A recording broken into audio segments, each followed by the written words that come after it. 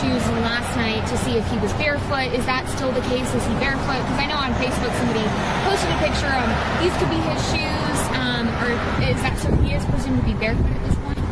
What I can say is that his mom says all of his shoes are accounted for at the house.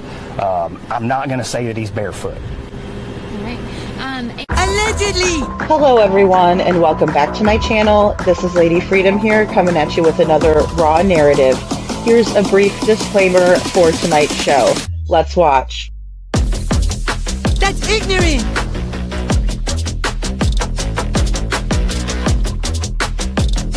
Allegedly, that's ignorant! Ignorant.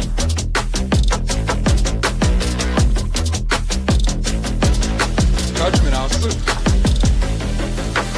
Boy, you read my thoughts. You've got the shinin. You mean shining? Shh! You wanna get sued?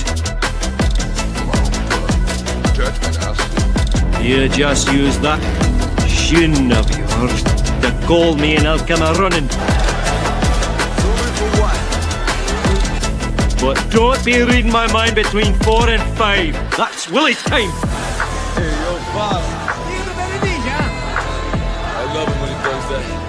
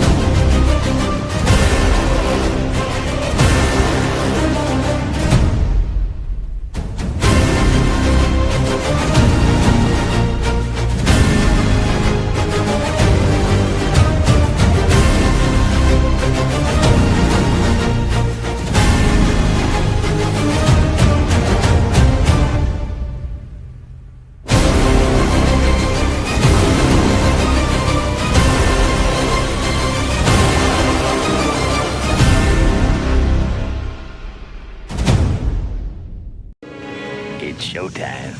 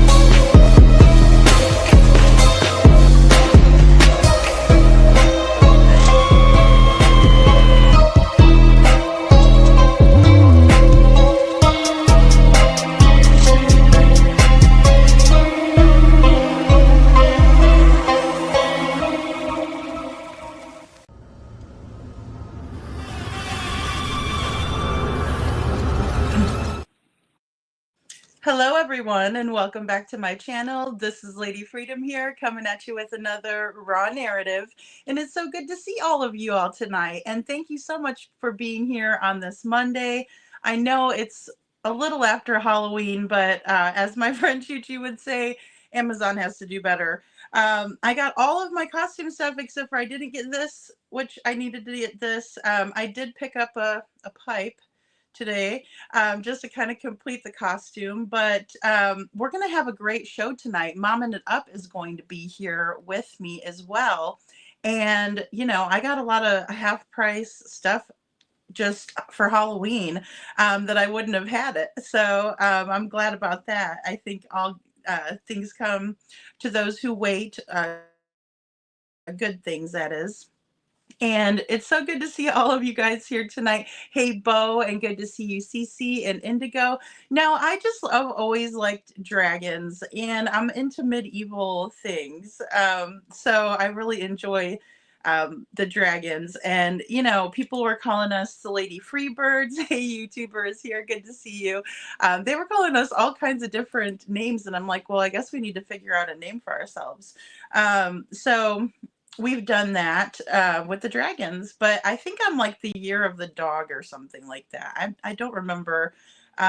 There was a Chinese restaurant in Springfield, the Pumpkins YouTuber.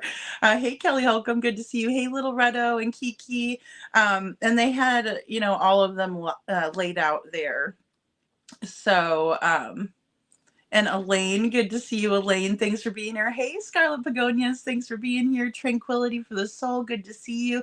Gail also is here. Andrea, I saw Joe. Joe, I'm sorry, I've been putting out videos instead of going live, but we'll be back to regular scheduled lives here really soon.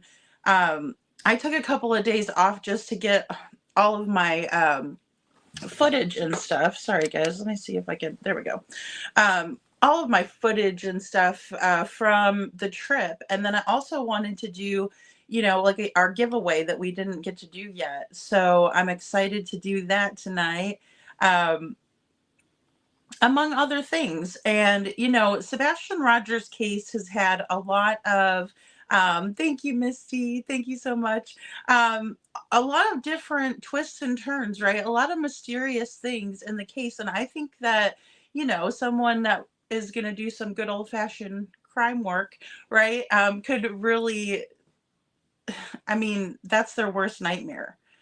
We could really figure out what happened to Sebastian Rogers if we all put our heads together. So I think that's what they're most afraid of. Another thing that they're afraid of is flyers, right? So we know that. I have the flyers in the background. I did find a Cruella de Vil makeup bag, so I'm going to put all of the goodies that I got from the trip. Sorry, guys. Let's see. I did get some peanuts, right, from the trip. Also, I put in a Sebastian bracelet, and, you know, it comes with like a little Pig Fest party pack, whatever. But, you know, I really think that they should have done something like that and included those in there. I think a realtor was the one that gave that out, but it would have been nice. But I just went ahead and put one of the bracelets in there. And then, you know, we'll put some peanuts. You'll get the absolutely beastly Cruella de Vil, right? Because we know she is a big part of this flyers. Anything but flyers, right? Don't talk about Sebastian and don't hand out flyers. We're their worst nightmare, guys. I'm telling you. I was over at Jen's earlier, Astrology for Mystics at Jen, with Jen. There she is. Hey, Jen. Good to see you. Good to see you.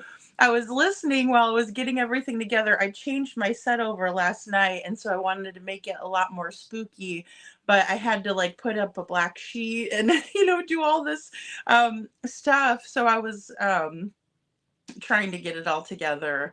But I'm glad that we decided to do something fun. This is a freak out. Thank you, NorCal SoCal. Thank you. Oh my goodness. Yeah, the hat is my favorite part of the whole costume. I added some of this stuff on the belt, like the gears and stuff like that, because, you know, steampunk has all the gears and things like that, like this. So I really enjoyed putting my costume together. Um, I was looking at some of the dresses that they had were really, really cool, but I just decided to get a top because, you guys can't see all of me anyway, so it doesn't matter. But no baby oil, CC. Oh my goodness. But no, the mullet card, Jen. Throwing down that mullet card. Oh my goodness, that's so funny. Yeah, but in Sebastian's case, we've had like it was just weird being in Hendersonville as it was, right? Just kind of knowing, I don't know why these lights aren't wanting to stay on. Um, but just kind of not knowing the area. I'm so glad to have been with Jen and Jeff. That was nice to have people with me, right? And I guess that light's not going to stay on. I thought I charged it fully before I came up, but um, oh, Holly, did you lose your wrench? Wait a minute. What in the world? Oh no, she's got a wrench. I was like, hopefully. I haven't been pressing buttons since I changed over to the laptop, so that's good. Um, Willy Wonka. Oh, is it the new one? Oh my goodness. YouTuber got it. YouTuber got it. Um, but yeah, just being there was kind of eerie, right? Just knowing that Sebastian went missing from that neighborhood. In my opinion, the last time he's seen is getting into his mother's vehicle at the Texas Roadhouse. So it was very eerie being there, and not to, over dramatize it or anything, but I did get a weird feeling coming into the neighborhood. I still have one more video I want to put up of the neighborhood, specifically the house that has the cameras, the angles from that house, and then also that I was trying to get. And then also there is a big drainage ditch that goes through the middle. And even though it was raining that morning, yeah, it is. It's surreal, Jen. It was real. It was surreal. It was surreal. And it was just like an eerie feeling. I can't say that I was scared really, but I did get a little bit of butterflies, but it wasn't like, I didn't have like anxiety or anything like that. It was just more of a weird feeling. Um, it's hard to explain. Hey, Lainey, good to see you. So, yeah. Oh, good. I'm glad you're here, Lainey. Yay. Yeah. And it's so hard, right? It's just so hard being there and knowing, okay, this was the last place Sebastian was, at least in the morning, right? A lot of people don't think that he made it home, which is understandable. I understand that some people think that, and there's times where I think that as well.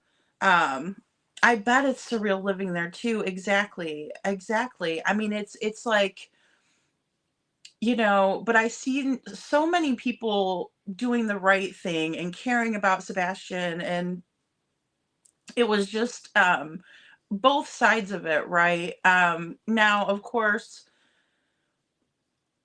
there are some neighbors out there in the area that,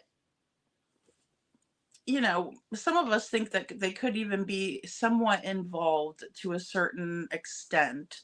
At least I'll say to a certain extent.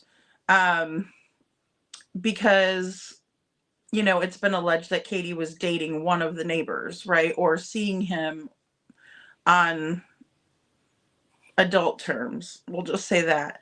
Um, it was a lot to take in, Jen. It was a lot to take in. And then we had also heard more from Chris Proudfoot, like telling another creator other things, right? So we didn't know what to think at that point.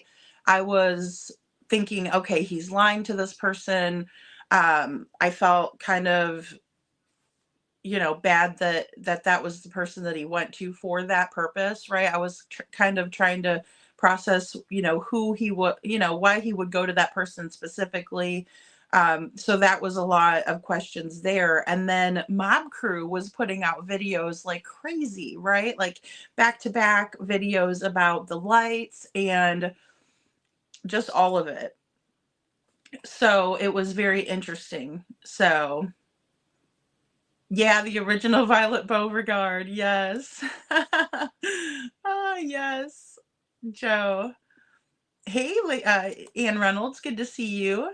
Thanks for being here. And I did want to get Ann Reynolds, happy birthday to Josh yesterday, Miss Ann. And I'm glad that you liked the video. I enjoyed making it. I'm a huge Grateful Dead fan, so I always like to make Josh's videos with that. But I know he liked a lot of different music. I know he was a big fan of music. So, um, hey, Carla, good to see you. And thank you for being here. But yeah, we're just waiting on Momming It Up to get here, and I know she's obviously always momming it up. So she's busy too. Hey, Ching Chang, good to see you. Um, so oh, you want a StreamYard link? I do not drop my links. I mean, I have in the past, but that was when I was up here with Jen. I'm like, I don't know if I want to, but you could say whatever you'd like in the chat as long as it's respectful. I don't know who you are. I've not seen you in here. Hey, Seclusion Works, bonjour. Thank you for being here. So yeah, we'll keep it just to the two panelists that were supposed to be here. So yeah, Jen, what does you need a link? What would you why do you want a link? What do you have to say that can't be said in chat? Because I mean, I get it. Sometimes it's a lot to type, but I do not recognize you. It would be different if like Cece was asking for a link, or Jen, or Seclusion. I gave Seclusion a link one time and she did great up here. Really, really interesting theory, and really works, right? Because a lot of the theories that we come up with, it's tough, right? We have to think it all the way through and say, okay, could this work? Could this happen? Could if this is true, then this can't be true, or if this is true, then this has to be true, right? Sort of thing. Because I've heard a lot of people saying like, oh well, Sebastian's with Seth, and that's crazy talk, right? And then also, um, in Devlin Tate's case, people were saying that about his mom because she's out in Arizona, which that makes a little bit more sense to me. No offense, Jessica, but because she is in a different state, and Devlin was talking about going to stay with her, and live with her. So,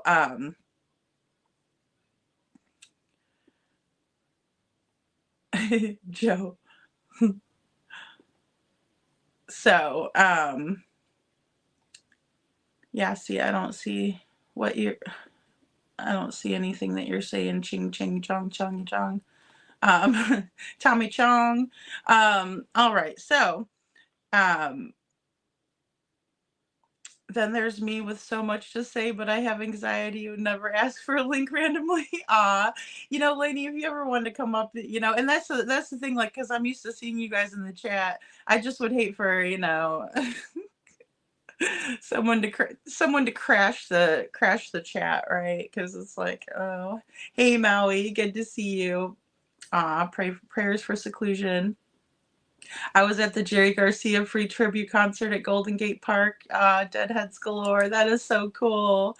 That is so cool. I would enjoy myself there for sure. Oh, definitely. Definitely. And those are the best concerts, just like the free ones, like lawn shows, and I do miss that. Aw, Seclusion, we're praying for you. Maybe it's a cooter foot. I know, that's what I'm worried about. That's what I'm worried about. I'm like, oh, aw, Seclusion. Oh my goodness. Aw.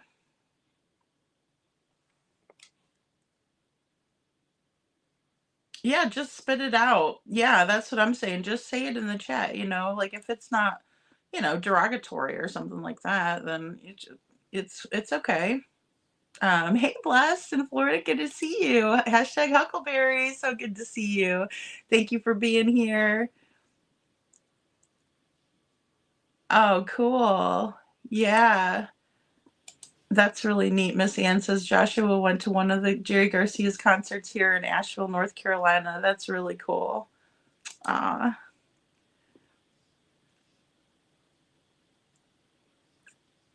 Aw, that's so cool. I love that. Indigo says my friend makes stickers. He came up with one dancing people with rainbow colors for Grateful Dead old timer. Aw, that's so cool. That is really cool. Oh, are they having a 60th anniversary? Scarlet Begonias. Very cool in San Francisco. That would be great. Oh my gosh, I would love to do something like that. I used to go to a lot of concerts. Um, Cooterfoot's CP's new name. I didn't know that. I did not know that, Jen. That's so funny. Oh my goodness. Mommin It Up is going to join Crazy Bird. I know she was saying that she was getting ready. She was running a little bit behind. Oh, okay. I like John Mayer too. I do. I like John Mayer. Stinky stink. That's what I was saying earlier, Jen, when I was listening to your live. I was going, oh, they're those stinky feet, you know. I was making coffee and getting ready. Getting ready. Yeah, the Sphere had a great experience. They just have really mellow music and nice concerts, you know. It's a good vibe all around at those concerts, you know. Um,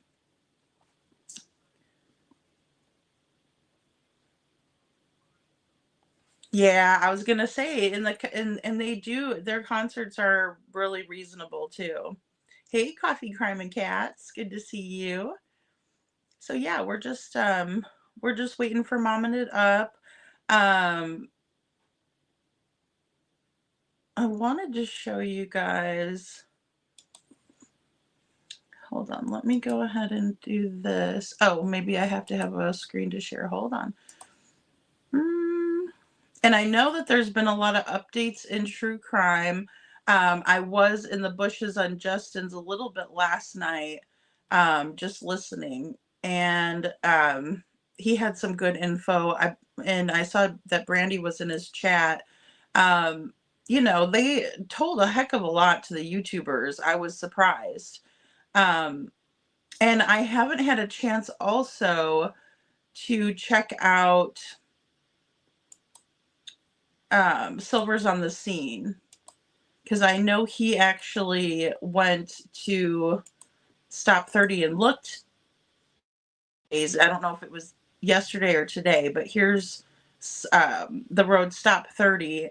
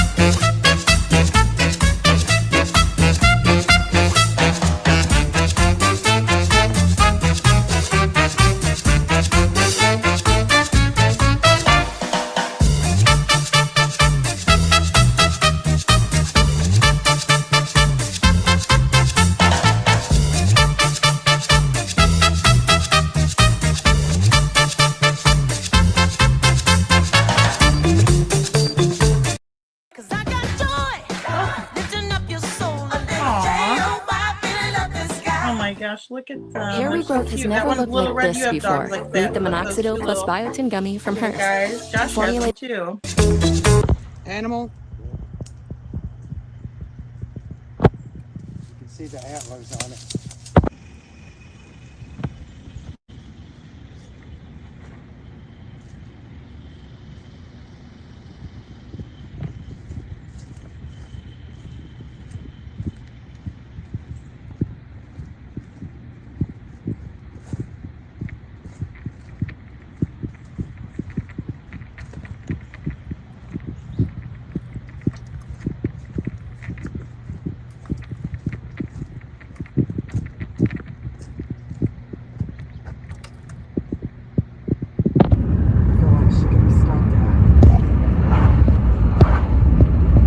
Right, because there's nothing really over here, huh? As far as cameras, no. Right, even if somebody had a Ring camera, it would be all the way on their house. And everything's gated in.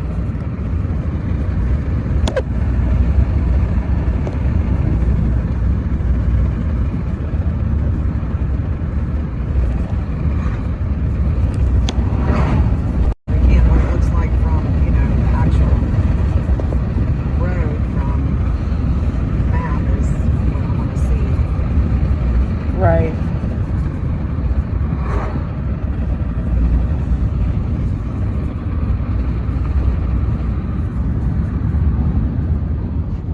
Yeah, I completely remember this from the footage. So it should be right up here on the right. I think. No, it's right here. It's right here. Don't hit me, God, don't hit me. Right here. Oh, I see. Yep. Yep. There's a substation back there. Yep. This is it.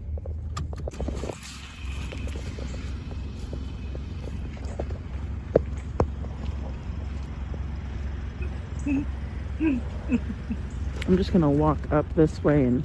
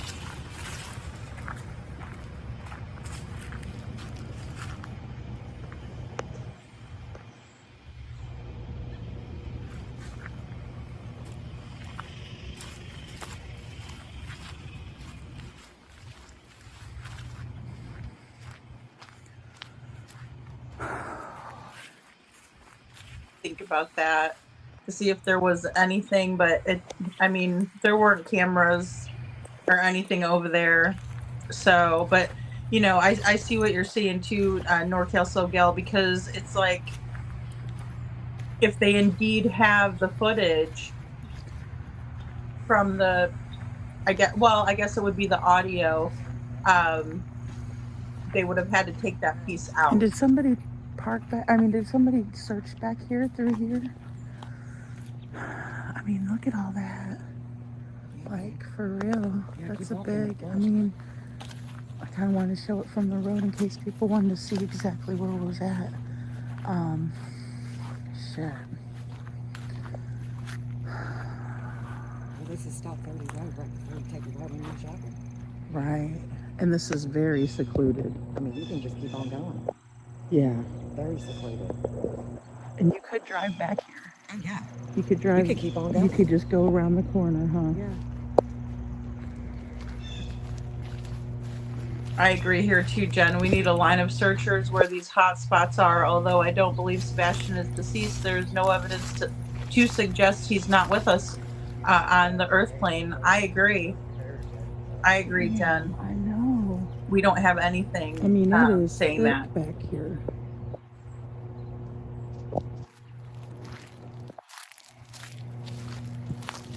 Scarlett, yeah, I know. I need to go back and watch that. Silver's on the scene. God bless him and his search team. And Mrs. Silver's too, or Silver's too, rather.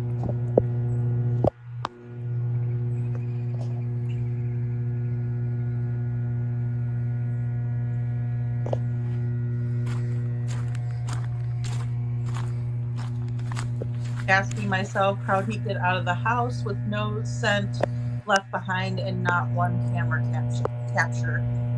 I mean, it's unbelievable, right? Like it's almost so weird that it makes absolutely no sense.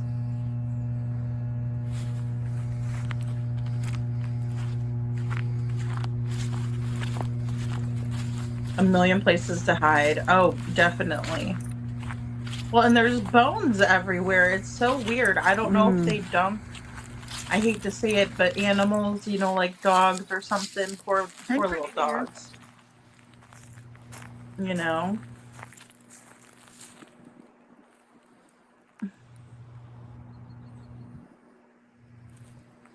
Yeah, he did go here, Bo. He did. He did. I wonder if he saw all the bones too. I need to go see. I need to go check. Hey, Ava. Hey, Nancy Fleming.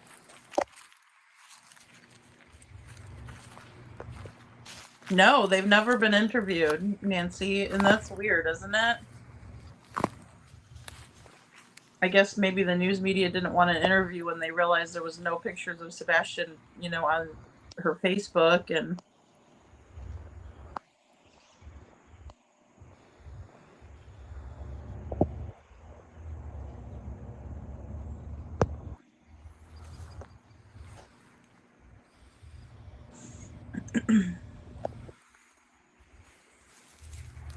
Tons of bones, really, Scarlett. Oh my gosh, it's so weird. That is so weird. I thought you guys were gonna think that, you know, I was trying to pull your leg or something. You know? Airwick's vibrant fragrances Look at all these bones. are infused with Scary, 2 times right? more essential but oils. No, I mean it's weird.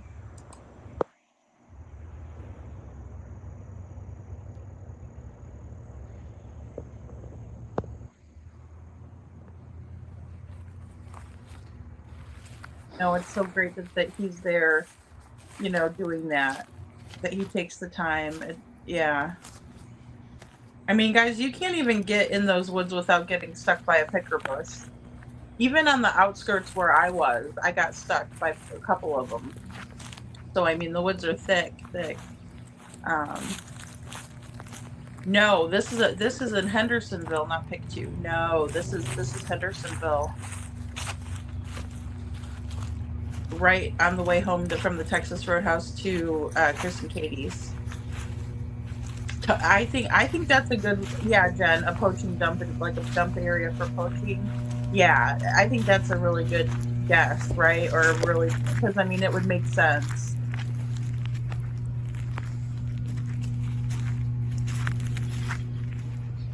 I agree with that, Rosebud. Intentionally misled.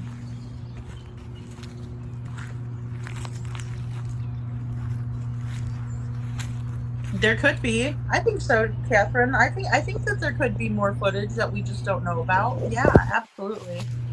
I mean, even the couple photos that they have leaked out looked like there was information like Katie's light being on in her room, you know, things like that. We can't overlook that. Tucci thinks he's in Alaska. Yeah, I mean, and they took the trip out there to Alaska too, like really shortly after, very shortly after Sebastian went missing. So he did get poked a lot. Aw, I know, I bet. Yeah, this was weird. I mean, I found that. I didn't know what that was. I kind of just left it there. I probably should have thrown it out. I just left it there. It's weird. It is really weird. How about Jay Caro getting slam dunked today? I saw that, Joe Neal. I did see that. He's crying now, isn't he? Didn't shed a tear for his baby, but he's crying now, the little bish. No, they have the dash footage, Astro. They had the dash footage, and you know, well, I will say it wasn't a dash camera, so I guess there was no footage. I was mistaken, or I misspoke. So the audio was actually from a radar detector. But the weird thing is, see, there's carcass. But the weird thing is, in my opinion, I mean, they could have cut some of it out and just given the police officers what they wanted to give them. I don't know if they confiscated the radar detector. I do know that Chris didn't want the radar detector talked about, or he didn't want to admit to it, which is like, what's the big deal? Everybody has radar. I mean, people have used them. There are bones you everywhere. know, for years. There's a carcass, like a skull. Yeah, there's a skull, and then there's another skull back here. Aw, thank you, Jen. Aw, thank you for gifting Right, I 5 saw Lady the Freedoms deer when I was in. memberships. If you get a membership from Jen, make sure that you say thank you and welcome to the Dragon Tribe. Yeah, man. Aw, thanks, Jen. Thank you, thank you. I think so too. It's right off the road, Jen. Oh, Ava, that's a good point. With all And the it goes building in back, and Nashville it's and all all- the surrounding areas, the animals what I are was being trying to driven show. out of their habitats, but it sounds like it was a lot more than Yeah, normal. you got it, I mean, Jen. there I were mean, a lot. seriously. There was And a look, lot. I mean, there's like, stickers, and I got kind of more stuck than a you would little ever bit, but think. you could still get. You know? Yeah, with the right attire and everything, we would be fine. Oh yeah, You know. yeah, some boots. Oh, yeah, I need tall to check. boots. I'm sorry, Chuchi. I meant to check on that for you, and I need How to. I'm weird gonna is make a that? video with that drawing. Oh look, Um, fire.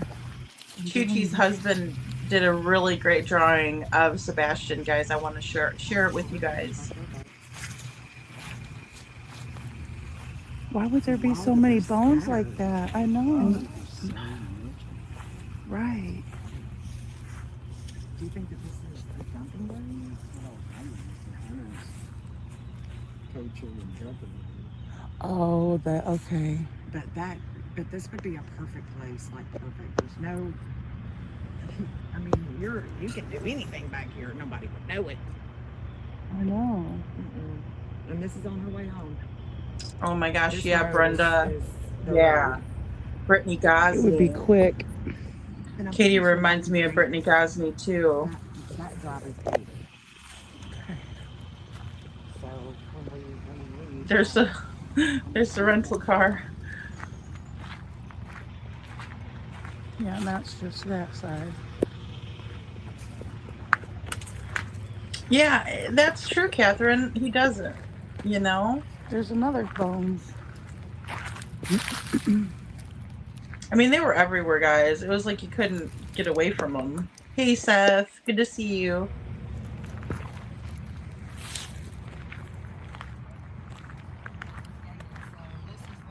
Okay, so they do. Yeah, that makes sense. Jen says, I see deer bones a lot where I live in back of the creek. Hunters drop the carcasses like crazy in certain areas. Yeah, I mean, I definitely can see that. Right, the school then too, huh? Beach. I think that time of year there would have been no foliage on all of this here. Coyotes are a big one, Little Red, that like to eat, pick the True, that's a good animal bones, which is oof. We got to think about that time of year, what it was like. A lot of outside, coyotes causing crime. It's a very bizarre place, and especially with all the bones they could hide out. Oh, okay. Seth is in here. Thanks, Jen. I'm like, hey, Seth. I just saw somebody say, hey, Seth. So I said, hey.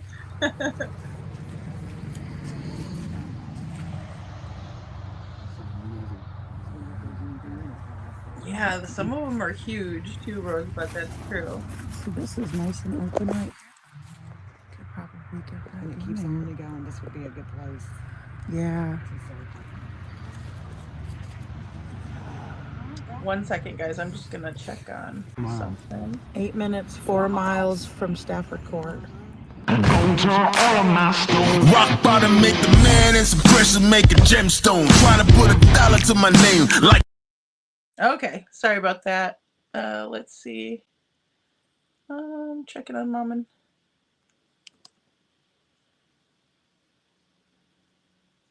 But yeah, guys, I mean, you know, it was it was very interesting, that part of the trip, you know, and I wasn't expecting that.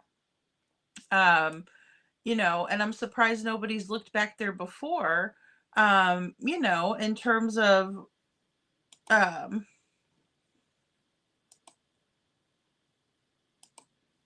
no, I don't want that one. Sorry. Whoops, daisy. There we go. In terms of just that spot, because it's just right off the beaten path. Somebody could have, you know, easily did a handoff right there and just everybody remained quiet, because I am thinking about what NorCal SoGal said earlier. I'm thinking about that, and I'm like, okay, well, if everyone was very silent, then perhaps they could have pulled it off if they just kind of like, if somebody was waiting there for Sebastian to get out of the car, it could be very quick. You know, undetected, very quick.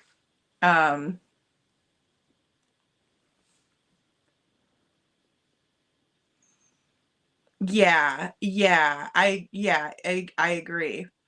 Yeah, Jen says, for the record, we were not there to search, but to assess the area because it's a hot spot of mine. Yeah, and Jen told me about it too, and she just said, you know, Lady Freedom, I would really like to show you this spot because it's a, you know, a point of interest, right?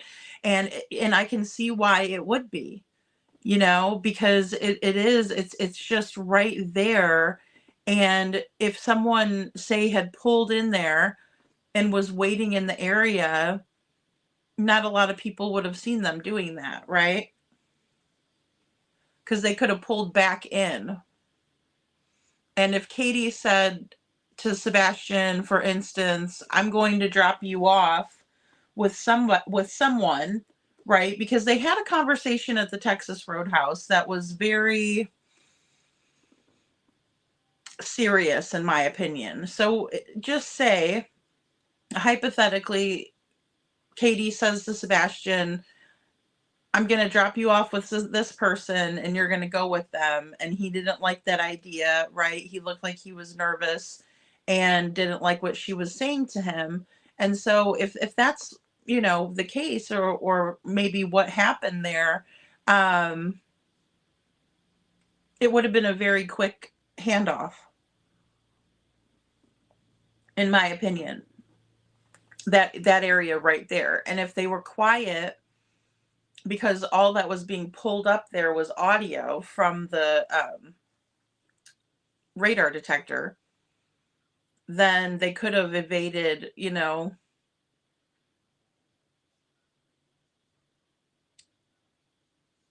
anybody hearing them stop there, you know, because it would have just been really fast. It would have been like, I mean, she could have just dropped Sebastian off the side of the road and told him he's to go meet whoever's in the car. You know, we just don't know.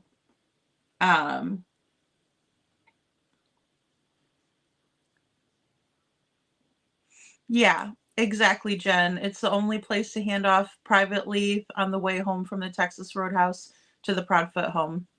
Yeah. Yeah, because I mean, the BP, I know people were talking even about the BP because that's right there too.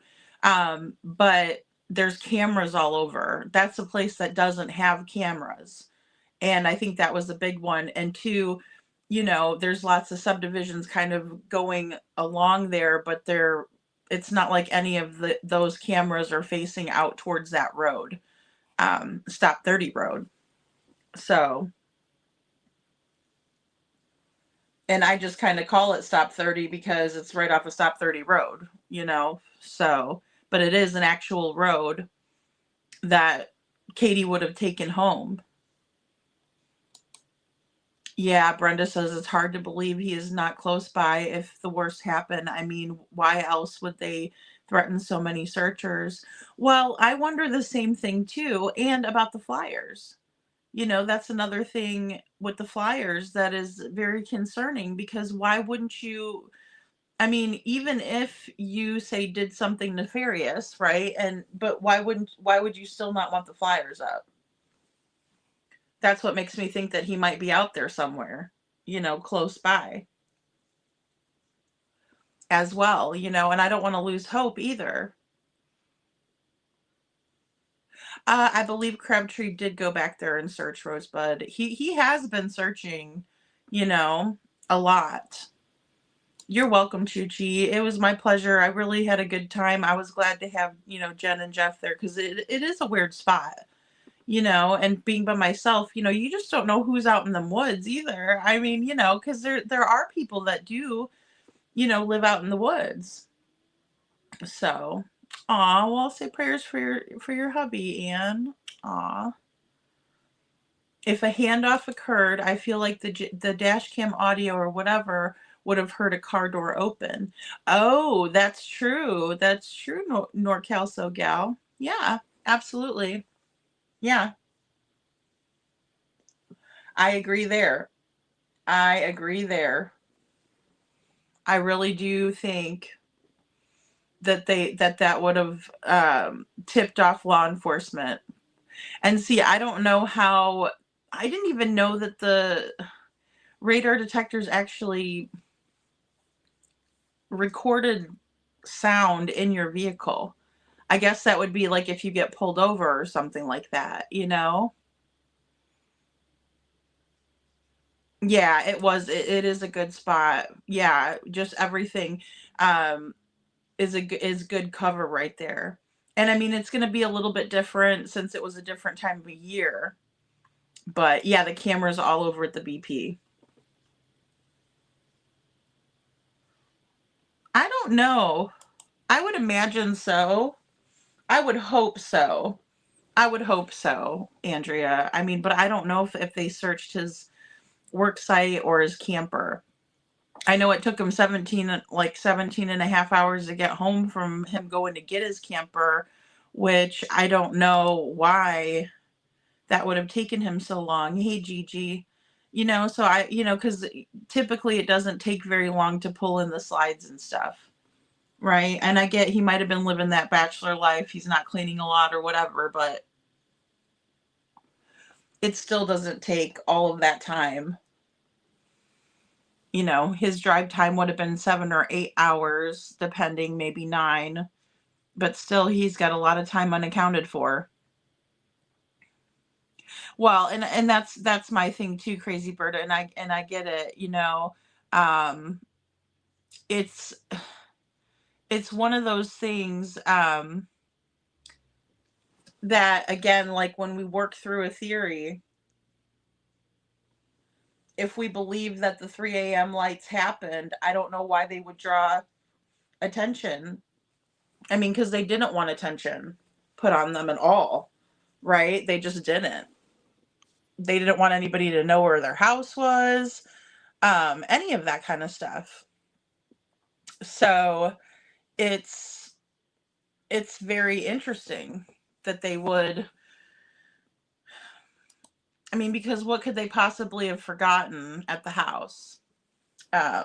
Is my thing. That's kind of where I'm at.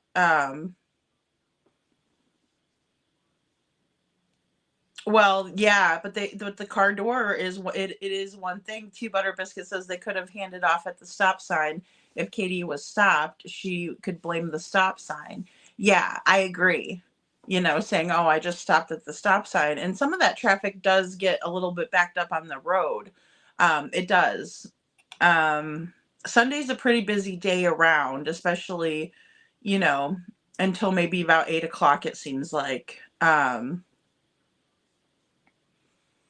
Yeah, the stop sign where there was no camera. Yeah.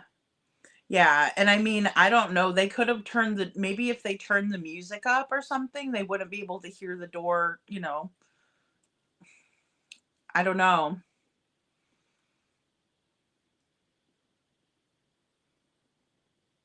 Yeah, the United Cajun Navy. Yeah. Oh, he didn't search at stop 30. Jen says Crabtree didn't. He hasn't been to Stop 30. Thanks, Jen, for clarifying. Yeah. So, but yeah, I agree. We know about the Cajun Navy. I know other people have said that they were threatened, but I like to get proof. That's the hardest part, right? And I heard you talking about that earlier too, Jen. And I think it's true. Like, if we don't get any type of a proof, like for instance, and I'm not trying to throw Rich and Ruby under the bus, but that guy is a fraud to the max, right? He's not who he says he is. I had to look him up because I was trying to work with him and building his channel, and I figured out that he is a complete and total fraud. Very strange guy, right? He doesn't show receipts for anything. Like, there was somebody that was telling me about an email that was going, that he had a specific email from law enforcement and all this stuff, but he never showed it. If you don't show that kind of stuff, then to me it didn't happen, because why wouldn't you show it? If law enforcement sent me a message back, whether I emailed them or they gave me a phone call, I would try to get some sort of proof on that, especially if it's just an email, because all I have to do is pull up my email and load it into the StreamYard or whatever, take a screenshot of it, make a video of it, but that never happens, right? He just pretends like he's got all of these connections with law enforcement, and that's how I actually caught him up. He's not a Navy SEAL. He's not, he doesn't have friends in the FBI field office. That's all a bunch of crap. Hey, KJ Mack. He doesn't have a big farm with a bunch of animals on it. None of that kind of stuff. I looked him up. I know exactly who he is, where he lives, all of that. I don't dox people because it's dangerous. But I think it's also dangerous to do this on the backs of missing children's cases. Also spreading that misinformation that you're this trusted source. You're not. He also inserted himself into another case where he was saying that he was going to help the father out, and he didn't. Right? So, and these people have enough, I was wondering that too. I need to go. I have footage of Jake Southern Diner. That one, it's like just like a little black building. I didn't see any cameras on it, but I could not even probably. I'll slow the video down and check to see if there are some cameras over there. Yeah, they're closed on Mondays. Yeah, I mean, even when we went by there on a Saturday, they didn't look busy at all. Like, there was no one in their parking lot too. So, well, that's true, Jen. Yeah, Katie and Chris are tech people. If anyone could manipulate a car system, it's them. Yeah, I agree. Yeah, it does trip me up too, Butter Biscuit. Absolutely. Absolutely. Because, I mean, they just wouldn't draw attention. Whatever they needed to get rid of, they could have gotten rid of, and the trash would have taken it away, right? And we know that there was, that they did look into the trash. So, there's that too. Hey, Robini. Robini says, what about the people's cars that got tampered either during searches, like the diver CJ and them? Oh, yeah. You know what? I completely forgot about that too, Robini. And I know that like Terry Lynn said that she was, but then she retracted it. The phone call that I was talking about in Jen and I were talking in the other video about Terry Lynn putting people on the phone, and I was on the phone when Crabtree was on the phone, and that was another subject that was spoken about. That was the reason for the phone call, is for Terry Lynn to retract her ever being threatened. So it's confusing, right? Because people say, oh, I was threatened. No, I wasn't. Oh, yes, I was. Blah, blah, blah. Me. Main character. Where's Little Red? Main character syndrome. They got to be the main character of the story, instead of just doing what's right. Same thing with Rich and Ruby. And poor Ruby. I don't even want to say the poor dog. He's not a dog handler either. He's telling people he's a dog handler. I want to see his certification. Because I'm here to tell you, he doesn't have any type of certifications or anything like that. He's probably got a certificate in being a crackhead, in my opinion, but that's it. You know? Oh, Jen says, engine control unit, ECU, can be manipulated through a process commonly known as ECU remapping, tuning, or flashing. Okay. This involves modifying the software within the ECU to change the vehicle's behavior and performance characteristics. Wow, that's so crazy. So I mean, it's probably like, it sounds foreign to us, right? But like to them, it's just second nature. So yeah, tranquility. And I don't like to say that about people, but I know for a fact, and it's dangerous. Don't send that guy money. Don't, that guy's he's got issues, man. He's got a lot of issues. We'll just put it that way. Some of the things that he said to me about Sebastian's case were utterly disgusting, and the people who need to know about it know about it. So because I was telling them not to listen to what he's saying, because he's just trying to get attention. He's not trying to solve Sebastian's case with evidence or facts. If he has an email from law enforcement and he decides to show it to everybody, send it to me and I'll make a public apology. But until then, fraud, big time. Don't listen to him. Don't give him anything. I wouldn't even give him a view. He's a call-in from Dolly's show, is who Rich is. And I was naive in the beginning when I first started going live. I thought, oh, well, you're friends with Dolly and PJ, and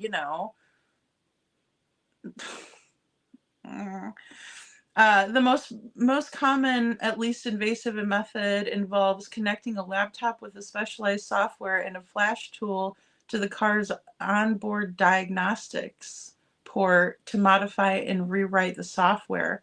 Wow. See, that's way beyond my pay grade. Oh my gosh. I mean, like, I understand the back end of the computer and stuff, but wow, it just sounds like it's so easy. All you have to do is download some software and you could hack in, you know. Yeah, and like, I have proof and text messages too, of him doing that to another father. And I'll be damned if he's going to do that to Seth. Nope. Sorry. Rosebud says, I'm thinking the car is older in the flashlight video and does not have a GPS or internet option. Could be why LE cannot make the connection. What kind is it or who owns it? Oh, thanks, Rosebud, for adding that in too. Well, and the thing is too, is before I, knew any better, he was telling me, oh, I've talked to Seth, but Seth said he can't work with me because of his relationship with At Night, which is crap. He's just a nut. And he's not traveling to he's not traveling. Thank you, Little Red. He is not traveling. He's not in Tennessee. He just said that because he's a weirdo. He's a weirdo. Rich from Rich and Ruby. And then I saw a notification for him on, Facebook. And he still uses the graphics that I made. It was weird. But I booted him. I was like, no, we're not going to work together anymore. You're not going to tell me that, Sebastian's dead in a landfill. You're not doing that. Mm-mm. And that's what made me look into him. Him sending me pictures of some top secret picture that he got of the landfill, and it was on Google. Like, you can reverse search an image. You know what I mean? Like, he's a very bad liar, guys. If you just listen to what he's saying, you'll figure it out quick. You won't even have to take my word for it. But I would hope you guys would want a heads up. Hey, Ann Brock, good to see you.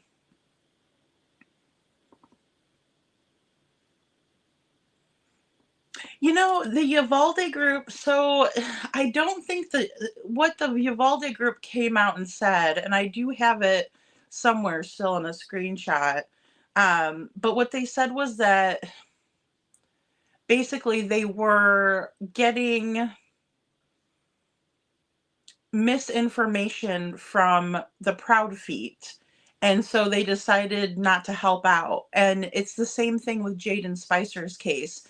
They were called in to help on Jaden Spicer's case, but the reason why they did it was because they realized that his mother had something to do with it. And so they pulled out and decided not to help with that.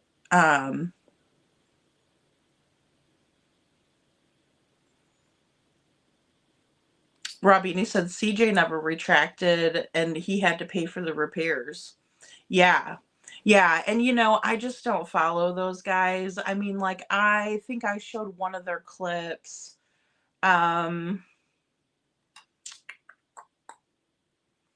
it was a long time ago. And I think it was when they were talking about the dog sense, right? Because Chris Proudfoot's always been messing around about the dog sense.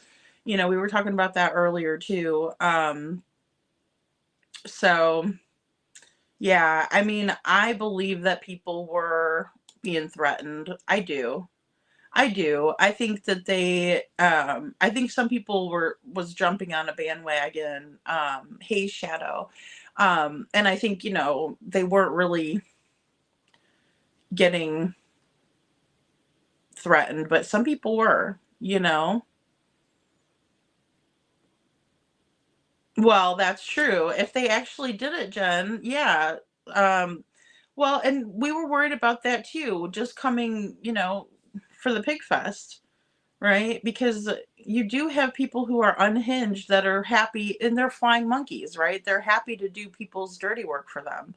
And they don't care if they get in trouble, because it is criminal. You can't like tamper with somebody's car. And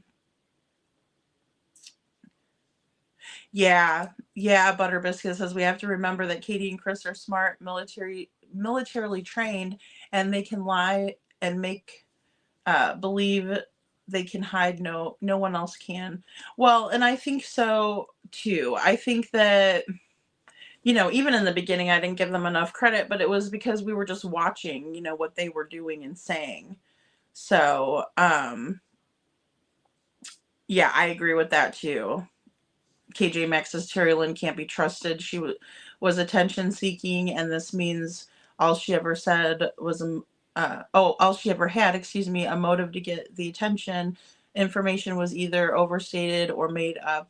That end. Yeah, I agree. And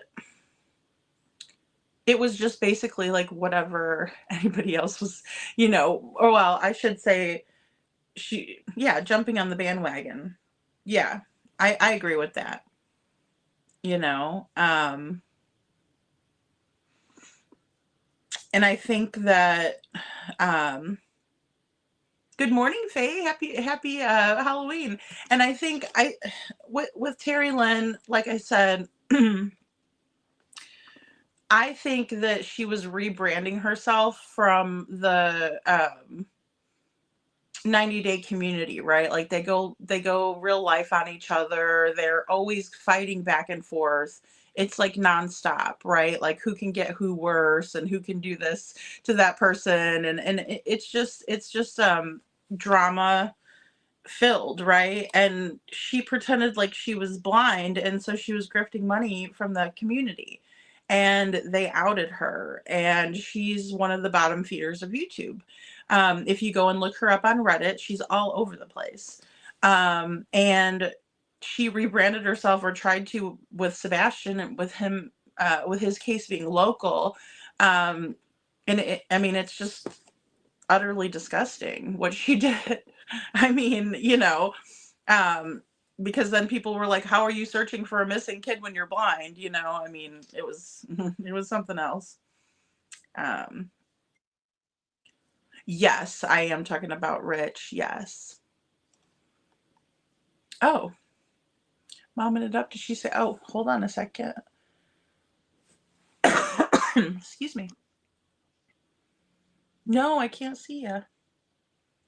I can't see momming it up. Oh, how weird. All right, hold on. Let me see if I can't send. Let me see if I can't send the link again. Hold on a second.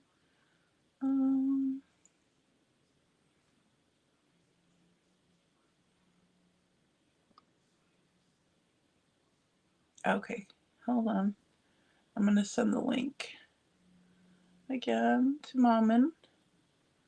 All right, hold on a second, guys. Just bear with me. Okay, there we go.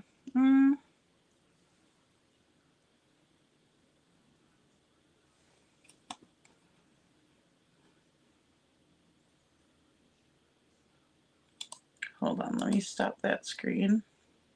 Oh, well, that made me smaller. Okay, there we go.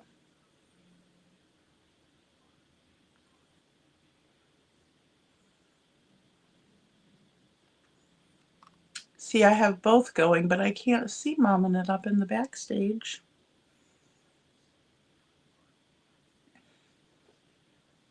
Homeless people could be witnesses if they were at the right time. Yeah, absolutely. Any person could be. Yeah. Thanks, Trishy. Thank you for being here. Yeah, I mean, I mean, any person that has information could come forward. They just haven't. Unfortunately. Good night, Jen. Thank you so much for being here, and thank you for gifting the memberships. Thank you, thank you, thank you.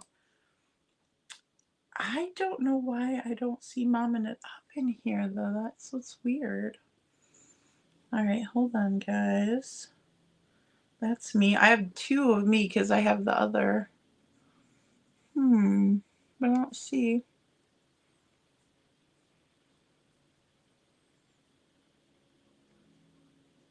Yeah. I know, Faye. I felt the same way. I really did. I thought, you know, well, and it was more devastating, for me on that than it was like for Rich. Rich, I was just kind of like, he's just a guy that would come on the panel and stuff like that. I was mad whenever I found out that this wasn't the first time that he's done something like that, but then I figured, if he came from that group of people, then that makes sense. So, all right, hold on one second, guys. I'm just gonna go check to see. Yeah, because Mommin, I don't see you up here. Okay, I just wanted to double check and see.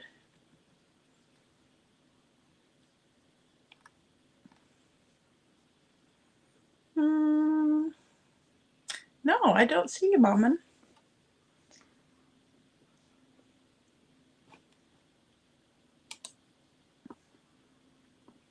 I wonder if I should, because I don't see anybody backstage. That's not it. So I don't know.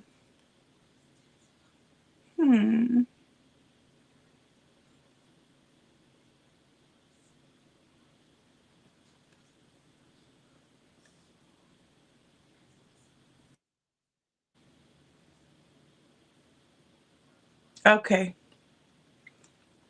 Okay, so I just got a message from Mom, and sorry guys, give me 1 second. Oh. Aw, she looks cute. Okay, I see you, Mom, and on there, but I don't know what's going on with that. Let's see.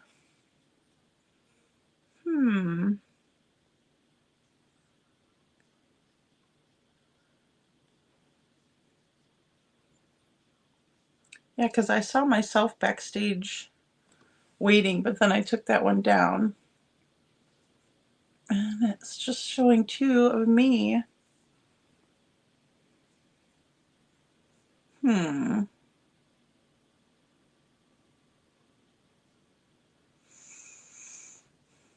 Oh, you're talking about the Diane Downs case, Little Red? I know, I need to go catch up on that as well.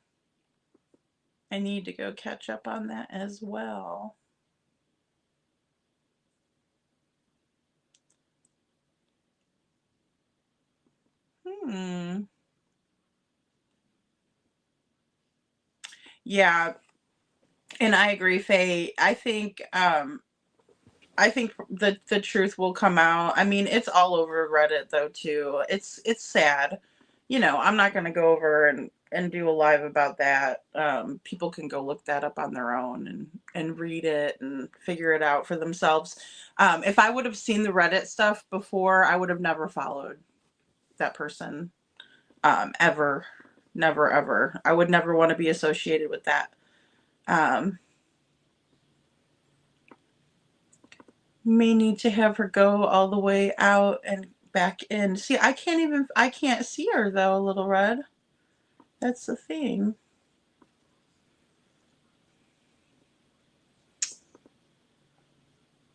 I wonder if I should email it to her.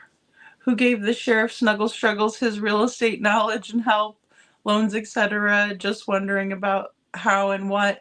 Yeah, but I agree with that. I agree with that. I do see a correlation and a connection there. He's, friends with Wally Gilliam, who is one of the big auctioneers there. So it's weird. I don't myself, being a realtor, I didn't have a whole bunch of realtor I had a bunch of realtor friends, right? And loan officers and that sort of thing. Mortgage companies, friends with them on the Facebook page. But that's normal when you're a realtor yourself. When you're a police officer and you're friends with a bunch of realtors, it's weird, in my opinion. Yeah, her psychology is very interesting, Little Red. Yeah. Yeah, did Silver's found some real estate stuff out there too? That's interesting.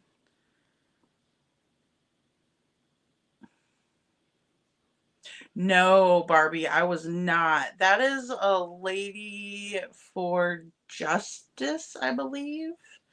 But no, I wasn't on panel with Nerdy Addict. I did review a couple of his lives.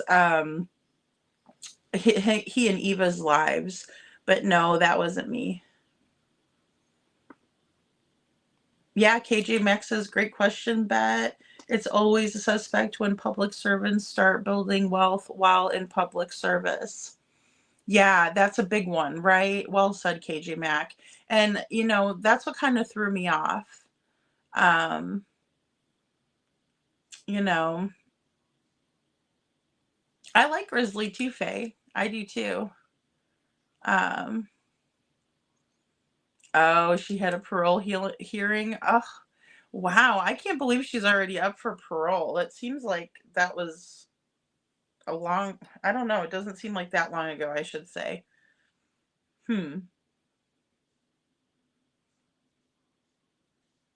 Oh, an old real estate sign, but not for the socks. Oh, there we go. I see Mommin now. There you are, Mommin. All right, hold on. Hello. Oh, you look so cute. Hi. Hello. Oh, well, who is that? Earl. That's Earl. I love it. I love it. The Dixie chicks are on the run. I love it. That's Earl, huh? Where'd you find him, in a tarp? I did, but he was not. He's been sitting here very politely until just now. Earl, we're going to need you to be mobile for this. Hold on, I'll mute for 1 second. I don't know what's happening, but I'm so happy you finally got me.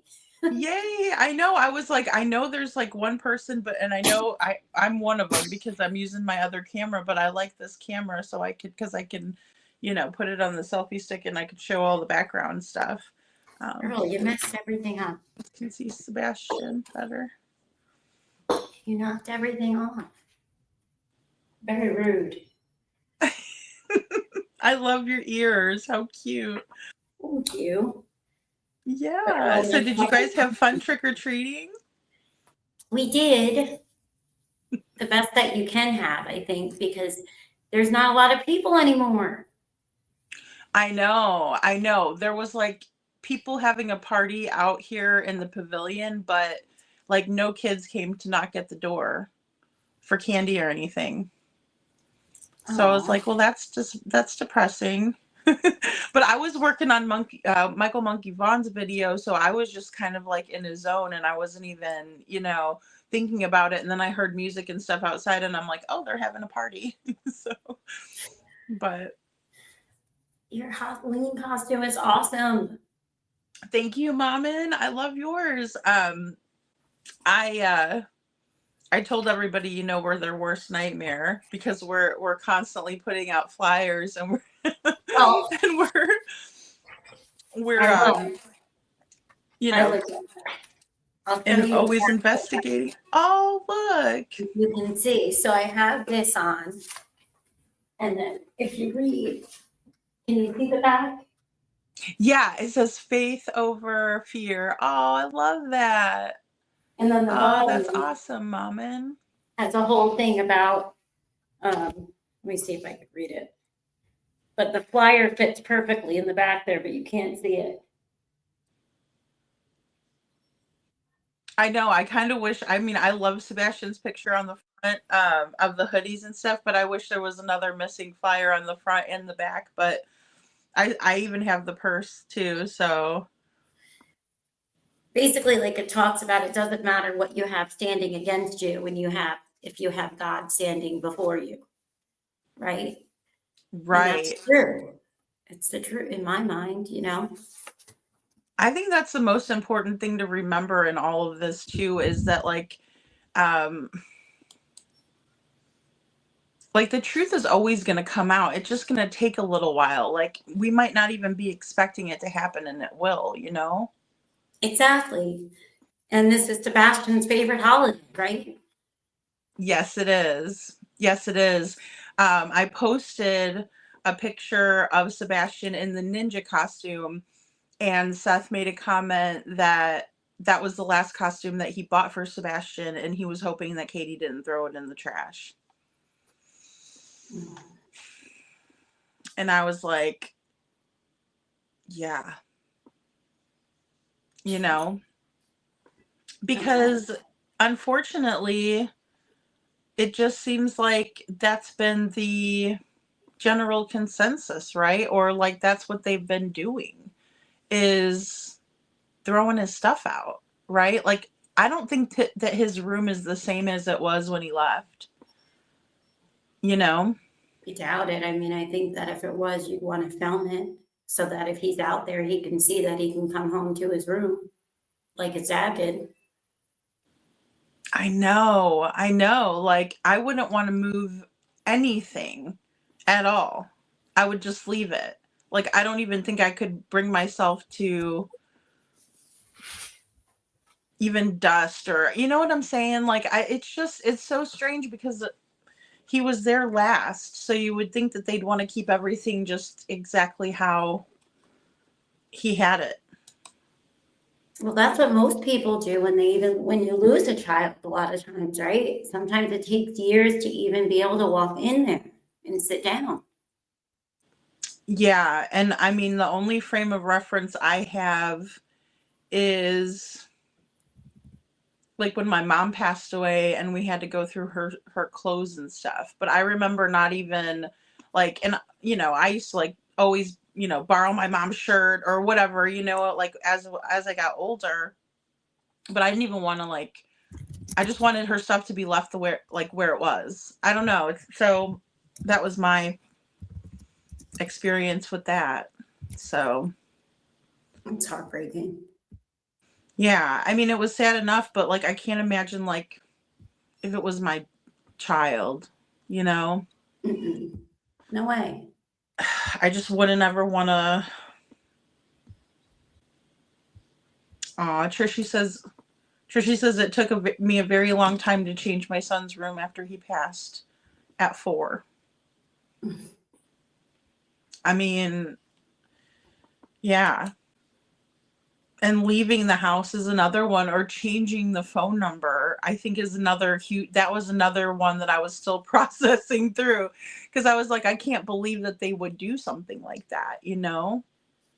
I can't, because it took so long for me to go in Nana's room even. Like, that's what I don't understand. It's like, how do you, I know people say don't judge, everybody grieves differently, but why are we grieving when we don't know where he is? Right. Exactly. Like, you need to find him and get answers. Yeah, because grieving is, I think grieving is different than, like, I don't know. It just, because I've never met Chris or Katie. I did get to meet Seth right recently. So, but I don't think he's grieving. I think it's just hard for him to have any joy in life when his son's out there missing. It's the same thing for Jessica, you know. When I was talking with her, I'm like, it's going to be okay. Everything's going to be okay. And she's like, it'll never be okay until my son's home. Yeah. You know? Well, that's the thing too. Like, now we're almost 2 years in, sadly. So I can understand going through all different processes, you know, and so I can see, you know, grieving the statistically stuff, but I can't, in the beginning when we heard about Goodwill and going to Goodwill, and that's what I kind of meant. You know, let me backtrack, because it was, you know, a little bit. Because of, I guess, yeah, you'll grieve now, right? Because you're thinking all the things. Right. Yeah, because I mean, everything is, I mean, as far as we know, it's all on the table, because they haven't really come out and said anything, except for like the lights are, you know, they're saying the lights weren't anything. I still think that if that's the only activity that would explain anything coming from Sebastian's home, then that would be the key to what happened, you know? Yeah, because they say that they have no evidence he left, right? But they also say that he's 14 still, last I checked on that update. I know. Oh wait, we were talking about that before too. I can't believe they haven't changed that information, you know?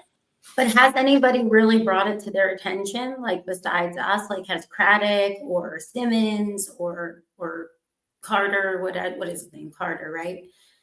Yeah, Brent Carter. You know, Chris went on that panel. Somebody sent me, he went on a panel for a little bit. I didn't think he said anything, but I didn't listen the whole time. Like, has anyone but all of you guys brought it up? You know, I haven't listened to it. Whose panel was he on? I think it was QB. Okay. I think maybe.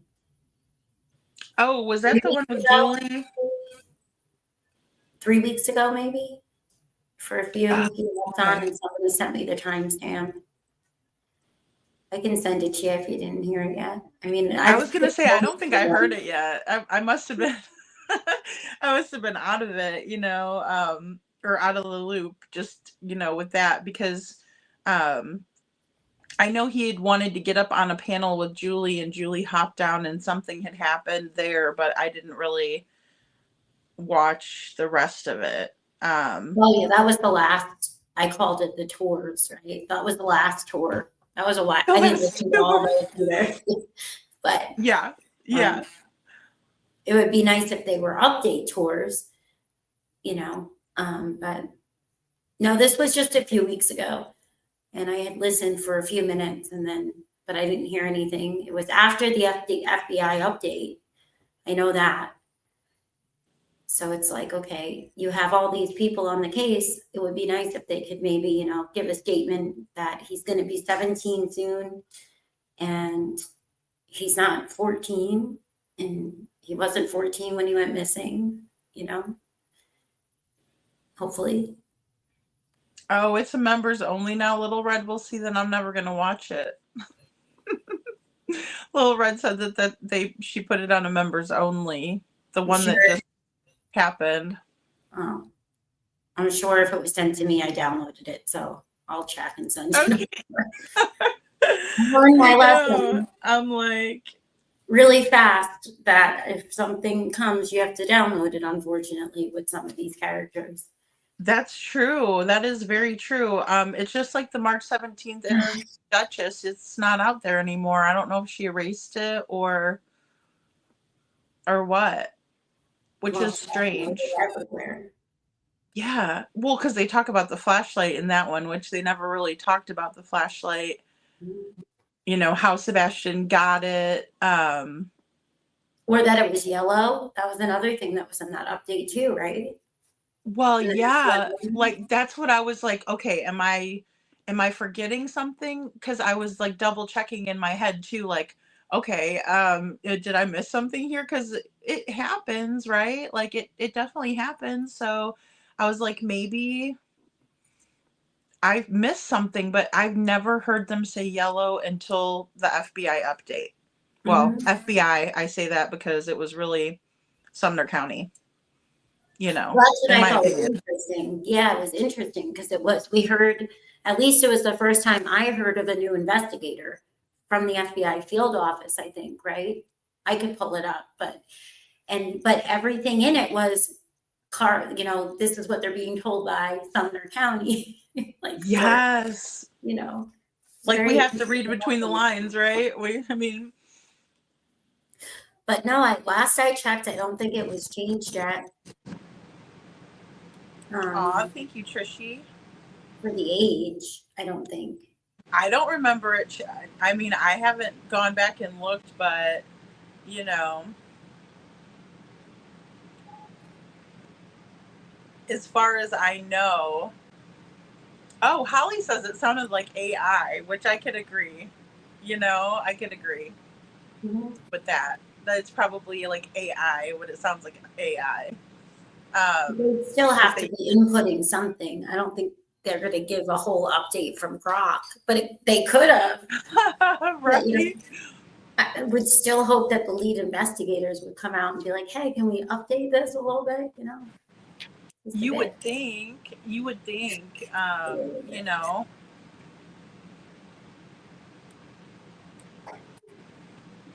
Yeah, it's crazy. I'm just gonna take a sip of my drink real quick. How do I? Now, Mommin, we were talking about before you came up the threats and stuff. Do you remember, like, I mean, I know you could probably share a lot on that too, but like people were saying that there wasn't a lot of threats going on, but then there were. We were kind of remembering back like how many people said they were being threatened and that sort of thing. Well, there was a lot in the beginning. Sorry, I'm just getting my drink. Oh, no worries, no worries. I don't want to drink and chew and, start a whole thing on camera, guys. No, I think there was a decent amount in the beginning, and I sincerely believe that because I've had too many weird experiences, and I've met other people that have had weird experiences, but nobody knows exactly, who they're directed by or why. So a lot of times I will say they, or because I don't know who they are. Who is they? I don't know. But I do know that there's a lot of people that have had things happen. We had Bobby come out and talk publicly about having it happen. There's not a lot of people that have come out publicly, but we know different streamers. We had JRL. He had an experience. True. Right. Yes, he did. Right. He did. We had CJ. We had people across the board that had different unsettling encounters. Robini did bring up CJ. Or no, I'm sorry. Is he with Narc Divers? I get them so confused. I think so. Okay.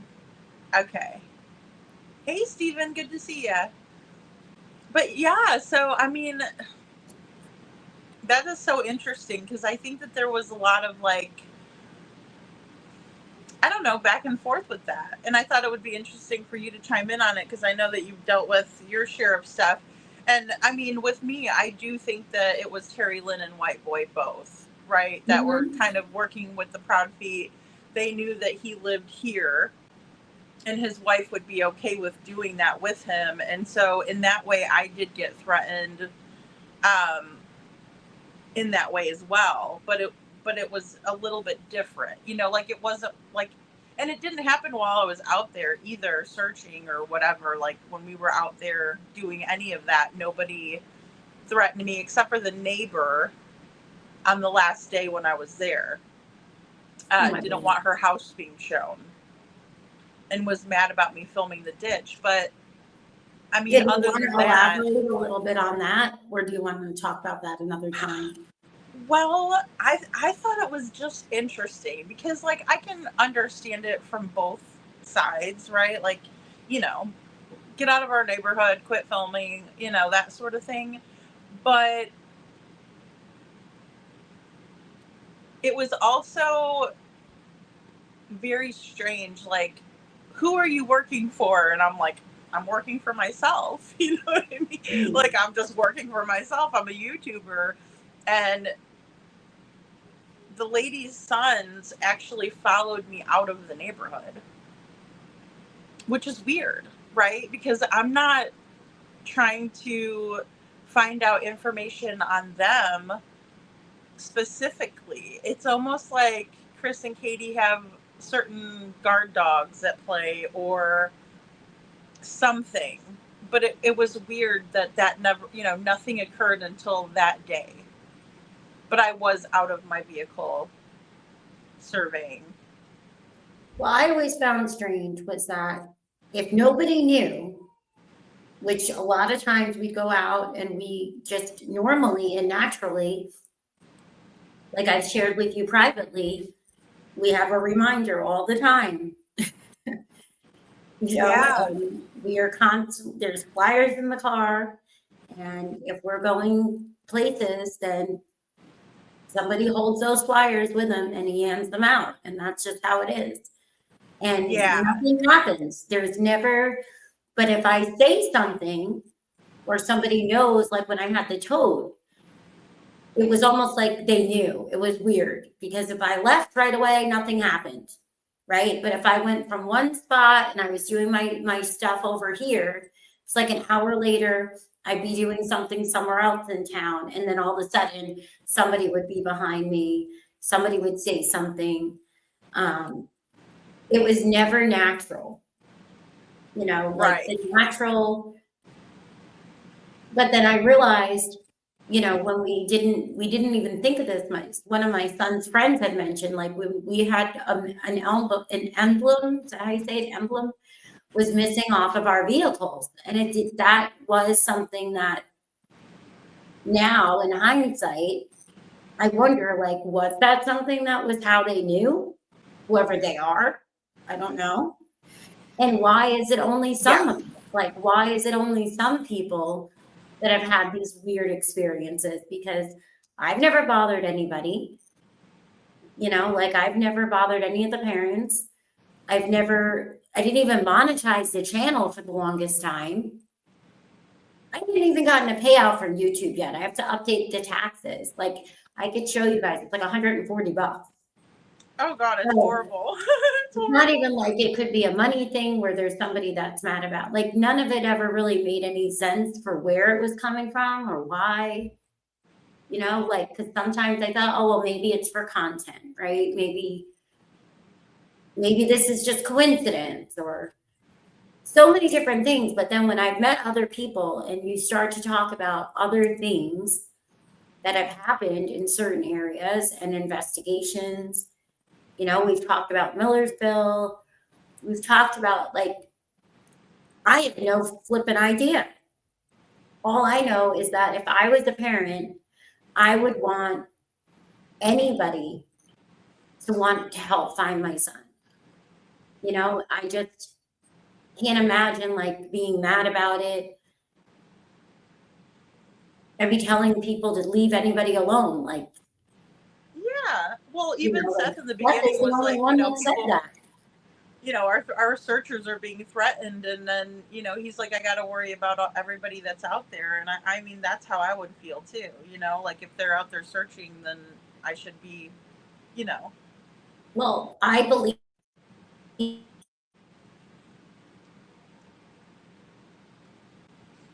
Oh, I think we froze Mommin.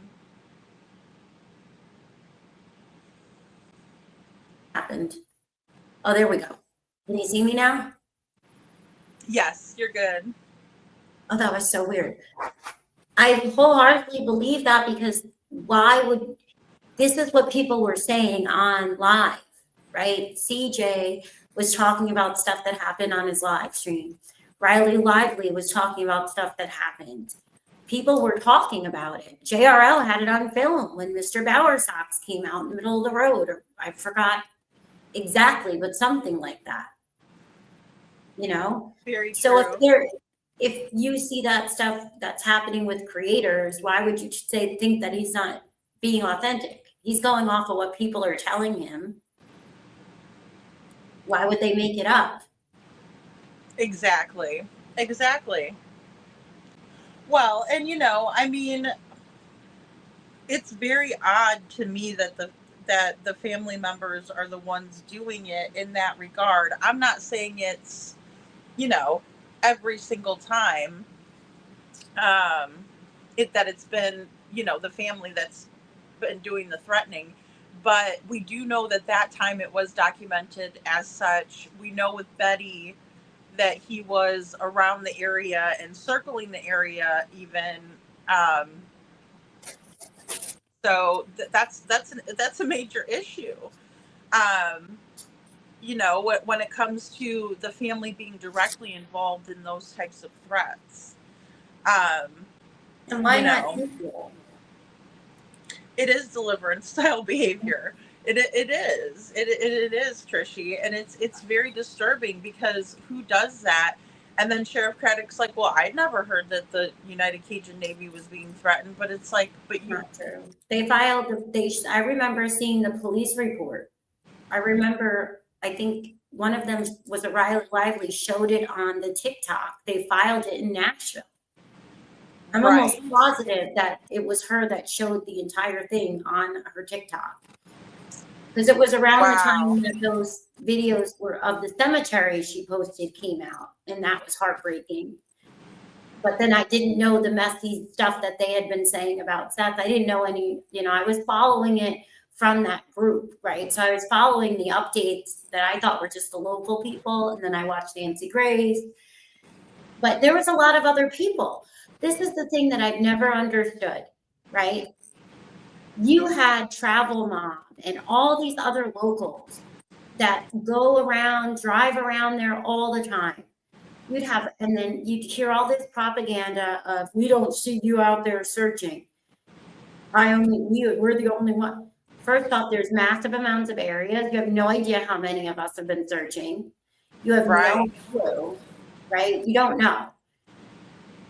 Because you scared people from wanting to even come out and talk about things. But why didn't you bother any of these people? I drove by the house of Dylan and I could say a prayer.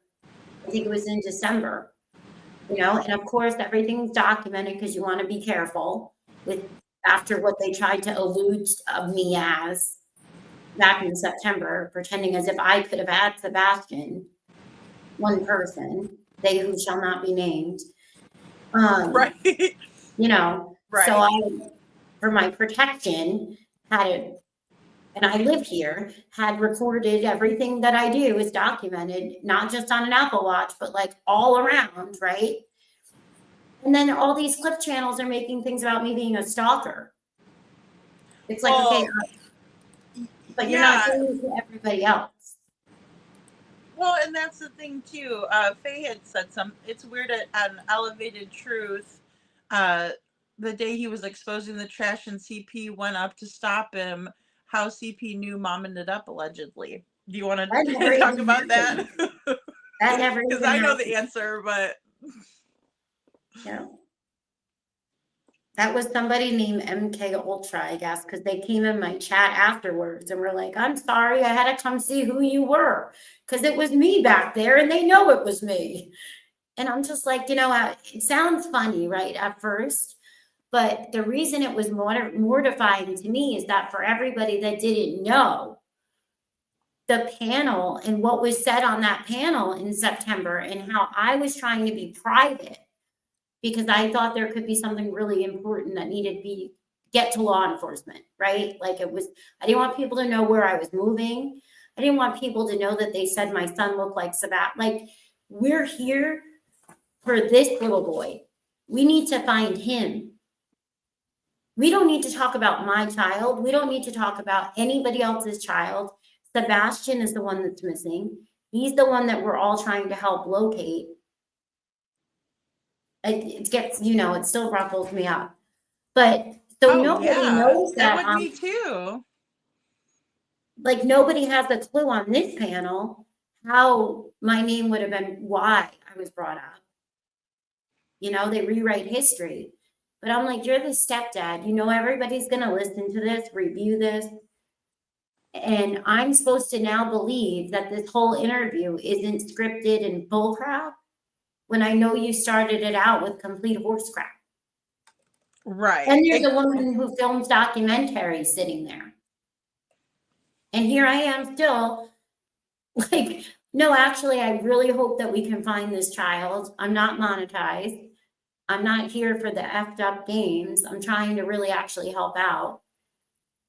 And to this day, there's not even one like, hey, sorry about that.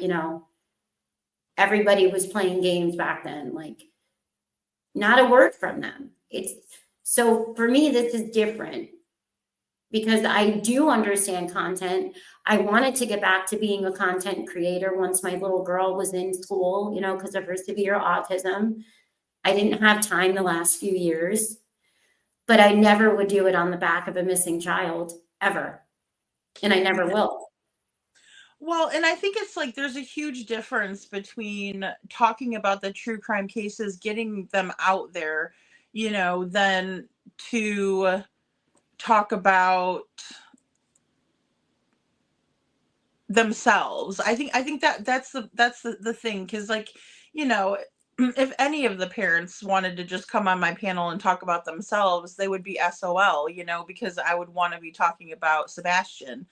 Yeah. And we do see that a lot over on those other channels where they have them up on the panel, but they're not talking about finding Sebastian. They're just talking about themselves, like shooting the shit or talking about lawsuits or whatever, which is disheartening, Hey, Brenda Sue, thanks for being here. But it is, it's like, it's completely different in my opinion. It just is. The thing too is like, when everything was going on and I changed my opinions on stuff, it was because my opinions were just based on what I knew, what I was hearing and seeing. And it was before everything happened. It's almost like some of the stuff that was actually real, then all of a sudden got used like a psychological, like art of war, defense attorney strategy, almost from the pits of hell, in my opinion. Because everything was just like a joke. And I'm like, how is this? Like, this does not add up to me. Like, this isn't funny. You're a stepdad of a missing child. You're on panels. This is not, what are you doing? I'm just being honest. That, like, I don't know stuff from a hole in the wall. I'm not saying that he's innocent. I'm using logic. I'm using the experience that I have, what we've seen, what's out there. And I was told and shown things that I believe are completely made up. As soon as I realized it's not true, if Sebastian's out there, I'm not going to be partaking in that. If it's not real, that's not helpful. Right? I want law enforcement to make sure that people were seeing a lot of this stuff, and we didn't need that anymore. It was all at the same time. It was before the lawsuits, and it was just bad timing, I guess, because I didn't know the games that were going on. I didn't know Chris and Katie talked to all these people, But But here we are now, he's still missing. And when I see stuff, like, people are always like, oh, well, they could all be involved. Sure, whatever.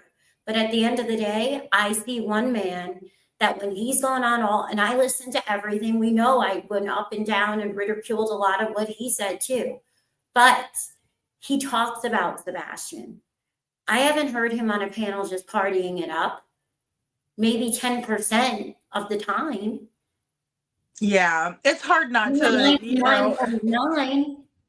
I mean, people are still going to laugh. They're still going to have a sense of humor. Hopefully, that's what we want, right? We want people, we don't want to see somebody to be completely broken and devastated, because how are they helping or looking? You know, and I have that conversation with Jessica too, with Devlin's mom, with her being in Arizona, and then, you know, all of this happening up in Michigan. You know, she can't just go down to the police station and talk to them. You know, that's why with her GoFundMe, I'm like, we need to get you some money in order for you to get up there, right? For you to be able to see what's going on there. Because it is very difficult.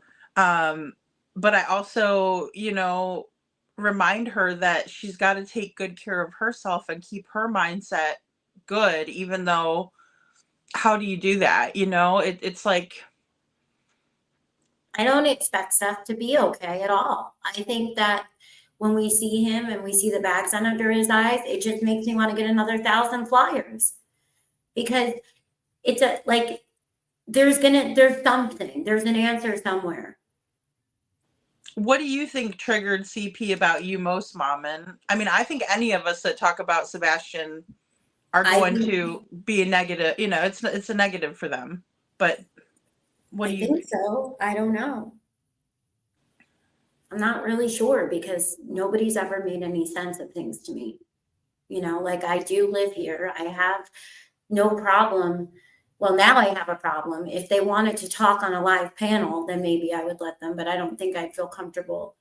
You know, it's just, this is too, I'm sorry, it feels like it's a joke, and it's not. And I know it's not, and you know it's not. And when I listen and I see all the way that some of that had gone, it's not the creators that you know how a lot of times on YouTube, you can't, you know, they put us all in these teams and we have different opinions, but I can't do that. Like, I'm not going to be mad at creators that I don't know what they're doing. A lot of people are here for a job. This is their income. We don't know what they're told, everything's subjective. Like, when I was reviewing Bobby and Nina's video, right? I was under the impression that we were supposed to be showing this subjectivity. You could look at something one way and you can highlight everything that you see, right? That's the psychology. Then you can do it in another way. What I took from it, from my personal experience, didn't end up being relevant, because it was the opposite, you know? Yes. It's just, yeah. I don't get it. I just. Well, and I think when you really have this, you know, you have like the smarts, and then you also are a mom yourself, and you also know what it's like to have a child who's on the spectrum, you know, that's really valuable information. And if you're not, you know, white knighting for Chris and Katie, then they don't want to hear it. I mean, I've heard them go complete radio silent on 2 different panels when Sebastian's autism was brought up. And I think a lot of it has to do with the fact that it was a recent diagnosis, and they had no idea about, you know, they just didn't have and in my opinion, if my child was diagnosed with, say, the rare chromosome deletion, and I knew about that since they were a baby, I would be talking to people about that more so than the autism diagnosis. But what do you think about that, Mommin? Well, definitely. And the thing too was, like, you know, we are going to have different, like she said, different perspectives, which is why if I listen to somebody, you know, it's because I might like what they're saying. It doesn't mean that I agree, I don't know what happened with the creators, but it's not about all of us as creators, you know, to me anyway. But we didn't know that in the beginning. I sure as heck didn't know in the beginning. I was, you know, just like I am with any child, when I hear that they have autism, I'm thinking the worst because I've lived it. You know, my ex-brother-in-law, God rest his soul, he was an adult, so I could understand, like Julie, you know, she had a son with, you know, severe autism. And I could think of the little kids because I was dealing with it in real time with my daughter. You know, they elope, they wander, they have no safety concerns, they have no fear. But then as time went on, we found out that, wait a second, he's not little.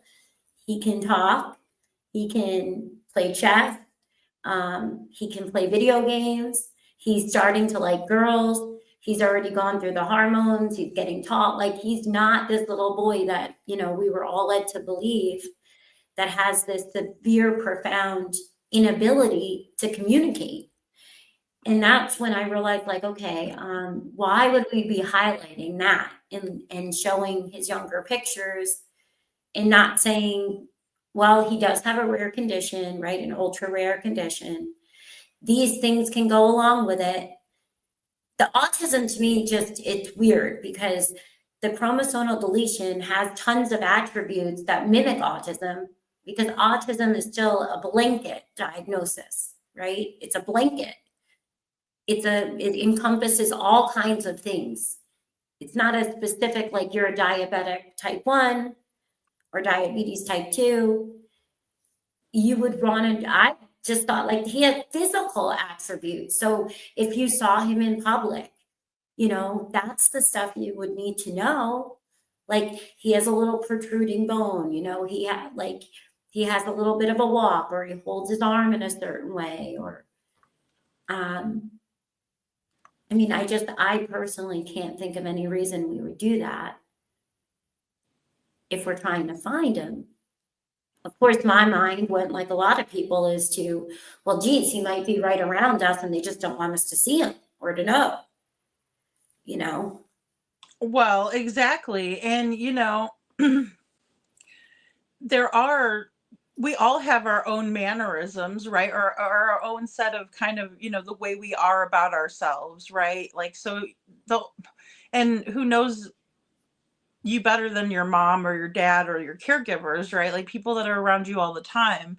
And so, you know, or your best friend, right? Your best friend might know you pretty well, or, you know how to make you laugh, or, you know, certain things. And you might have a different persona in public than you do in private. You know, so I think that's important to understand, Sebastian, you know, how he was in public and how he was in private, you know, too. We all are. Like, we're more comfortable when we're with certain friends, you know, and we're more comfortable in all, you know, there's a time and a place, and you learn that as you grow up, you know, like. Yes, exactly. Well, and then Trishy talks about the crossover symptomology, which I thought that's The word. It's a big one, right? Because I mean, they do cross over. It's like, if you know you're on the spectrum, you might have social and emotional dysregulation, but that also comes along with the chromosome deletion as well. Yeah.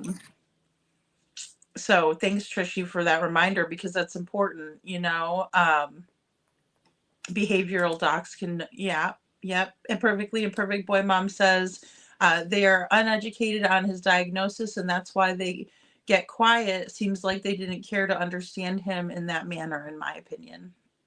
See, and the reason I kind of feel a little bit opposite, just respectfully, is only because once you understand the other disorders, they have the same, like, some of them have sensory processing, right? Some of them have behavioral analysis is used for many different things. And it really seemed to me that he had been getting help because Steph had him. So when he was little, he was getting a lot of the services because that's the treatments and the therapies that went with some of the things with the chromosomal deletion also. So to me, it Yes. was almost kind of like opposite, where it made you think that this is new, nobody knew, they didn't have a chance, but really, it's not any different than the stuff that was already being taken care of, except for the, in my opinion, the public knows more about autism than, you know, it's kind of late in the day, so I can't really get my words articulated the best, but I know what you're saying though. Yeah, like because autism, I mean, versus a very rare diagnosis like the chromosome deletion that Sebastian has, it is, right? It's like it's easier to kind of say autism where people would understand it better than say, well, he has this rare chromosome deletion, and then people's brains kind of go to, oh, I don't know what that is, and then they're Googling it or whatever. But no, you're right. So that could have been somewhat of a strategy, I guess. And Women's Warrior says that her nephew was diagnosed with autism first and then the chromosome deletion. Because a lot of things, there's all kinds of conditions, that you still have a lot of the same attributes. That's why they say a blanket diagnosis, and they turned it into this huge spectrum. And you meet one child with autism, you've only met one. So just because somebody didn't get the diagnosis yet, sometimes they've had more therapy and more help for whatever it is that they need than even when you have the diagnosis. Because they Right. cross over, And that was just something that I thought was interesting, because Seth talked about it a lot, and how much he did try to get all of this for him, and having him in his little school when he was a baby, and the therapies. But I also understand, from Seth, why he wanted him to get different help, because I also believe that ABA can be helpful for different reasons, different, at all ages, and I think that would have been fantastic, because once you do understand, but at the same point, if they weren't, it's like, I don't know, because I don't know them well enough, I guess, to understand why. Well, and you're right though, because the therapies are the big ones, right? The therapies are huge, and they're really, I mean, there's no medication that somebody can say, okay, here's, this pill for autism. There really isn't anything like that. They more so work on therapies. Which, oh, sorry. No, go ahead, Mom, and go ahead. I was just going to say, like, for example, like when you have, whether it's Down syndrome or whether it's a type of autism, if you're getting ABA therapy, your treatment plan for that, behavioral analysis isn't going to differentiate just because you have autism or Down. So I think a lot of times people don't realize that these therapies are still used for whatever it is specifically, Right. Yeah, and I mean that's a big one to remember too. I mean, it's just so complex, and then like you said, just individually, I mean, getting to know somebody's mannerisms, but I think it's important because they're wanting us to believe that Sebastian was doing all kinds of things outside of his character, and for a child on the spectrum, in your experience, how unlikely would that be? I mean, that you would just all of a sudden one day on, this random Sunday, even if they're overstimulated, would they come out of their behavior that much? No, I there's just don't, like I a don't see it. light situation to make something like all of us, whether you have autism or you're a teenager, or, because we saw the footage of Texas Roadhouse. I'm not a doctor, but he wasn't even stimming that much, or, he just looked defeated. I mean, I can't watch it without getting emotional. I just can't. When I see him shake his head no, once you see these certain things and his facial expressions, and it just breaks my heart, because I don't know what was going on at that moment, but I'm not seeing all of what everybody said, like, that he can't. I just don't see the signs of it. But I'm not a doctor, but I mean, Yeah. even like, rubbing his hands or his foot up and down, like there's not a lot of, behavioral signs or sensory overload or. Yeah, I think the only thing that I could notice that might have been was his fingers and his ears, but that music outside the Texas Roadhouse is loud. Like we were parked over towards the Fairfield Inn, and I could hear it while we were sitting in the car. Once Jen turned the car off, it was like you could hear the music playing. And I was trying not to get copyright striked, but I was like I wanted people to hear how loud it was from where we were parked. It was pretty loud. So Oh, I agree. And the only thing that I was thinking is just like from when we go in and stuff, to me, I just felt like he had his ears plugged. And maybe it was because he was getting prepared, because it was loud. But then when he took them out, it was before he's inside, and then we didn't see him do it again inside, and inside is super loud. Inside super loud. That is a great point. Yeah. We haven't made it a whole dinner yet with my daughter, even with the headphones. She just can't. At this, we're getting there, but I don't know. That was just my instinct, and I could be 100% wrong. But I just felt like he had his ears plugged from something else, maybe somebody yelling on a conversation, or like when he got out, and then once he knew it was over, I don't know. But I could be totally wrong. No, I know what you're saying. It was more to do with like Katie or whatever was happening in the car than it was the music outside. Because you're right, he doesn't do that when they get in the restaurant, and it is super loud in there. Like it's a party, like the music is loud. Joe says it's loud and awful music, he said. It is super loud in there. It's really loud and country themed music, so you got to be a fan of country. And I don't know, I guess we know a little bit about Sebastian's taste in music, and he did seem to like country. I know Seth does, from what he was playing outside. Yeah. Yeah, that's what we were saying too, Faye, is that they're very similar. The symptomology is overlapping, and we see them in both. And I mean, he was so well behaved at the Texas Roadhouse, Shadow. He just was. He was so well behaved, and he also, went to the bathroom with no trouble. He went by himself, and yeah, he didn't need assistance. And and I'm wondering that too, Shadow, now that we're kind of going over that little piece there, I do wonder if Katie was yelling at him, or maybe Chris was on speakerphone or something, or, something like that.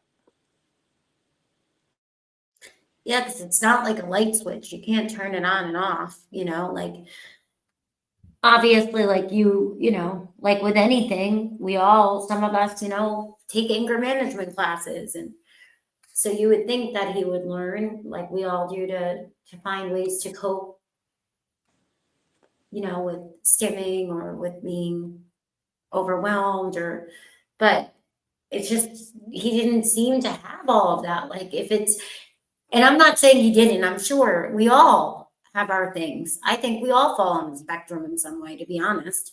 But I just would think that if it's as profound as they tried to make it out to be, then I didn't see that. I saw a child that looked, I can't even put into words. It's not what I got from that video. No, and I mean, I just was wondering. I mean, I was just wondering what you thought, because I mean, of course it's not going to be the same across the board, but I would think there would be some, the behaviors is really the focus, because typically people don't go out of their character unless something is up, right? Like maybe you might act out of character if you're upset about something, but for children on the spectrum, it's like their routine overrides like anything that could be happening, I think, you know? Yeah, you can't help it. You can learn ways to manage, right, and cope, but it's like if it was causing that level, like they say it is, then you would think that by dinner time, you can't just turn it on and off like a light switch, right? Like, especially when you think about, like, emotions, and just, to me, it's like something's just, that's why I just pray that whatever the answers are, that, God just moves mountains for the truth to come out so that he can, have justice, or, I don't like saying it, but, laid to rest, whatever, because we know that it doesn't add up. None of this makes Well, sense. it doesn't make sense at all. No. It just really doesn't. It doesn't make a darn bit of sense. Just any of it. Hey, Brenda Calvert, thanks for the green hearts. Well, and yeah, the dysregulation. So hurry back, Robini. But yeah, I mean, and he was walking on his tiptoes. That is also true.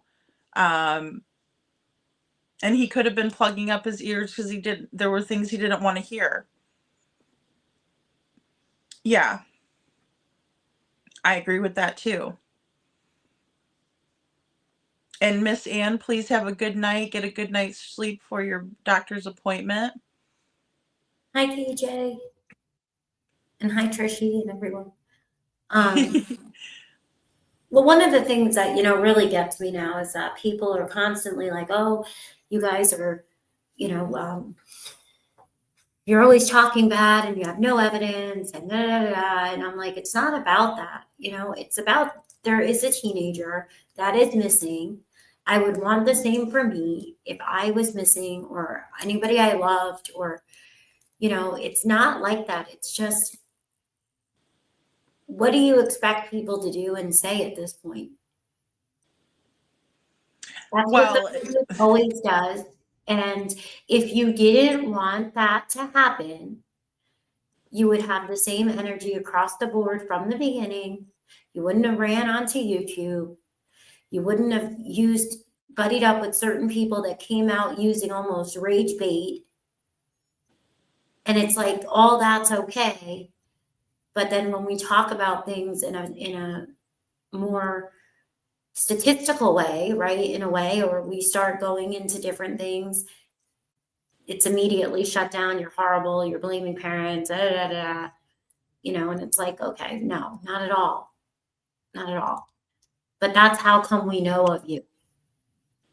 I wouldn't know who you are if you didn't have a missing teen and presented all of this to us the way that you guys have. Right. But maybe, and I think the way it's been presented has been pretty out of the norm. I mean, I've never seen anything like it before, in terms of parents acting this way. I understand that YouTube is a little different. People feel more comfortable on here. I mean, even as we speak right now, Sabrina Host is having a fit in my comment section. Miss living her best life in Lansing, Michigan. On my end for some reason. Oh, what's that? I'm sorry, Mommin, what's that?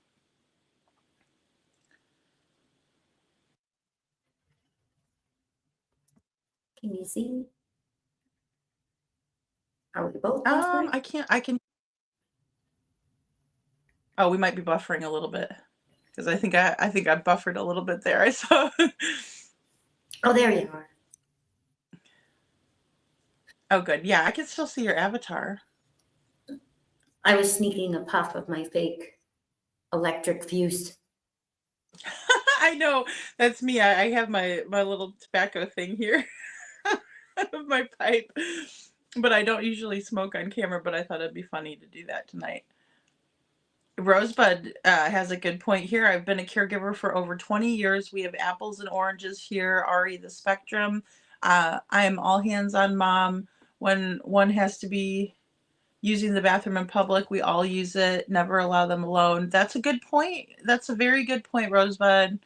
You know, you just never know what could happen, especially when somebody's like nonverbal too. That's got to be so scary. Well, it's hard. And good morning, Mama.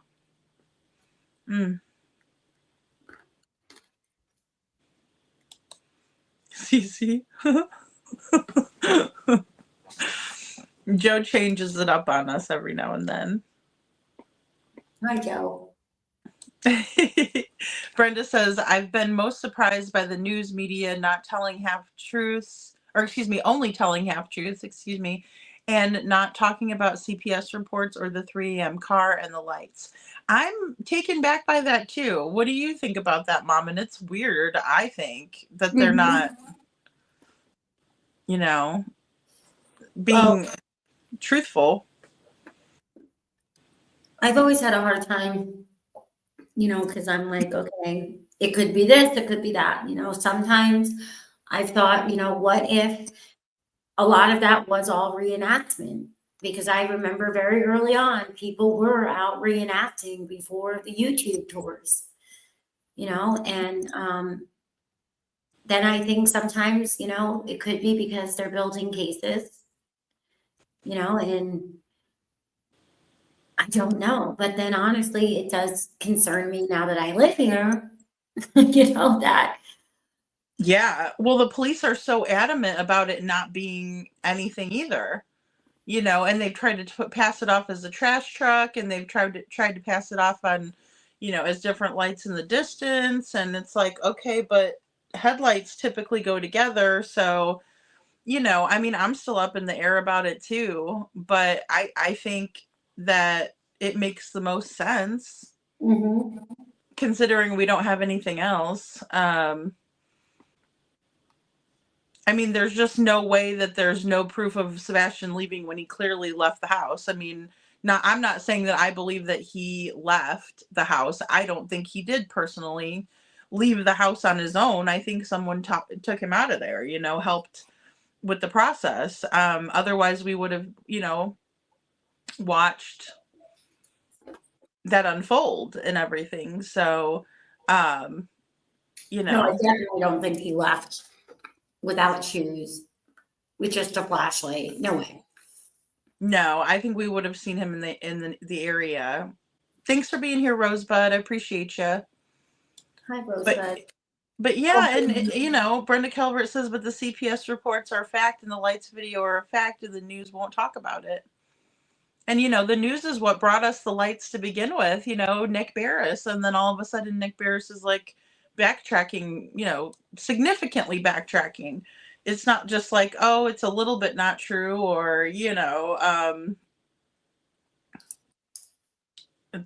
it's crazy. Well, that's the whole thing that I always, you know, speculated upon was, well, maybe it's because, you know, it is a reenactment, some of it, or some of it has been heavily manipulated, or maybe it's not, you know, but it's hard because they use such specific wording, right? They're, whoops, almost knocked Earl over again.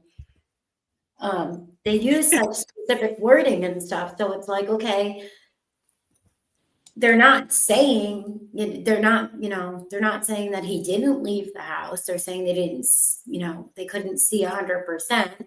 And if I recall, Seth was saying that it was very hard to even make out the garbage when he took out the garbage, right? That's why I always thought there could be a third party, because in the beginning, if it wasn't for Seth telling us, we wouldn't have known that he could even use his cell phone. And then in, I think it was April or May, when, you know, Chris came, you know, when he came back out, the stepdad doing his talking again, all of a sudden he's like, well, I kept taking his phone away for doing things he shouldn't have done. I mean, I think he said he took it away a few times, and it was his mom and dad that were saying you should give it back. And it's like, okay, well, why did you tell us that he didn't use it and he couldn't do anything on it? And you're guilting his father into trying to let him be a teenager because they're going to go behind our back. And then that's really, really dangerous, because this is 2025. This is the world we're in. There's free internet. I mean, kids give each other their old iPads and stuff on the school bus in darn second and third grade these days. Yes. So I was always like, could it be there's a third party and they don't want to scare everybody? I don't know. But I think that Katie knows a lot more for sure. That's just my feeling. I just think. Oh, yeah. Oh, yeah. Katie has to know. I mean, like I said, now if there was an open window or something had been tampered with, or, like I said, there was some mysterious, shadows, because it is hard to tell in the neighborhood. Then I could see that, I could see that being more of a probability, but it's just so strange that no cameras picked him up, and then nothing was, the house was all locked up tight, nothing was tampered with. If something had been tampered with, I can see that, But then you eliminate everything that would go along with what you're saying. So when we talk about, not you, but I'm saying the stepdad, right? Every time that you're like, okay, well, he couldn't have done this, and a camera this, and a that, and we would have heard him if, he would have fell in a bush. And so you want us to really think he just vanished, and just,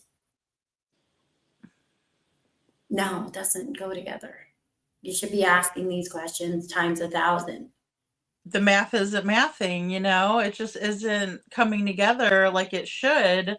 If it was true, it would come together and make sense, and we've just not seen that at all. Like, nothing makes sense. Sebastian leaving without any shoes is a big one, because it's out of his character. And then with it being chilly that night, and I know people were like, well, it wasn't freezing cold, but it was still chilly. I mean, it was still cold that night. And the fabrications that came out, why would you fabricate anything in the beginning, saying all this stuff about taking, lie detectors, whether or not, they're submittable in court, whether you can, fake it, or, there was a lot of stuff that was said, like, is a couple times even flat out saying, all that matters is Chris, Katie, he said, Seth, Katie, and I, we know the truth. Like, well, then tell us, sir. You might want to go tell, your friends what it is, because he's still missing and there's still an Amber Alert. And so I just go based off of what has been said, right? I mean, what else can you do? Well, and that's true. An Amber Alert is for abductions, and there's also a reward out for Sebastian. So, I mean, typically they don't do that for a missing, they don't do that for a runaway. They would do it for an abduction, or, if they thought foul play was involved. So obviously the FBI thinks that foul play was involved and that Sebastian didn't run away. And I think it's important to recognize that these other, law enforcement entities might not be in agreement about what happened. And I think, was it Crazy Bird? Like, they said they can lie to us and they will lie to us, especially if there's, so we can't really take to heart anything that's been said, right? From the. Here it is. Yeah, there we go. Yeah, that's true. Remember, police can lie to us, so disregard anything they have said on any news broadcasts. And Trishi said, theoretically speaking, the lights seem to be real, and Ellie just didn't want it to get out to the public. I could see that, especially if there was third-party involvement in some way, right? Yeah, absolutely. Right. Well, because if that's the only bit of information that they have, they probably never wanted us to ever know about that. Um, in terms, because that could be like a slip up that they have, and then that could be their gotcha moment. You know, it is process of elimination, Trishy. I believe that too. Yeah. It was like LE suspect a third party, and that party is known to Sebastian based on all that has been done or not done so far on the part of LE. Hmm. Yeah. I think we can kind of deduct some of that too. Absolutely. I mean, we'd be silly not to. Yeah.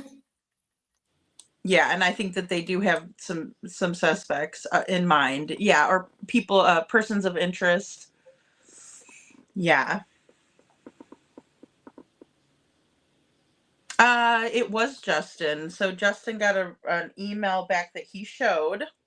So imagine that, somebody showing their email that they got from law enforcement, right? Because receipts didn't happen, and it did show that Brandon Carter said he was the investigator on Sebastian's case, and that he was actively working it every day, and that it was a criminal investigate or it is a criminal investigation. I never got hung up on it either way, to be honest, because it's an investigation anyway, with a $50,000 reward. And I don't think the police, TBI, FBI, or any agency investigates anything that's not a crime. Mm-mm. You know? No. Like No. what that's their duty. That's what they are. So it's kind of like, I know so many people get hung up on it today, and they get annoyed with me because I'm just like, but that's what they do. So do we really have to be told? It just, to me, it's like, isn't that blatantly obvious? Exactly. Well, and Chris going around telling everybody that he was cleared in the beginning. I mean, he went from, interview to interview to interview, telling everybody we've been cleared, we've been cooperating, blah, blah, blah. But then at the end of the day, they were never cleared. Nobody to this day is cleared. Even Seth isn't cleared.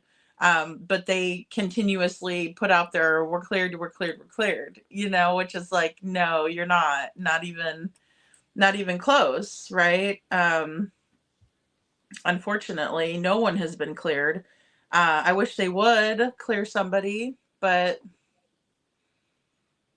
I mean, I think that would be letting the cat out of the bag also. Like, I don't think that they're going to do that either. Well, maybe, I mean, in the beginning, maybe they could have, but I feel like just because of where we are today and people's actions speak way louder than anything. And when you're acting and doing things for a long time, that is completely opposite of what anyone else has ever acted like or behaved like, they're going to use that. And maybe they wouldn't have been, maybe they could have cleared people a while ago if certain things weren't the way that they are. Yeah, I agree with that. Well, and Joseph has a good point here too. I don't think they needed to lie to us for this one, because Craddock doing the scan survey in the backyard says everything. So the Pharaoh technology that they used to preserve a crime scene is what that's for. I mean, that is specifically used to preserve a crime scene so they can look at it later on the virtual reality. So that's a great point, Joe. I mean, and that I think that his one clear statement of his viewpoint. Yeah, I agree. That happened on his say so for sure. Yeah. But then they clear the green hoodie after one conversation, Brenda. That's a good point too. I mean, what do you make of that, Mommin? How they did that with green hoodie? I mean, nothing to see here, but oh boy. Well, we're not in a court to hear a trial of everything, so I could think that they're just telling us that, but that could be completely not true. You know, if it's still active and it's still really active, we don't have answers, there's no arrest and he's not home, there's no explanation, then anything they say to us, I don't believe, I take with a grain of salt. But I'm not investigating the case, so it doesn't matter as long as we know they're doing it, right? You know? Yes. So it's like they could be saying that just to make somebody feel good. Because I do remember on the same panel that I was, smeared all over the place when I got deemed the psycho. He said that they called Katie. Oh, right. Yes. Well, there you go. So maybe they were trying to make somebody feel like everything was okay. Who knows?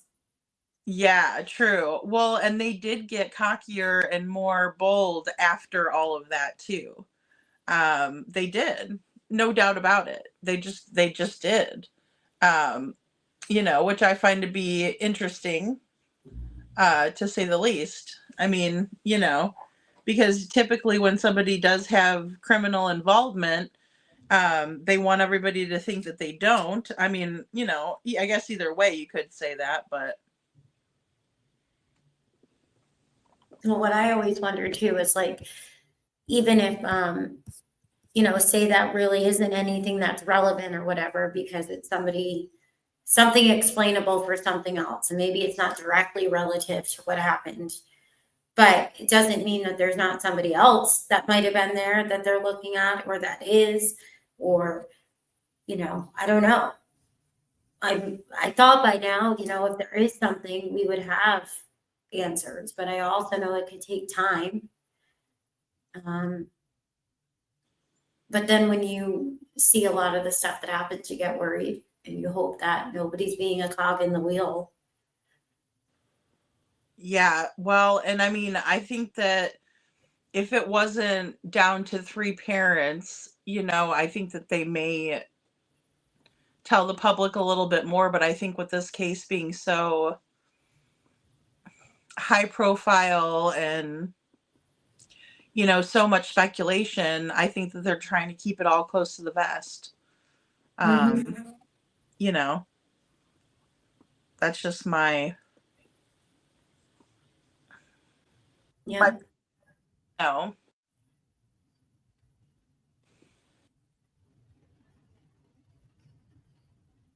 Yeah, they don't like us speculating. That's for sure. They do not like us speculating at all. They just don't. That's what's the weirdest thing. Like the stuff that I heard come out of their mouth in some of these channels, and it's just ridiculous. I mean, that in itself is, in my opinion, it's like you're making yourself look even more suspicious because you highlight just average things, but you're going to sit over there. Yeah. And it's not even, like I said, it's not even against the creator. The creator isn't the one that's missing the child. I'm just saying, like, you're the one missing a child. A whole teenager. Yeah, a whole how do you lose a whole teenager? I mean, excuse me. That's a good point. Seth did have to approach the FBI for a polygraph. Yeah.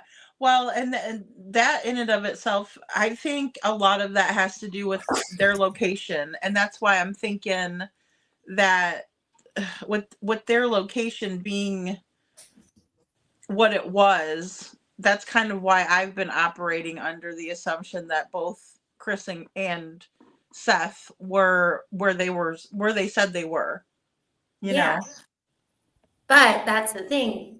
They could be where they said they were, but it doesn't mean they weren't involved third party or, things like that. Because that's what I think a lot of people, assume. It's like, well, you could be somewhere else, but it doesn't mean that you didn't have something to do with something else that happened. And that's why with like Seth, I mean, I understood.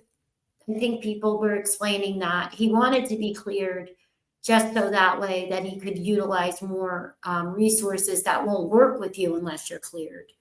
So in that aspect, I understood why. But at the same point, it was like, if it's going to make anything more complicated, then don't give a crap if you're cleared or not. Don't fall for the psychological trickery, because that's all I see Right. always coming, is like to manipulate him, and it's not a good thing, just go with your gut and, fight for the answers, right? Like, who cares? Let Oh, them do yeah. their suspect. The truth will prevail. And in my opinion, even if there's some, and I know there's probably not, but even if there was something, just from what I see, he would be the least responsible then, even if there was something that he was aware of. Because that's just what I feel, who am I? But that's what I feel. Well, exactly. And, I mean, it's, hey, Casey Blues. I think there's a lot to be said about just their overall attitudes, right? I'm gonna reposition myself, guys. I've been sitting in the same spot for a while. I just got to move around a little bit. Excuse me. But yeah, in my humble opinion, right? Because again, I'm not an expert or anything. I just think that them getting upset, them getting mad at creators, like what Chuchi is saying here, it's like they're just they're not acting like people who want the public's help in finding their son. You would think, because I always remember that statement or that saying, beggars can't be choosers. And I'm not saying that they're beggars, but if you want your son's information out there, then you have to be open for everybody to be covering it, because it's a public case. So there's going to be things that you don't like, right, that people are saying. I mean, it's just like us as creators, Mom. And there's some people that like what we do. There's some people that don't, and it's Well, always that was the going to be whole like thing. that. When I talk to a lot of local people, right, the stuff that they highlight to me is like the stuff that I always was thinking in the beginning, right? It's like, why don't we hear this from them? We never heard anything. Like, you would think they wouldn't be against certain things, especially the distractions, right? Let alone ever another kid. You would not, Right. you would think that you would be against. Why not? Like, okay, for example, everybody talks about the neighborhood post and stuff where there was that guy that was got seen hiding behind a tree in a gray t-shirt. I can send it to you, but I'm sure you remember it. It was in the Ring neighborhood at, I think it was like 6:30-ish at night. That is something people talk about. They never talk about that. They never talked about, the whole thing with the different people in the woods. We know that situation. They never talk about how Katie stopped by that person's house. According to them, they posted all that on Facebook. Nabel or something was the name. Yes. Yes. All these things that you think, if your child allegedly just left and walked out the door, that you're going to be asking, what did the person look like? Where did they go? Did anybody else see them? Stuff like all these other things. And it's, to me, a lot of why a lot of us, I feel here, always wondered if he didn't make it home, is because it's almost like dinner and then that's it.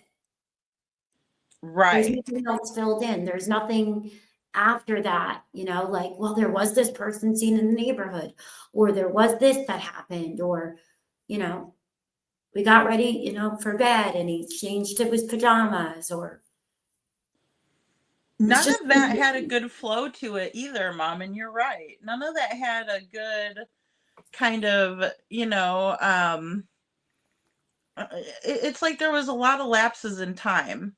It's not like, hey, we came home and we got ready for bed. Sebastian took his shower. We were getting things together. I signed a slip for school that, was in the backpack that wasn't told to me on Friday. I'm just going back to when my daughter was little. I'm remembering, like, oh crap, we have to sign this. We have to do this, the typical Sunday night stuff,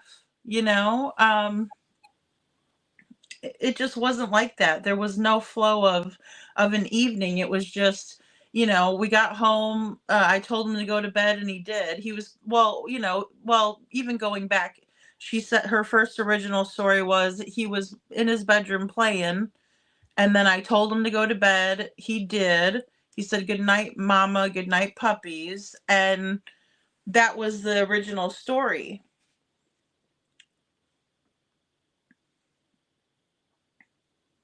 Yeah, that was the one original story that they told all of us, but where was all the, what did you guys talk about on the way home? Like, I would remember every single detail, in my opinion, because that's the last memory you have.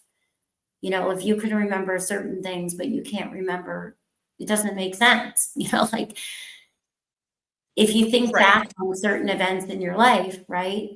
So where are all of these things? Exactly. Mommin, I'm going to text you a number before Trishy leaves, because I know there's a lot of people I know are late night.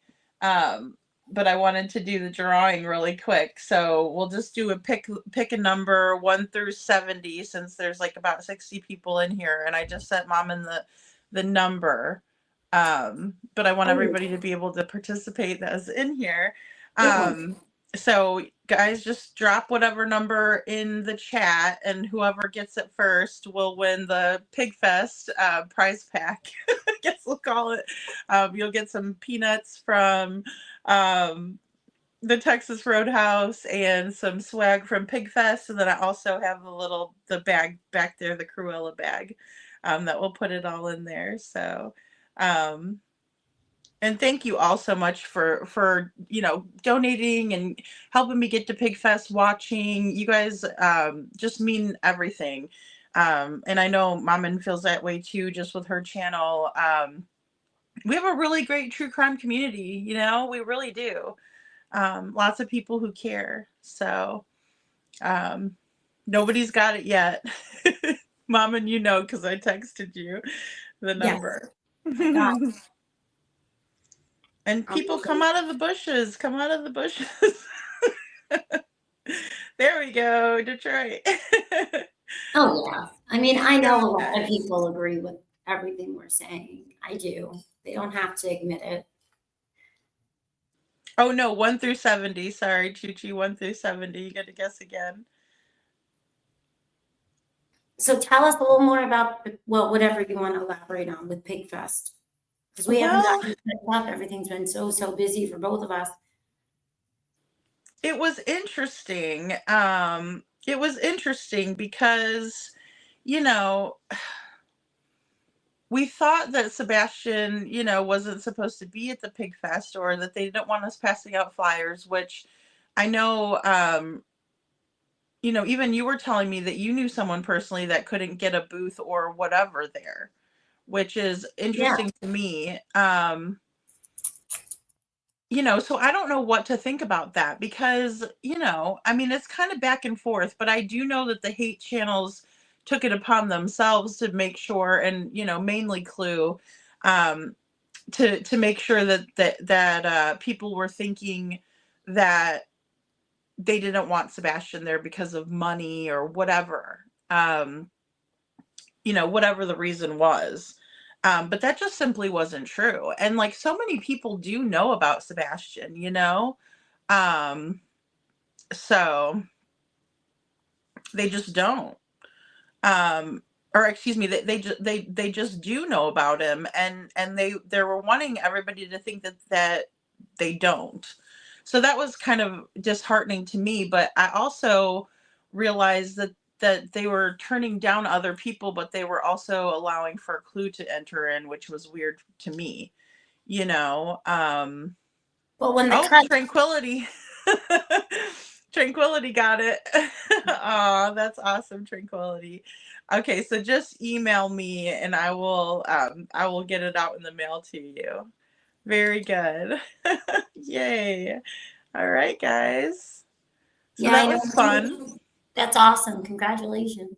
Yeah. I know my experience has been different. Like, I've run into a lot of people that didn't know, or they thought he was found. And then the cutoff date to get a tape, because I know, I'm not going to say who it is, but I know somebody that has been doing that since they started. It was one of, I think it was like the 11th person or 12th person that got added. And there was somebody else that wanted to add a booth, and it was done. So you couldn't. But then the sponsorships, apparently people have no problem after a cutoff date, which I thought was really bizarre. That's very interesting, because I would think that, if you're doing things for kids, no offense to that person, but when you go click on what the content was, it's not exactly something that you would want to turn on with your kids. And oh boy, no. I and I'm like, I understand like the shock jock stuff, like when somebody's just doing something for shock value.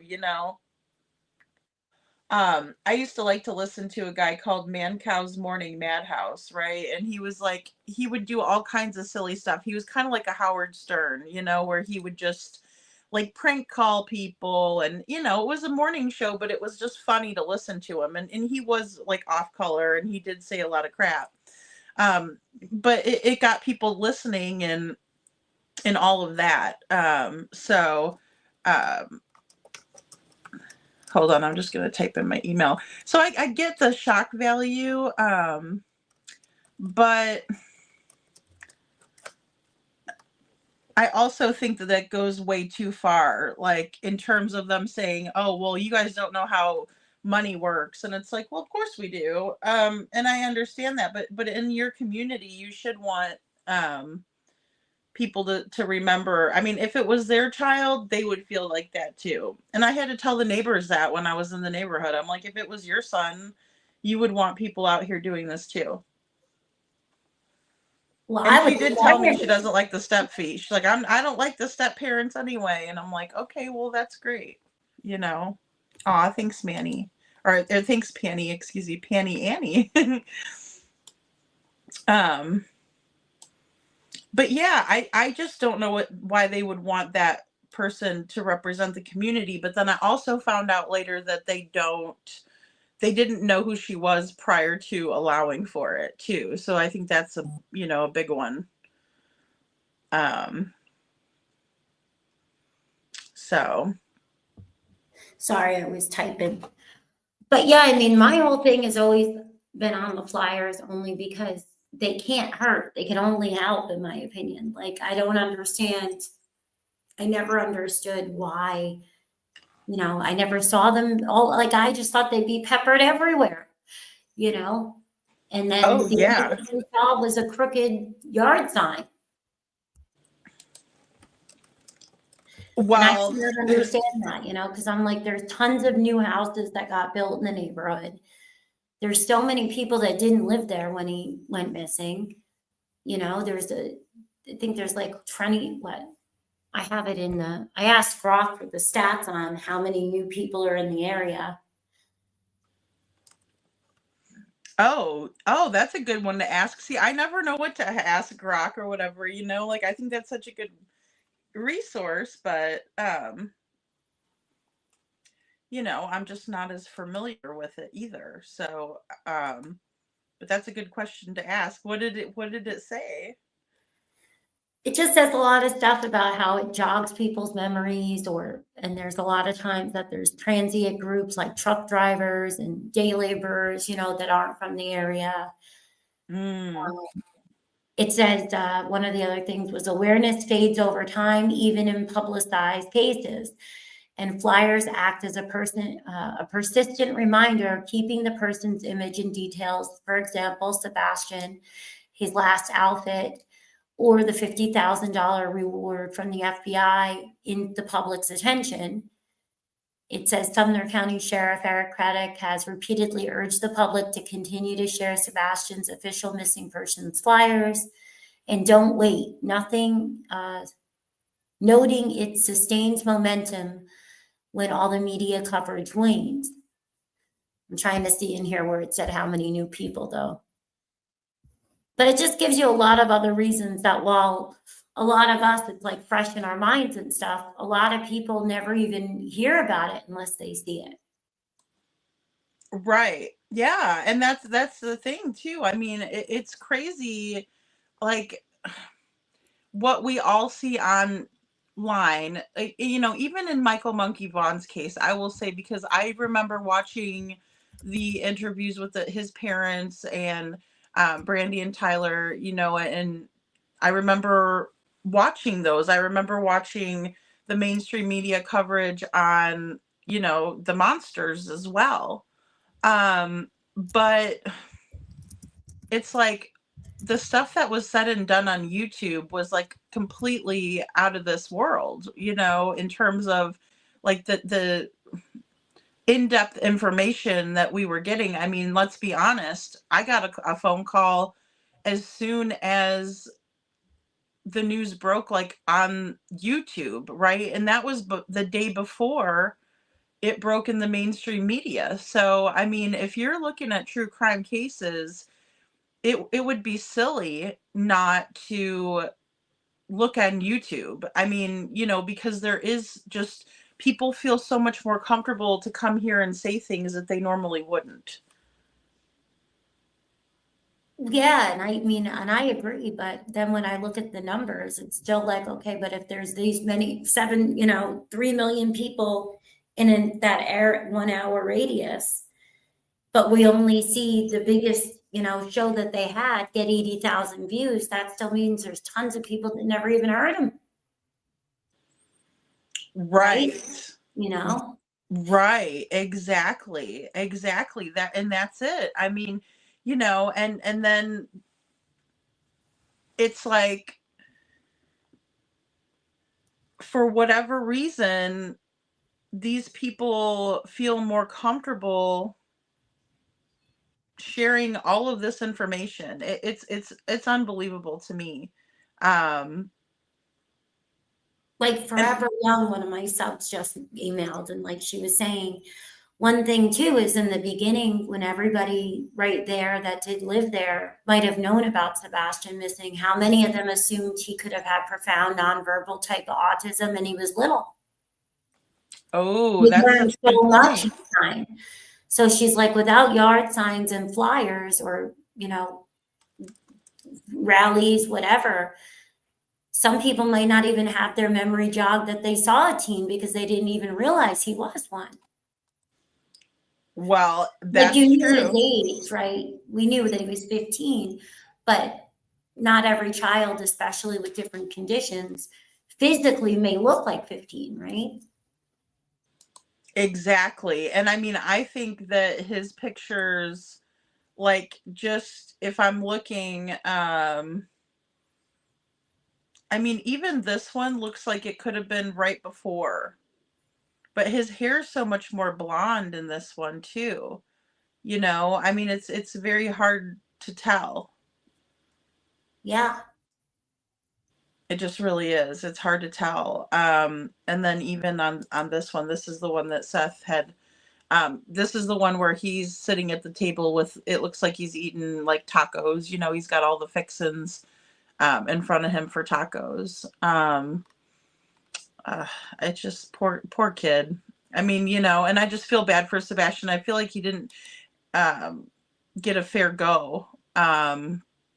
And I complained about the flyers in the beginning, and I made my own flyer because I was so tired of, I mean, all of this back and forth. But I mean, even so, like, I think Sebastian has more hazel eyes because I've seen pictures of him where his eyes were really brown, and then sometimes they look like they were, like a greenish color too. I don't know. Yeah. So, and welcome to the Dragon Tribe, guys. I wanted to, I wanted to give you guys a membership since we were doing the giveaway, and I almost forgot to do that. So, he is out there somewhere, Mama. I agree. Somebody knows something. Rob Yeah, see, like this is interesting, what she sent me about how also keeping his name out, whether it's online and definitely locally can also help if anybody has a guilty conscience or guilty knowledge. It's one of the most powerful psychological triggers, seeing the person's face. Well, and see, and that says a lot, right? It says a lot when they don't want his, you know, flyer out there, maybe because they don't want to have to see. I mean, the same with the billboards. You know, why they would have the hate campaign with Cluminati. I mean, I would never expect people of their background to be associated with her, period, let alone wanting anything to do with their son's disappearance, you know? Um, Yeah. Thank you, Tranquility. I will look out for it too. I haven't gotten it yet. But Yeah, because one of the things was J.C. Duggard's case. He was abducted in 91, found in 2009. He said that he avoided areas where her posters were because it made them panic. So it said the constant visual reminder every time someone would see on the gas station door, church bulletin, or neighbor's yard sign, it reactivates the guilt. The brain can't fully suppress the memory. And then with Elizabeth Smart, her abductor ripped down flyers in public because of the paranoia. This person says, if I saw this kid, what if someone saw me with this kid? Someone might know paranoia. Then it says in 2022, a tipster in a Tennessee child abduction case called police after seeing a flyer at Walmart saying, I couldn't sleep knowing I might have seen him. Flyers often include pleas like Sebastian has autism, he needs his family. Things like this humanize the victim and shame somebody with guilty knowledge. And then, of course, some people are just incentivized by money, but it's interesting to hear the cases, you know, like Elizabeth Smart and stuff. So thank you for sending me that. yeah, absolutely. And I think it's very important to remember, you know, these other cases and to kind of compare them, even though, you know, no two cases are going to be exactly alike, but a lot of the elements exist within them. And, you know, the one really strong point for me with Elizabeth Smart is that, you know, her mom had accidentally left the window open because she had burned the potatoes for dinner. And so that she was letting some of the, you know, smell out of the house, and she opened the window up. Well, that's how her abductor was able to get into the house, unfortunately, um, was by cutting the screen and then letting himself in through the window. But we just don't have that element with Sebastian's case. You know, we definitely have the mysterious nighttime, um, you know, but yeah. Well, yeah, and there's nothing that shows that, you know, that he wouldn't, you know, yell and everything. He wasn't tiny, you know, it's not like somebody could easily just take him, but, you know, you never know what could be, because we've heard so much too about, you know, cameras being jammed and, you know, could he have left with somebody willingly under duress? I don't know, coerced, unconscious, we don't know. We have no clue, right? So I that's why know. the only thing that I know that I can do at all is get his picture out there. You know, that's the only thing I could think of that can help for me, you know? Yeah, and I definitely think that's the biggest thing that we all can do, especially just with, you know, our modern technology on our phones, is like send it to 10 people, send Sebastian's flyer to 10 people. And, you know, just the way that you've you know, done that with wearing it, even wearing the bag. I mean, you know, and I will say that, you know, we were on the way over to the store today because I forgot to get a, you know, a little pipe for the costume, and Nate's like, oh, you're wearing a bag of Sebastian too, you know. And I said, yeah, he said, well, I really hope if I ever go missing that people do that for me. And I mean, that's what it really comes down to, right? Is that, awareness is the biggest thing that we can do. Oh yeah, I agree. And And in, even, and then in Katie's words, she says, that's, Sebastian could be anywhere. So just shocking. yeah, it is. It is.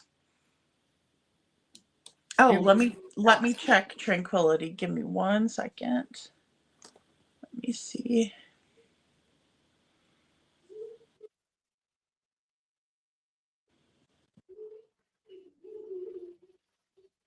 Get it yet? Tranquility. That's weird. Usually they should come through. And I'm sorry guys, I haven't been checking my email. Aw, thanks, Chuchi. And guys, Chuchi, her husband drew a beautiful picture of Sebastian. I need to get it in a video. Yeah, I was just so excited to see that.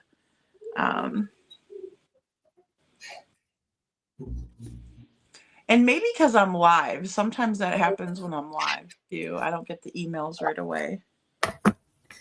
My internet's been weird. I'll be right back, sweetie. I'm just gonna go check on the baby really quickly because he's laughing, and I want to make sure he didn't get up and escape, and then he's just having dream giggles because now he's walking. So let me make sure he didn't get out of his room. 1 second. Sometimes he laughs in his sleep, He dreams and he sleep laughs. Aw, that's cute though. The littles are so cute when they do that, or they smile in their sleep. Katie, don't cook. She is feeding Sebastian. Yeah, in my opinion, yeah, her house was smelling bleach Monday morning, allegedly. I heard that too. Yes, that's why I found that little background with the bleach on it, and I was like, oh, this is right up their alley. Women's Warrior says, just quickly, I think Amazon could display missing posters at checkout at different every one every week or so. I think that's a really good point. Women's Warrior is we need to get more awareness out in that way. I think that would be a great idea. I don't know how we would initiate it, but I know that we were taking a look back on Michael Monkey Vaughn's case, and it was so interesting how they had the truckers putting Michael's missing posters on the trucks. I think that is huge, right? So, oh, great, Tranquility. Let me take a look. So, I mean, I think all of those steps are necessary in order to, spread greater awareness. Um, it's just very important. Oh, okay. Let's see. No, I don't see it. It still didn't come through, Tranquility. Dang.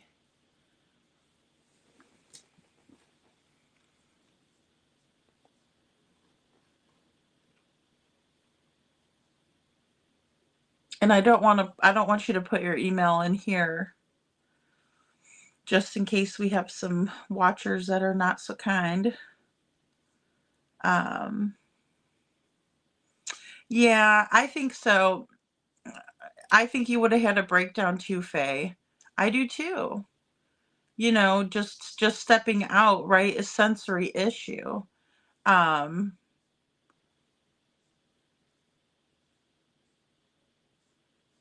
I think Walmart and Amazon should have a missing wall. Well, they do. That's a good idea through their app. I know they do, like if you go into a Walmart, because I even had I even had them put it up in the break room because they said they have certain ones that they're sent over. I know Walmarts do it different, depending on where you're at. But they were like, oh, they're pre-selected or something. And I was like, well, will you still take this flyer and put it up in the break room? And they're like, oh yeah, we can do that. So, that would be wonderful, Chuchi. I know Jessica would just love that. I'm still waiting to see what's all going down in the comments. Oh boy. Oh, you gotta love daylight savings time. It's like messing everything up, I think. Oh my gosh, yeah. Yeah, it is. It is, Mommin, it is. I know. I'm about to have to take my hat off here, but I don't know, Mommin. What else do you think? What other topics did you want to discuss tonight? I don't know. I was wondering, like, what does the chat think? Like, what do you guys think about, ways to help when we're discussing these cases? Like, is there certain things that you think that we can do, or? I think that's a great question. I mean, there's a lot of things that we can do in terms of awareness. Well, especially with you being local, I'm just so grateful to have somebody who's local who cares. I mean, we know there's a lot of people out there. Oh yeah, there really is. I've met some amazing people here. There's good and bad everywhere in the world, right? Oh yeah, definitely. Well, it's about time she got stirred up there, Chuchi, because I mean, she doesn't want to talk, and she was there with Devlin, and and that's one thing. I will always give people an opportunity to come up on the panel. I just don't want everybody coming up here fighting, because we all know that doesn't, that might bring clicks and views for the channel, but that doesn't help the family. No. What do you think about that, Mom? And when people just go off on each other, I mean, on the panel, Well, I can't imagine being in the situation on how you're supposed to handle it, Well, and I don't think anybody knows how to handle it in perfect way. I don't think there is any perfect way. In theory, we shouldn't probably have missing people, right? I mean, unless somebody gets lost, or something of that nature. But it's just, when there's so much abuse that's present, and then we have a missing child, it's tough, right? It's tough to not look at that abuse and consider it, at least. Everybody always is going to speculate when somebody goes missing. That's how it's always been. Yeah. And, but the thing is that if people are going to run online and they're going to, there's not really anything you can do to stop it either, right? So it's one of those things that's like, well, could you help mediate better? Or do you not want to even put yourself in that situation, right? Right. Well, and that's the thing, like, I don't mind mediating at all. As a matter of fact, I was really happy with the way that things were going during the first live that I did with Jessica, and Matt was in the chat. But it just kind of, my hopes kind of got dashed when I came into the chat early one day, and he was in here talking and trying to field questions about Jessica, and it was weird. I was here once, and I remember I was reading the chat. A lot of times I don't get a chance to say anything, because if I'm doing a bunch of stuff with the kids and stuff, then I don't want people to think I'm rude and not talking to them, but I'll be listening. And I remember that it's just, really bizarre, very bizarre. Yeah, well, and I mean, I like doing that too sometimes, because I will go in and just be listening, while I'm like cooking or cleaning up or doing something, or if I go down to the pool, I'll have my earbud in or something like that. But, it's tough because, you don't want to say hi in the chat, and then if somebody sees you in there and then they think you're ignoring them if you're not looking, so if I can chat, I will. Or if something sparks my interest, like there was a couple of things yesterday with in Justin's where I was like, hey guys, I'm just in the bushes, but I have to say this, so I know Detroit. See, the thing is that we were talking about this earlier. I know that rich guy, and I don't want to put Ruby into it because I keep putting her in there, and I don't want to do that to a dog because dogs don't, they're not, the owners are bad, not them. But yeah, that guy is such a fraud, and I don't know if he's been working on that lights video or what he's been doing, but I'm sure whatever it is, he's probably doctored the photo, in my opinion. So I don't give him any views or anything. I gave him enough of my time, and I had to personally look up and find out who he is and everything because of some horrific things that he said about Sebastian's case, and some of the inappropriate things that he said to me. Um, that guy is not to be trusted. I've been telling people, just because I don't want to see anybody get hurt, or send him, money or help his channel. He's one of Dolly's people. He's a call-in from Dolly and PJ. They're in, cahoots or whatever. Like, I don't know, Mommin. I sound like I'm crazy, but in the same way, I've had to actually look that guy up, and he is not anywhere near who he says he is. He also told me that Sebastian was found in a landfill back in December, and that wasn't true. Yeah, I see. I've never really watched anybody besides if the parents were on an interview or so there's a lot of these channels that I just don't even watch. And I just feel like I kind of don't even need to because I live here. So I just talk to people anyway.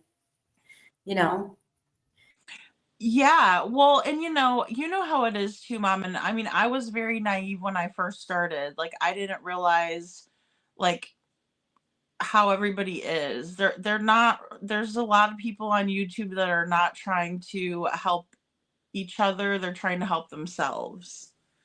And so I don't know whether that was something, where they're like, I don't know what his deal was, why he wanted to try and work with me, but I mean, I don't know if he thought I was stupid is what what it came down to, is he thought I was stupid, and then he was going to send me a picture of a landfill that was already a day old and say that he got it from somebody in the FBI field office. Like, he's a piece of crap. I'm sorry, he is. And and then when he wants to go around and say that he has insider information, or that he's going to help the father of a little girl who was killed and her cousin, and he knows exactly who I'm talking about. Oh my gosh. Hang on 1 second. Haley just got up. No worries, Mommin. But yeah, that's what it comes down to, is he's saying that he's going to get satellite images for this family, this dad who used to take care of the girls, Elizabeth and Lyric, and they just, yeah, mama. And I mean, I hate to tell people who to watch or anything like that, because I get it. I mean, people have everybody has something to bring to the table, but he's just such a fraud.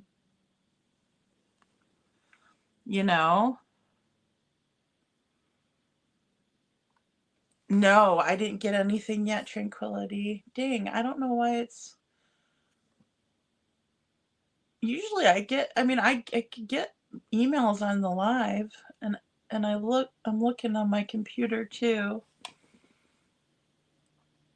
Will you send me a Facebook message? Are you on Facebook, Tranquility?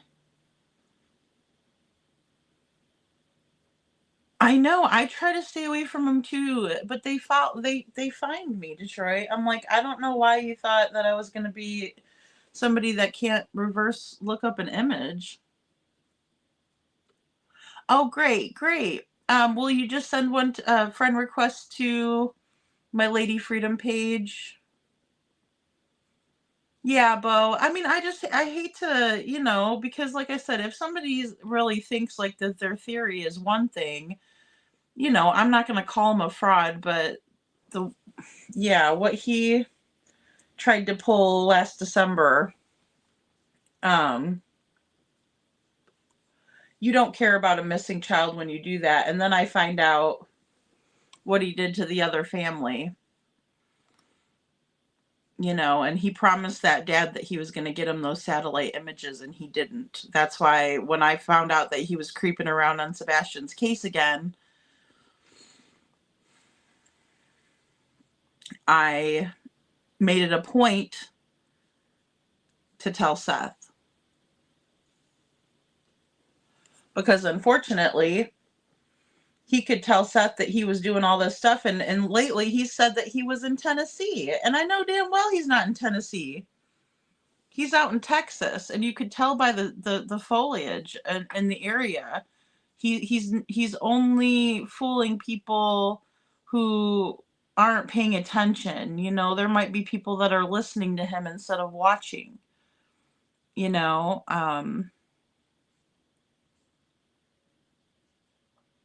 Oh yeah, there's no apostrophe. Yeah, exactly. There's no apostrophe. Yeah, because I can't put that in the email. It should be under Trisha. Here, I'll put it in the chat. But you should see Sebastian's picture right on there. So, but yeah, the last live and I don't take down my lives or anything, guys. I've only had to take down one live, and that was because Forever Nikki's mom struck my channel when she asked me to make a tribute video for her daughter. That was her and Terry Lynn that did that too to me. And, I mean, it's just anytime people think that you're doing good, they're going to try to take you out. And in this case, they've really been pretty nasty about it. And I've dealt with a lot. And I almost decided to just say, forget it, and I'm not going to do YouTube anymore. But I didn't want to let them win. And I'm glad I didn't, because I love everybody that's here today. Everybody that's here today, most of you guys have been through it with me, right? Like, you guys have been here from the beginning, and you saw everything that they've done. And I've been very transparent and shown receipts. Hey, Nero V. And so I'm willing to do that. I don't like to be the one to be like, well, here's some text messages that somebody sent me. I mean, to me, that's boring. Thank you, KJ Mack. I'm glad I did, because I was ready to just, especially after all that crap that they did to me. I was like, what am I doing this for? I'm not even getting paid well enough to do this. Like, I'm not even getting paid at all barely to do it. But it definitely weeded out a lot of people. Like, I used to get hate views, right? And how you know that they're hate views is that your thumbs ups are nowhere near as the amount of views you're getting, right? And so you kind of surmise that if when you look at your analytics on the channel and stuff. So but yeah, I kicked Rich and Ruby to the curb well before the stuff with Terry Lynn happened. Well before the white boy stuff happened, right? Because the stuff with Terry Lynn happened, and the white boy stuff happened because they knew where I lived, because I told them that I was moving to Fort Myers.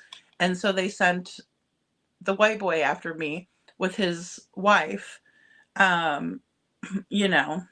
So I won't, Chi. I won't. I was close though. Like there was times where I was like, I don't even want to do this anymore. And like even people that were supportive of me and that were like, you work really hard. Thanks for all you do. And like even people that I thought were my friends, um,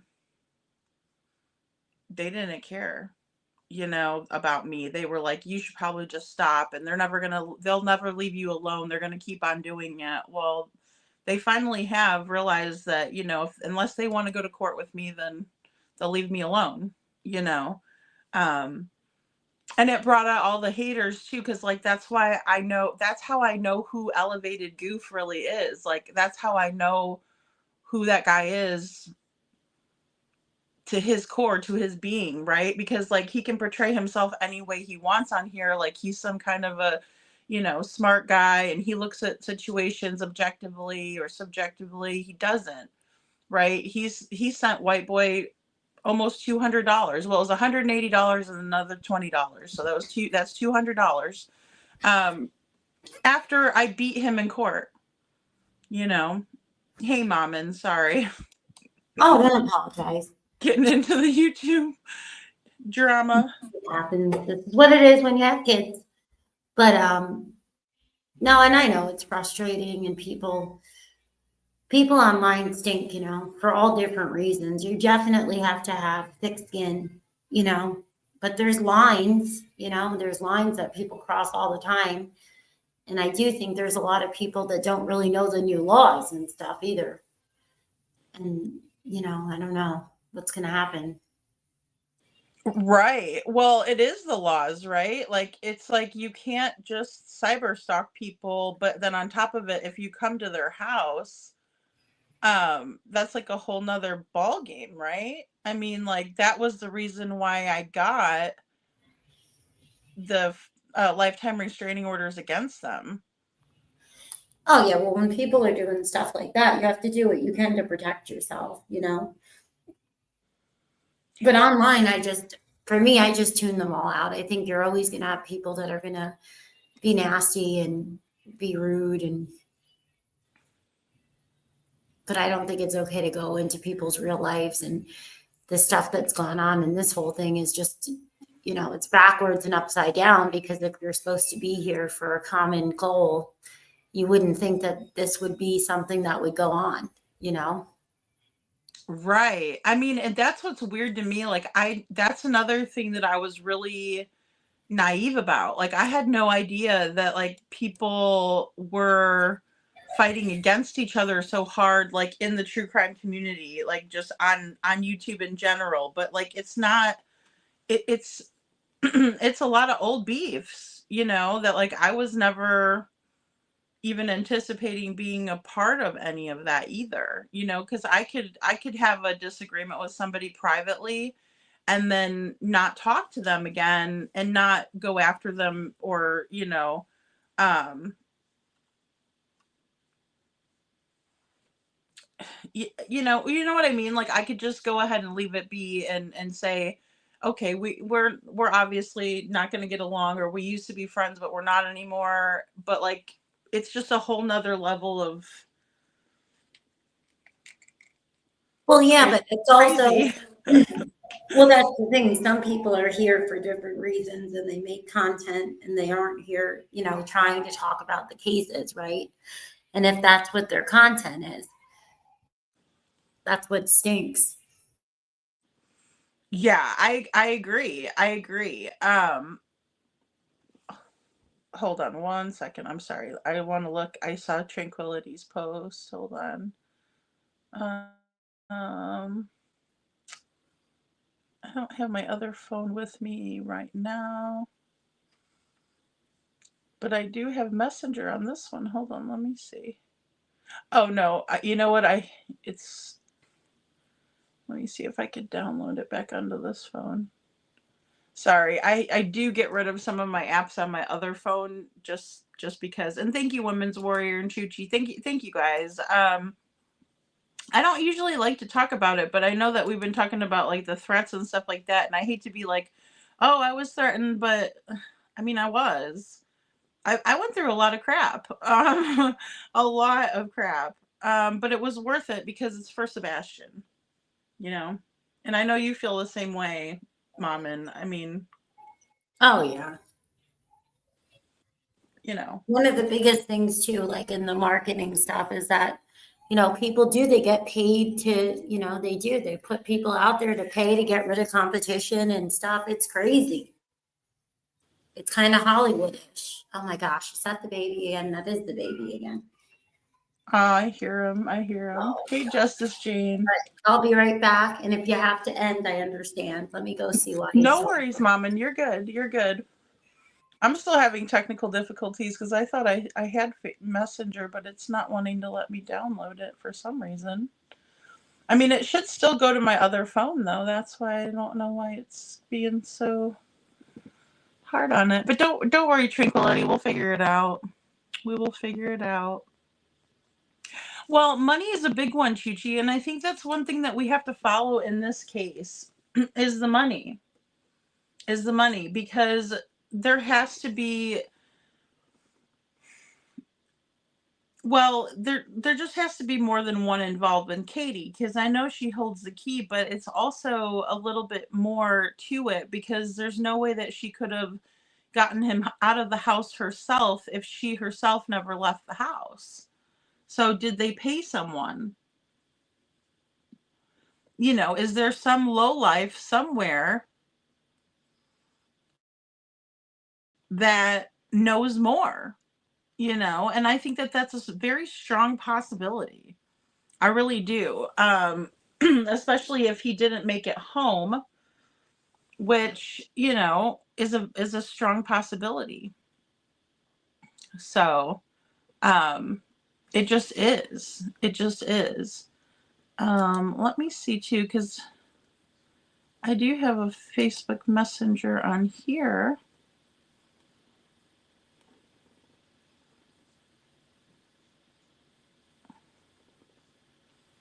Let's see.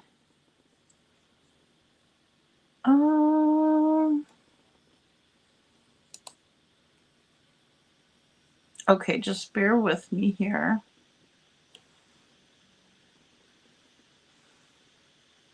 Mm,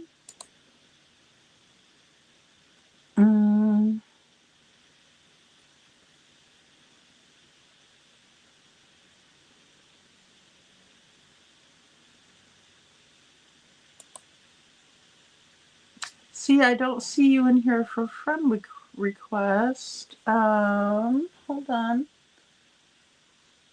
Give me 1 second.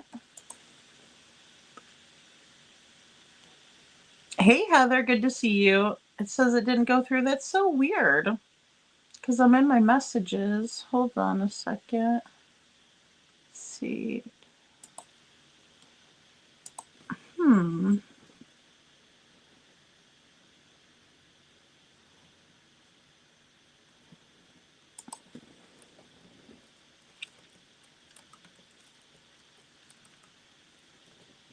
Hold on 1 second, guys. Sorry.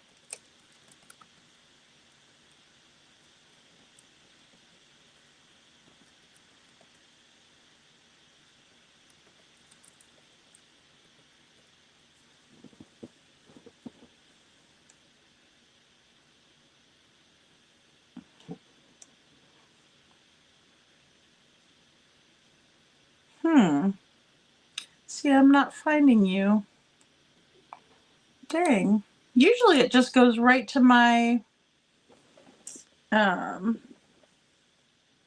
just goes right to my friend requests. Like, did you request a friend request on there? Hold on, let me see. I could send a link to my page. I think. Let's see. Hold on. Let's see. Post. No. That's not it.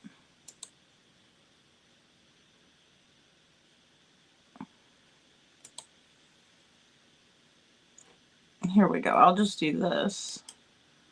And this should bring you right to my page, I betcha. If I just go to this link.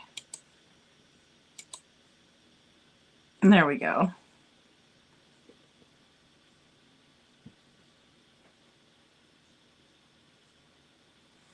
I mean, he does kind of look like the Green Hoodie. I'm not gonna lie, Faye. Now that you say that, I'm like, you know. Okay. Oh, good. Hey, Mommin. We'll see how long this lasts. Aw. No Well, worries at all. You know, he's going to be 3 in April. So it's like he's finally able to walk, thank God. And, you know, he can't walk like normal yet, but, you know, I'm sure in time. But so at night now, if he gets up, he just, you know, he wants to go, go, go, go, go. Yes. Oh, No, totally. I'm sorry. We have to sleep. Aw. That's so cute, though. But yeah, I'm sorry that you went through so many things. I think for me, it's just, you know, when you're talking about a missing kid or person or an active case and stuff, it's when the people are going on about things, you know, in the cases, like telling you somebody was found or that stuff. I can't understand, like ethically, like, you know, why people would do that, you know? It makes no sense. I think a lot of it does have to do with that main character syndrome, though, because we've seen that a lot with people where it's like they just want recognition, but I mean, it's just, I don't know. Sorry, hold on one second. I'm just accepting. There we go. There we go. Tranquility. Yay. But they do. They're not doing it for the right reasons. You know, if that's what you're looking for, you're probably going to get a lot less pats on the back than you ever thought. You know what I'm saying? Like if you're doing it for that, it's the wrong reason. You're not going to get what you're looking for out of it. Well, again, it's not true. Like he wasn't found. Right. But I do think that like some people have more guilty knowledge. You know, I do. And that's got to be, you know, coming from a place of, you know, where somebody has told you more than they should have, you know, about what they know. And I think that, you know, there's one Elevated Truth live that he was about to go on and talk, and you know everybody came up and, you know, kind of bum rushed his channel and his live, and you know, so Well, yeah, and I agree, KJ Mac. But the thing too, like I see in this though, is that if you're gonna do what you're being directed to do, if you're doing it for somebody else, like say, you know, Chris, for example, right? On the Duchess thing, she was going over notes at one point and she was like, you said you wanted me to clarify some things. So it's like, okay, so then therefore they're just doing what, in my opinion, what they're being paid or told to do, right? So it's like, what a mess. What a oh mess. yeah, oh totally a big mess, you know, it's a big mess. It's like if it's a parent that's wanting you to plant distractions and stuff, that's like absurd to me, you know? It is or just, you know, being mad about the flyers and stuff is weird to me. Like I would be thankful. So it's just a weird situation we see, you know. Very convenient chaos, exactly. It is. Well, and I think with all that chaos too, I think it is, yeah, they're trying to kind of control the situation. So, you know, I mean that's always a big red flag to me. Because why would you be trying to control a situation rather than just being grateful that people are talking, right? Because I mean, I know that they seem like they don't want people to talk, but I don't know. It's just weird. Well, one thing's for sure, people that are coming, you know, and you listen to LawTube and you listen to a lot of the other, you know, true crime channels and stuff, they don't do drama whatsoever. So if you're trying to really find your son, like they presented on, America's Most Wanted and stuff like that, you would just think the last thing you would do would want to be around drama, let alone a new genre called drama. Oh, I know exactly. I know that's it too. And the Krama people are not who they say they are either.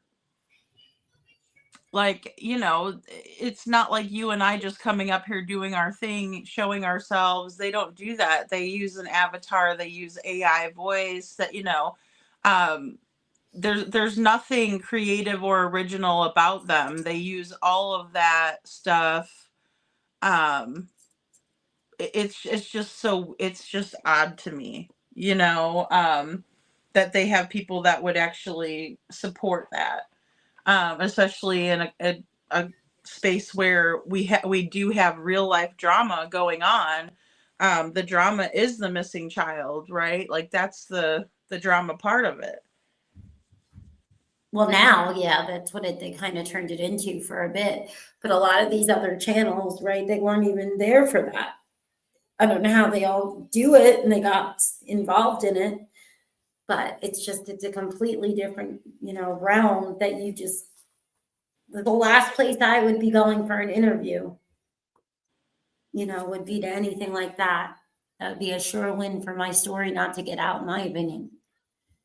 Oh, absolutely. Absolutely. And, KJ Max says, I found Sebastian's case from an Australian creator, zero drama. So the theatrics were quite shocking to me. Oh my gosh. Yeah. It's been interesting to watch this all evolve. I'll tell you that. I was like, but that's what I mean. I'm like, do you really think that people don't look at you as a suspect? I mean, I'm sure you just talk to anybody that studies true crime or ask anybody, and that alone is suspicious. Just, but okay, make it content and make it all wacky and say that I'm saying something that's not just a normal opinion. Like, it's just so horrible to say. Well, what do you expect people to say? Right. And, they don't go to any of them. Like Fred and Sheila would probably, like, I would think of them as being a godsend, right? Like with her knowledge of, just the school, her teacher, and then we have, the seasoned cop, he's I think he was a cop for 40 years. Those are the people that I would choose, right? Like I would see them as being credible, really wanting to help, and not wanting to be like involved in the drama aspect. They're just looking for facts. And instead we see them going directly to the Krama channels. Yeah, like if I was picking people that were in this genres at all, I would pick people like that. But if my kid was missing, I think I would not even, I'd be trying to just go to the mainstream constantly. I try to get back on Fox and Friends. I go on Nancy Grace no matter what she said to me. I'd be going to people that are going to spread me as far as possible, Oh, definitely. And Nancy Grace, like, she goes off on everybody that's on her panel. Like, if you don't get, you're not getting enough attention from Nancy if she doesn't, go off on you once or twice in the panel. I mean, like, the United Cajun Navy guy, she went off on him like 3 times. I just watched it on Jen's channel earlier. I'm like, oh, she really does hand this guy his ass. I mean, you could call me every name in the book. It wouldn't faze me whatsoever. I would have a piece of my heart and soul missing. What the hell would I care? Anything that would help me to find somebody that would recognize where my child is, or somebody that might know of somebody that might have taken them. That's just how I think. And hopefully to God, I never know exactly what that's like. But if if they wouldn't take my story, yeah, I would try anything. But I think I would do what I've seen other parents do, to be honest, and just go on their own. Do what, that's what I would advise people.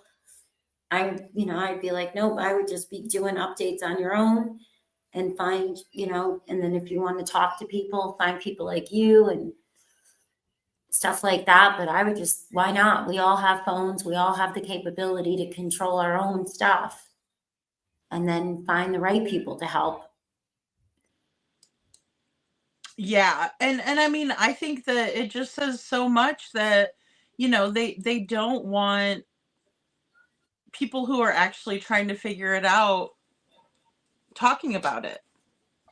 But they don't mind if people are cussing and all in Sebastian's name. I get it. I cuss too sometimes, but I mean, I'm talking every other word, not really forming true sentences, talking about their sex life, all of the things that we watch them do. Like, and I mean, look, I don't watch Julie Skolnick either, but I mean, if I was on a panel and Chris Proudfoot was about to come up there, I would jump off too. I don't want to be associated with people. Once I know who the person is, I don't want to be associated with them anymore. Well, I think it's backfired times 1,000 because Sebastian didn't get forgotten. Seth didn't stop talking about him. Nobody stopped Laura Lodge. So many people did continue to look into things. I think if anything, they brought more attention, more people that even maybe weren't involved in investigating, but they are zoned in because it is such an abnormality. No matter what, it's the truth. Like, I don't know what to do, you guys, but Well, and it's hard, when you're not seeing the facts, and Women's Warrior even says they use Krama because they don't want him found. They don't want legitimate sources. It's all a game yeah, I agree. It's all a game. There's so much hurt and pain. And yeah, it's just, and I feel like a lot of it has been blamed on Seth that wasn't his doing. Like, for instance, they love to say how Seth was the one that asked the police about the GoFundMe on day 2. And that was Chris. And Chris admitted that. So that's not Chris's fault. In my opinion, that's people that just want to perpetuate their own bullshit narrative.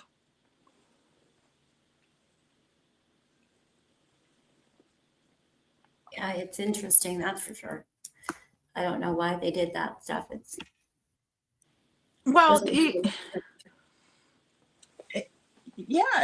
makes no sense. It's like, well, why are you trying to rewrite what happened when we have your friend, your guy, the one that you're supporting, is saying it himself.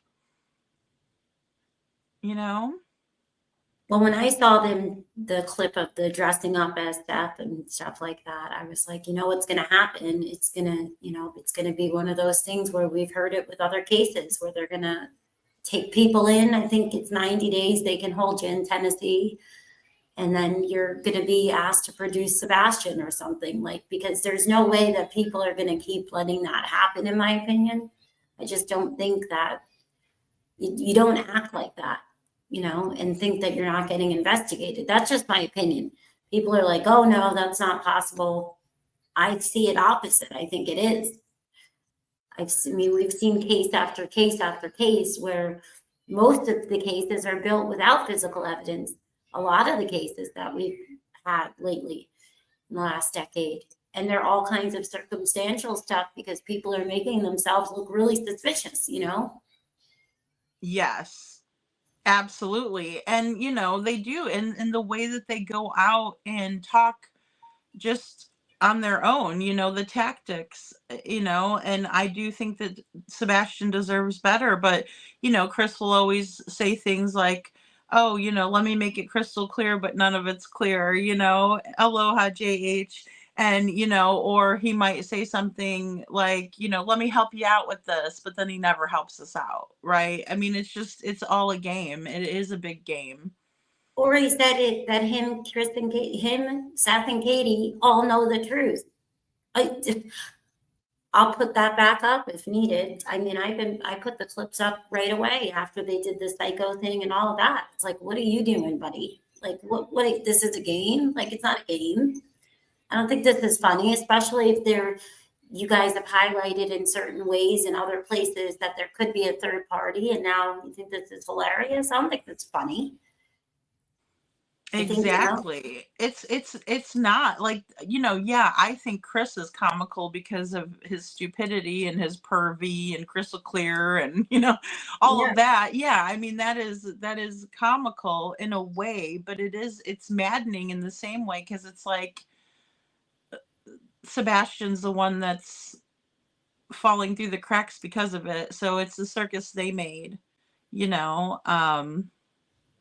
Well, yeah, you don't come out and say these things. Like, you don't say that you guys know the truth. You don't say that you are not a suspect and you took what. You don't do all that and then expect, you know, having all kinds of creators that just, go dogging everybody and just, you're never going to get any opinions that hurt your feelings. Like, where are you? What world are we in right now?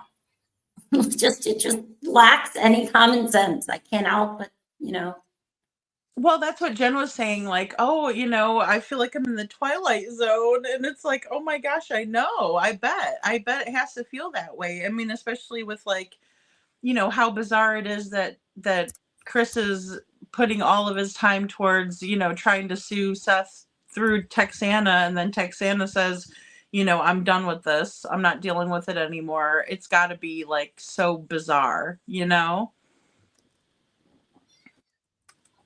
well, that's the thing. It's like, what do you mean? Everybody's touchable. Look at P. Diddy. Look at like so many different things throughout history. It's just very bizarre behavior, across the board. It's just very bizarre. I agree. Woman's warrior. It's just awful. And in the end of it, there's still Sebastian. There's still Sebastian.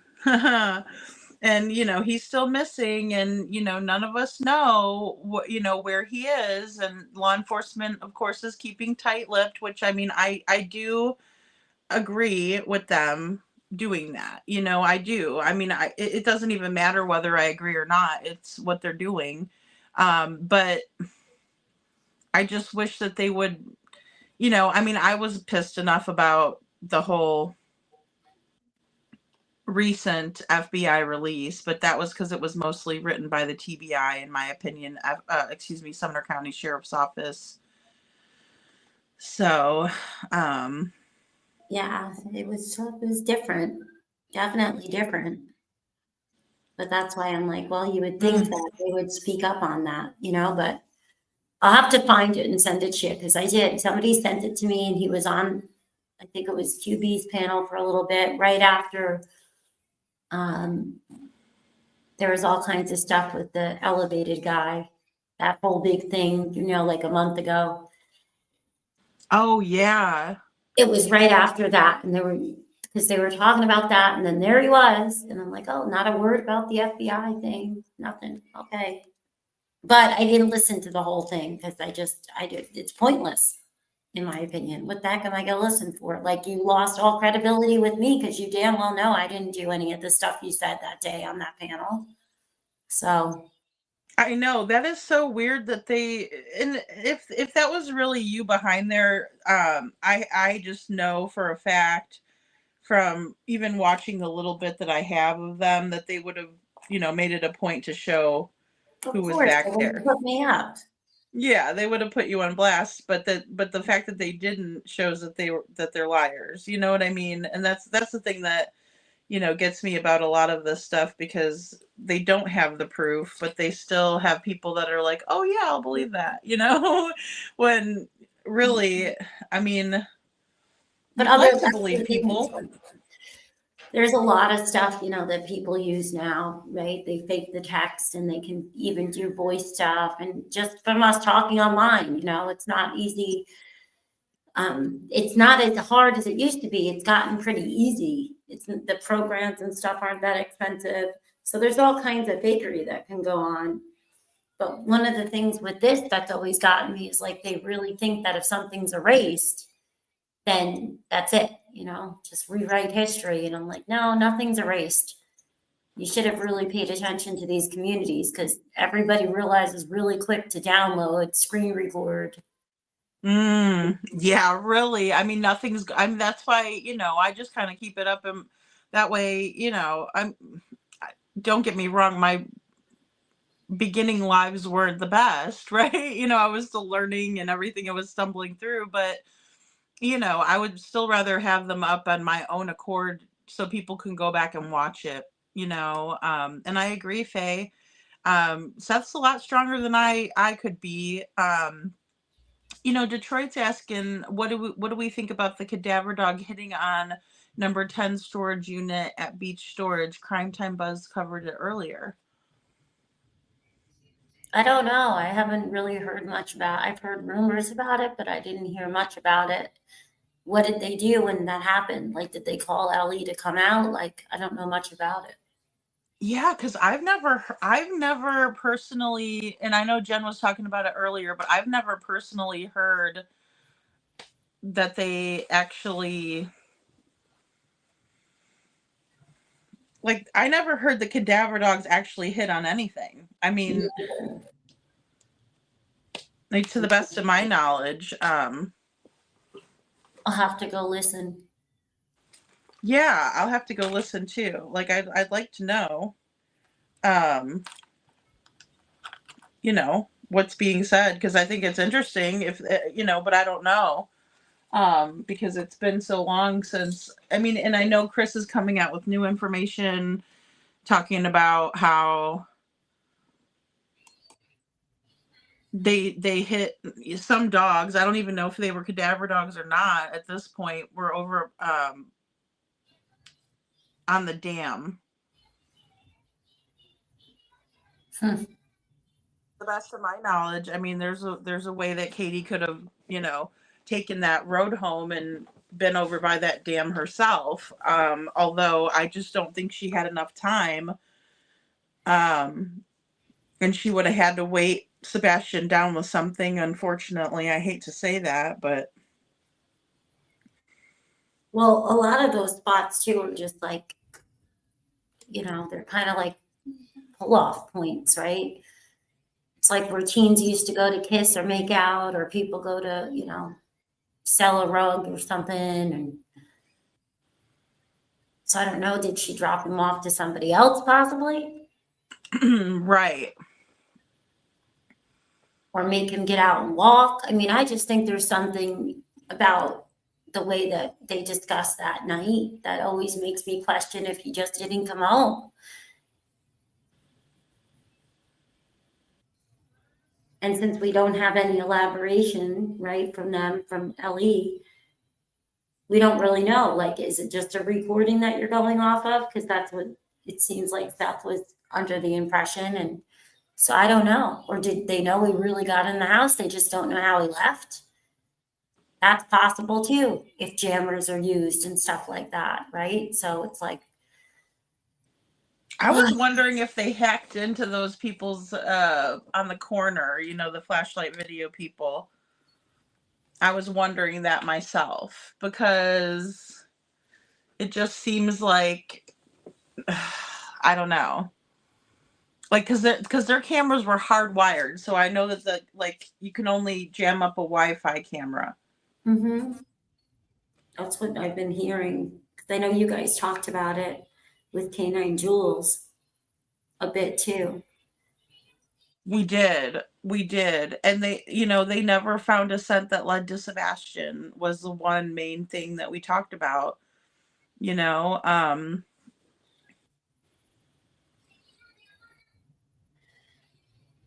we'll have to go look. Well, yeah, I've never heard that they would hit on a mouse. No. But it's just like in the other case with Monkey Vaughn, they were saying that cadaver dogs hit on poop, which is like, they don't do that, right? They're not trained in order to do, and what good would that do? Yeah. A stoplight exchange could explain it. KJ Mack and a lot of those stoplights don't have cameras. There's sensors, but there's no cameras on them. Yeah. Right, Mom? And I'm trying to think back, because I wasn't recording all the lights and stuff, which would have been that would have been a good thing to do, is go back, from the Texas Roadhouse, but we still don't even know what route Katie took home. No, but we could do that from where we are remotely too, because they have that app in Tennessee that shows you all the traffic cams.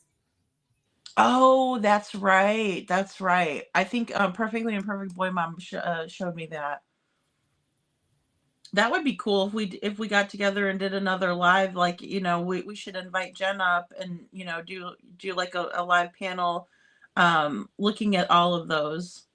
That'd be really interesting. I think people might like that. Oh yeah, definitely.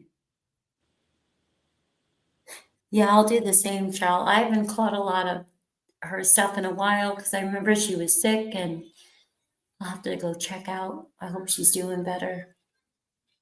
Yes, and she changed her phone number, so I haven't talked to her because I have her old phone number, not the new one. So you're it. Besides, I think you're the only creator that I speak to or have contact with in this realm of crime drama or true crime. You're true crime. I don't call you crime drama. I try not to be crama too much, but I guess some of the videos, the memes and stuff I've added to could be a little bit of crama related, but I try to at least add a little bit of fun to the videos, although it's not a fun subject. Yeah, I did see that too, Detroit. Yeah, which was really cool that Silvers went out and searched. Well, that's the thing, like, too, is like, I've said to people, it's not that I think any of us even remotely thought that there would be drama like that, but that's unfortunately what has tied to Sebastian's case, It's just the way that it is. It's sad. It is sad. When I do content, I try to be the same and not make a joke out of when we're talking about something serious.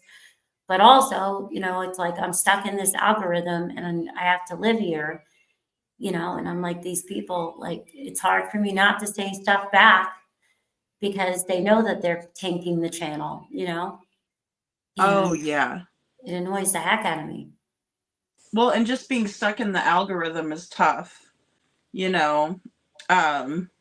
just is. Because it's not a place that we want Sebastian, but it's also not a place we want to be either in terms of, how we're associated. Because I would rather be a part of, the,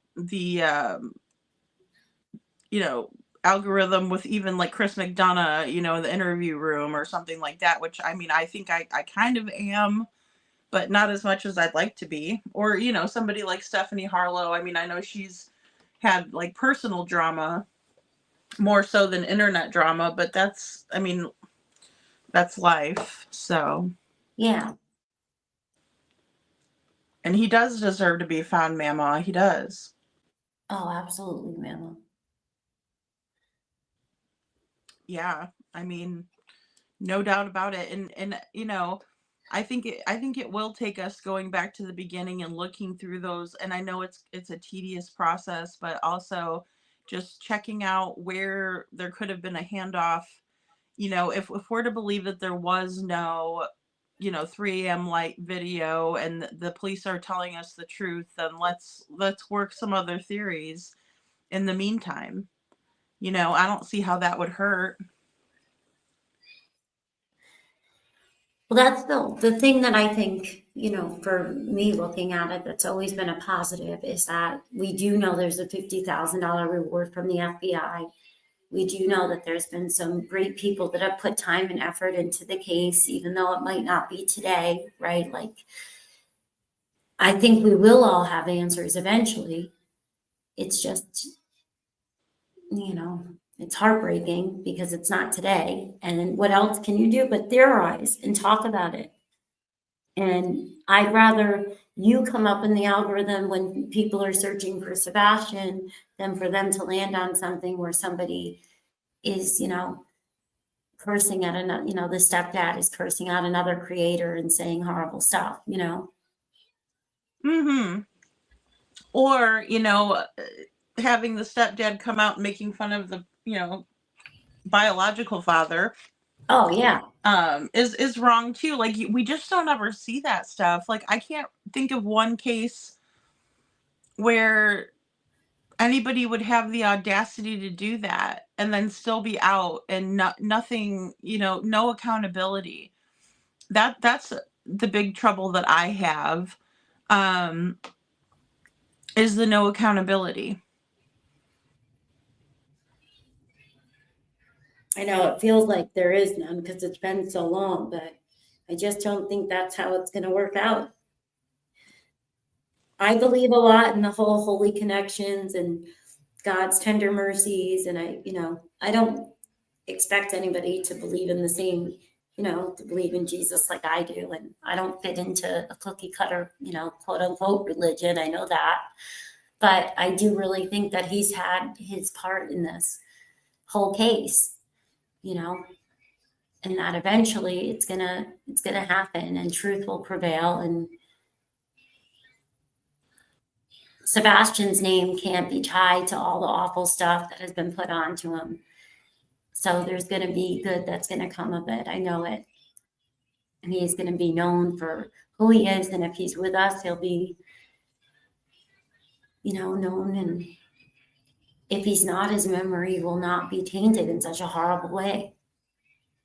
Well, and I agree with what you're saying too. And, I think it's just like you said, just believing in God, believing in Jesus, having that knowledge of knowing that good is always going to prevail over evil. And that's really what we're seeing in these cases. I mean, that's all I could think about was, Michael Monkey Vaughn. It's like, that's all I could think about was that these people are pure evil, and I honestly think that Chris and Katie are pure evil because they wouldn't be getting off on what they're doing if they weren't, right. They would have a conscience. At some point Katie would have came clean. At some point Katie would have started telling the truth. They don't have a conscience. They don't I mean, and the people that are their spokespeople, I don't know what we would call them, but just Clue and Cletus for one, they put up they put themselves in as devils. I mean, I get it. Some of it again is like a shock jock,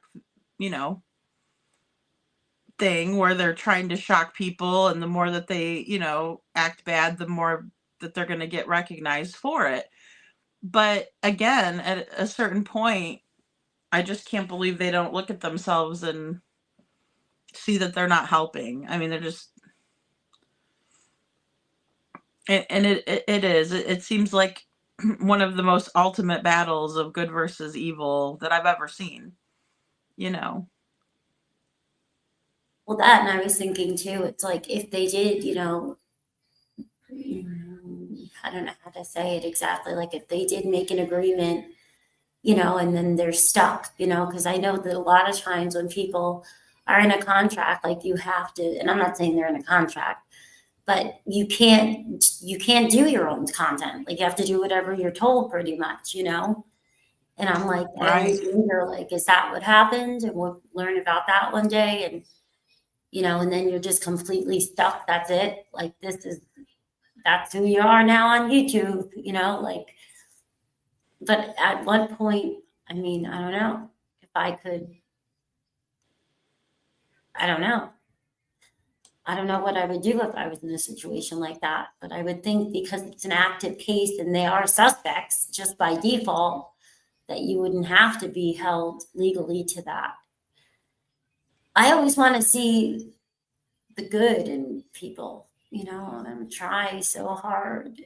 That's I know. I have too, Mommin. Yeah, I mean, you do try to also empathize with another human, like, just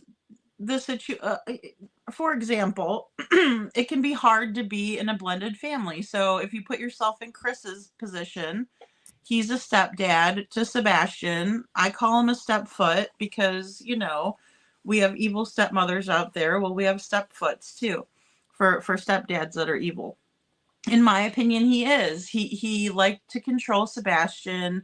He liked to make fun of him. His family made fun of him.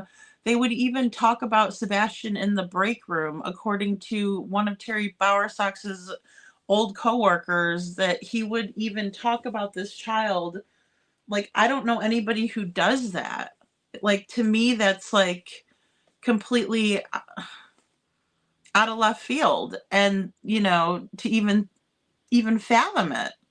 I can't think of one child in my family that I'd ever talk bad about in the break room. I might be bragging on them, like, oh, they won a soccer game, or, oh, you know, they're just so cute. And, you know, I might show a picture to my friend or something, you know, but that's not what they were doing. They were calling him, again, the R word. Well, I agree. It is shocking because, if anything, when you're talking bad about them, you're talking bad about yourself then, because you are your child in a lot of ways, right? We mold them into the little people that they are. And if they're going through hard times and they're exhibiting things that we, you know, feel like we can complain about, then we're the ones that need to find a way to help. They definitely modeled our behaviors. You know, that's a great point too, Mom. And, you know, I mean, they are they're representing who we are as well, because they're picking up everything from us. You know, and again, I think that's what upset me the most about, and I know I bring it up a lot, but it does bother me what Chris was showing Sebastian, and then Sebastian's acting inappropriately. Well, of course he's going to, because you showed him that dirty song. And, you know, you had no business doing that.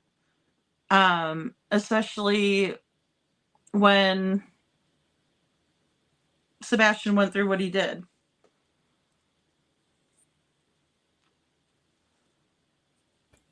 It's horrible. Well, Women's Warrior says it's another level of hatred and depravity. Targeting him is absolutely bizarre, in my opinion. I agree. And him saying, Aunt Melissa, stop it. You know, I mean, he was being bullied at his own birthday party. And then, to what your point was earlier, Mom, and when you were talking about how, you know, just his voice changing and things, like, we could hear that in that same video later on when they were playing the game, and he was, you know, talking with the teammate, or, you know, the other girl that was playing, and he said something like, you have to get this much, or something like that, and then Melissa scolded him. You know, you could tell his voice had already changed, you know, or it was in the middle, maybe, you know.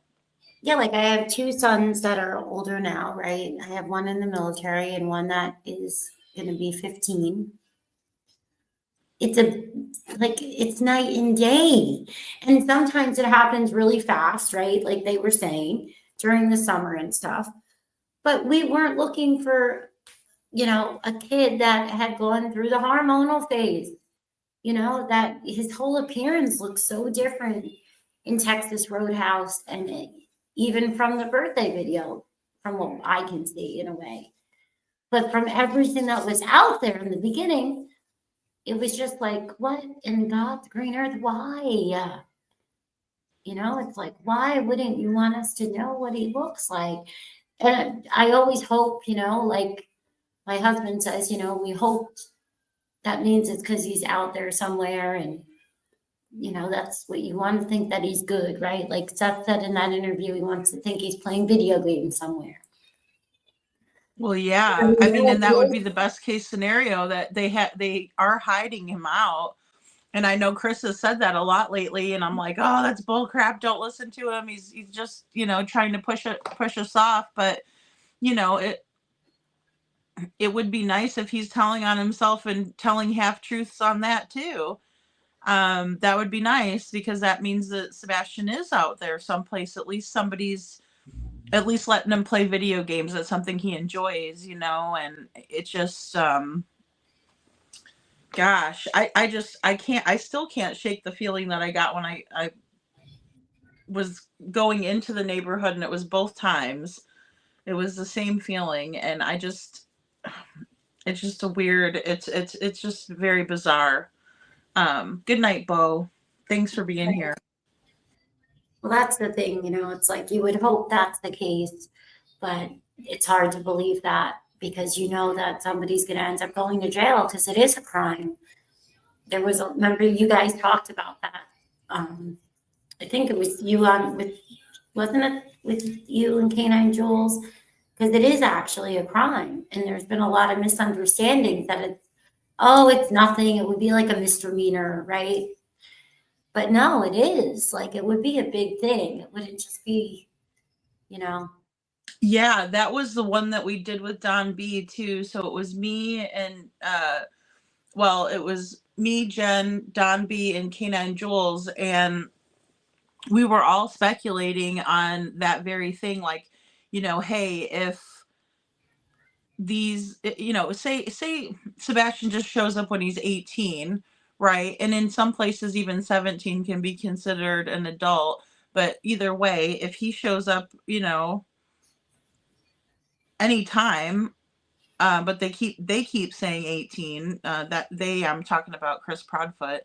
But and some of his supporters, it's still a crime. You've still concealed this child when he had just turned 15. So in my opinion, they would be in trouble for a lot of things. I mean, lying to the law, false reporting, just a whole bunch of things that they could just slap them with, and it reminds me of like what Sherry Papini did or what Carly Russell did, pretending like they got kidnapped, but they didn't, type of a thing. well, yeah, I mean, and I think obviously, like, they would utilize a lot of what they've done, right? I would think they would. I don't see how they would be able to pretend that they weren't aware or complicit because of all the behaviors. I just don't think that would work. That's what KJ Max said too. Wouldn't that be kidnapping? I would think so. I mean, I would think they would get in trouble for that, You're welcome, Troopers Mom. I'm glad you got it. But yeah, I mean, it's unbelievable that they think that, oh, well, if we produce him when he's 18, it almost does feel like they're putting out some feelers. But then again, I almost feel like they're still pushing it off. Like, maybe people won't talk about it anymore if we tell them that, because people will at least think that he's going to come back at some point. I don't know. It's hard to tell what they're thinking. I agree, KJ, and that's the whole thing. Like, and to me, it's like maybe that's something that we'll find out. Who knows? The guy with the gray T-shirt from the ring, where people saw somebody hiding behind a tree. Maybe he came and took him. Hypothetically, who knows? But at the end of the day, I would think that something might have happened then, because you're saying that he has, a lot of needs, and he's going through the teen years, and I just can't see somebody getting paid off and the FBI not tracking them right down and getting Sebastian with just technology, I think it sounds like wishful thinking, but I sure hope that he's okay, and I sure hope that. Of course we do. But I don't know. Yeah, I sure hope so. I mean, that would be ideal, Hey, Chow. I mean, it would be ideal for us to just know that he's going to be back one day. I'd really like to believe it, but it's hard to believe, especially when, some of the other things that he has stated has been, well, he's got to be out there dead in the woods, and if he's not there, then he's going to need a lot of help. And it's like, what? Yeah. Yep. No, I agree. Though I agree with Tranquility too. I mean, it seems very deliberate that they're trying to hurt Seth and make him suffer, you know? Oh my gosh. It's just, I can't understand that. Yep. And Mama says talking about all the psychological help he will need. And he did bring that up to Fred and Sheila in the October call of last year, October 2024 call. So. Yeah, I'm reading the chat. Hi, Chow. How are you? I know, I love that picture. It's so cute. It's a little doggy. Mm-hmm. Oh, what's a little kitty cat? Oh. Oh, I can see now. Oh, it looks like she's smiling. She or he is smiling. I know, right? It looks like it is so cute. I love kittens. Like, cats are just so cute.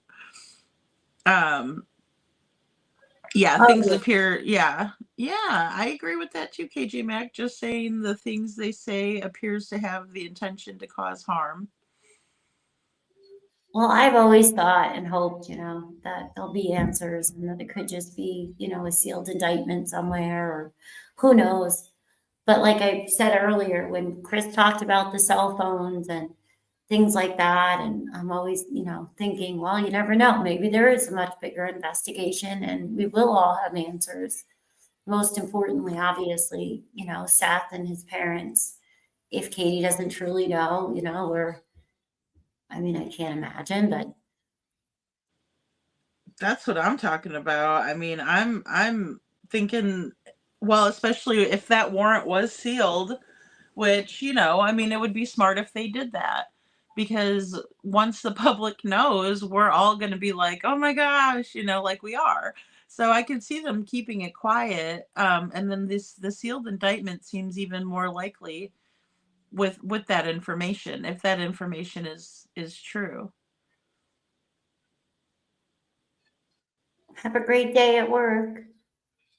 Yes, KJ. Yes, I know, Mom, and I guess we should probably get off of here because we've been on for a while. But I always love having lives with you because you're just very knowledgeable. You remember a lot of the stuff in the beginning, and you had a different kind of perspective too. I saw everybody talking about how they got into Sebastian's case, and it's like all of us kind of, got into it in different ways. Mine was Pascal, how I started following his case. So.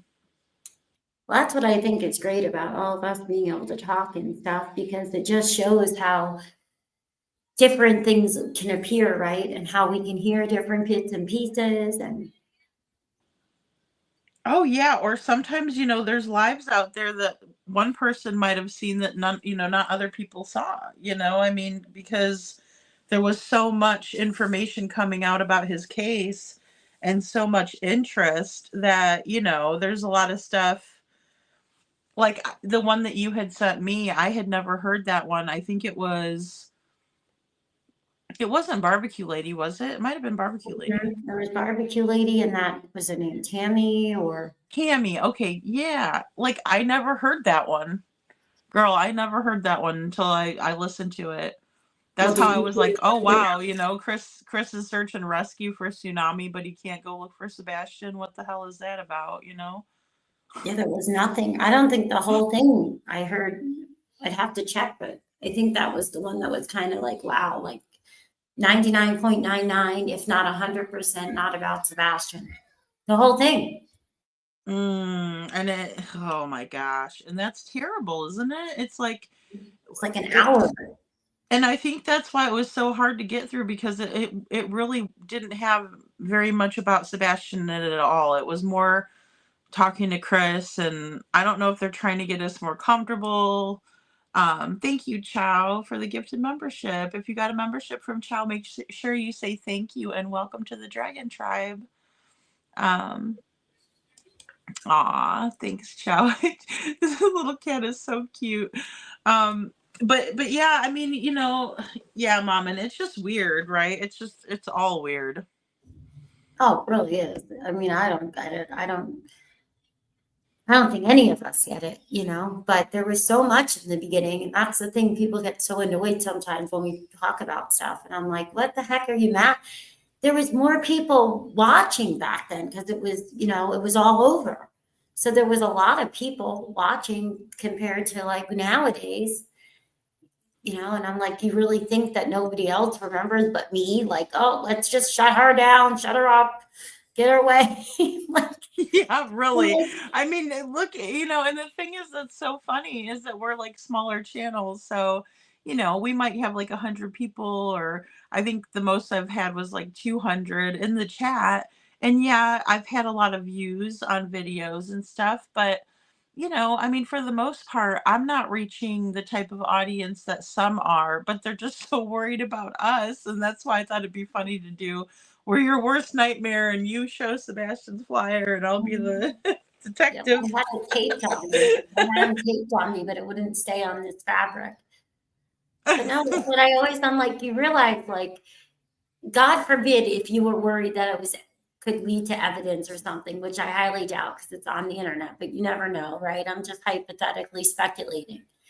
Why would then don't be mad at me because Nancy Grace, Dateline, God knows who's sitting on it all. There was a ton of people that watched it. So what do you think? It's all somewhere, but it's definitely with the investigators. Like, come on. Oh yeah. And I mean, I'm sure they just love listening to all this crap on YouTube. Like I'm sure it's not their cup of tea, but they have to listen for it because like I said, there's just too much that goes on here for them to pretend like it doesn't. I think that's why I was upset with Craddock in the beginning, but maybe he's saying that in order for us, for them to feel more comfortable and then just keep on, like you said, doing the tours. But then again, I'm also like, come on, let's get it going.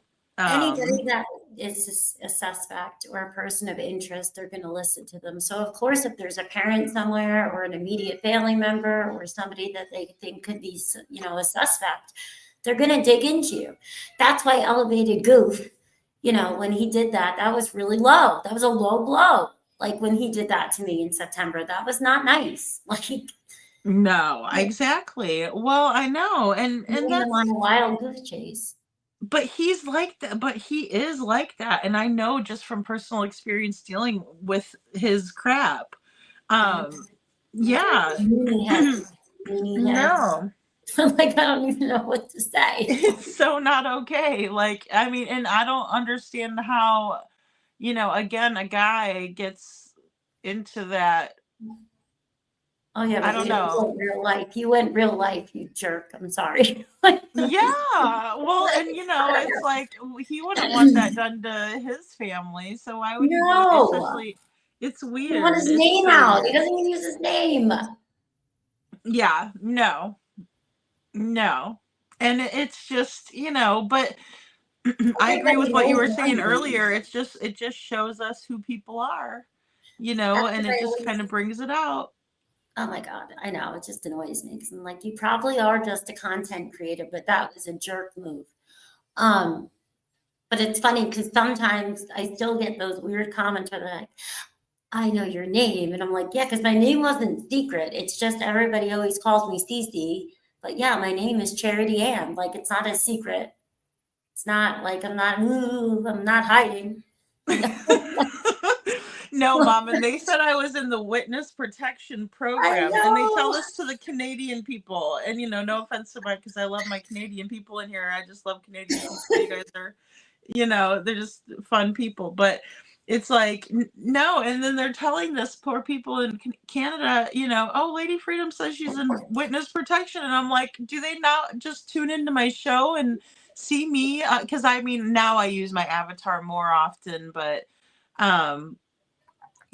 that's because I've gotten too comfortable, but it's also podcast style, and I realize not everybody's watching. So I do it because it's more comfortable. Like, guys, you don't need to look up my nose. But they said I was an AI. I lived in my car. I was homeless. I was only Oh, here because I Lord. wanted to be famous and I wanted money, but then I don't make content. I didn't monetize. I wasn't asking for money. So I'm like, what else are you going to call me next? I How made you about we just take the monetize. I was show? like momming it up and you need to monetize. You need to monetize. Yeah. Well, because I mean, it's just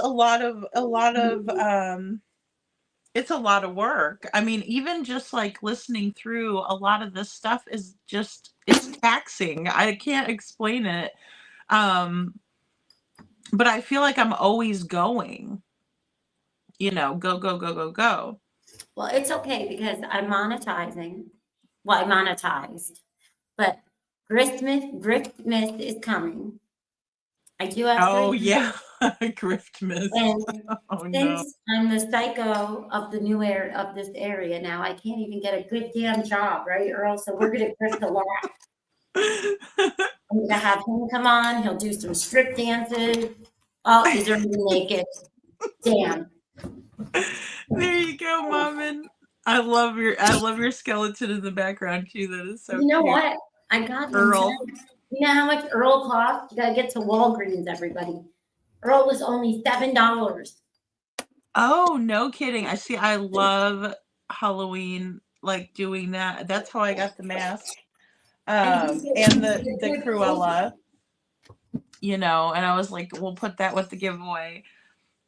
he's supposed to be a full-size posable one, and he seems pretty good, but it just He's shows you the tall. market. Like, he looks like he's as tall as you are. Yeah, he is. Oh my He gosh. was $60, but I got him for $7 at Walgreens right now because they clearance out. I tonight. love the ghost lights. Yeah. Well, I was That trying was to me like, yesterday at Walmart when I was on the phone with you. I was like, oh, I'm hitting up, but they clear it out quick here. Like, they yeah. were all about getting, That the lady told me tomorrow Christmas. they have to take them in the back. So she was like, if you know anybody, tell them to put a pickup order in. Just go into the app and see whatever stores are near you and just get all the stuff for a pickup order to try to get it, or just go in person. Yes. Well, I was so glad that you wanted to do the Halloween thing because I was like I was waiting on Amazon and then I was like, oh my gosh. I was like, it's never going to get here. And then they finally delivered it because I would have had it Saturday. But yeah, they were like, the office is closed. And I was like, well, you could bring it to put it on the picnic table or something. Like, so, but I thought that was awesome that you were available too, because I know everybody was doing trunk or treats with the kids and, all of that. I got a picture of my daughter and her boyfriend. She was the Pikachu and he was the boy I'm not familiar with all of that kind of stuff, but she made a cute Pikachu, that's for sure. Aw, that's awesome. That Yeah. was the thing. It was like, how do we do it without it being, tacky or disrespectful to talking about Sebastian, but then it's like, it's his favorite holiday, and if he is out there, there's a lot of us that think highly of you and don't ever think that you're not, cared for, and we think that they're jerks for talking about you like that. Aw, thank you, Mom. And I feel the same way about you. I'm like, I love, having you up on panel. Like, you bring so much to the table. And I think that's like part of the reason why they do want to kind of silence the people that do, have some smart commentary, because they can't really say much else. But, I don't know about you. I don't feel like I'm a green team. I just feel like I'm Sebastian's army. We're trying to get awareness out there, but I also don't like, I don't like seeing anybody else getting, like, I don't like it on either side, and I know you feel the same way, but it's just, either way, Well, I I just don't want agree. people to get hurt. I mean, that's not the goal. No, and I totally agree with you. And I think it's just that there's just, we can have fun and there's a time and a place for anything, but you and I can be feisty too. We're not perfect. It's just about Oh, I'm being feisty. respectful. Yes. He's a missing child. We're talking about things that are, like, have some decency, I mean, we're not perfect. We're not pretending to be perfect, Oh but God, no. And I get really feisty and I get spicy and fired up and I'm like, oh, especially like with the pig fest stuff I was like, I can't believe they don't you want to let, but it is their choice whether they allow for things or not, and I get it.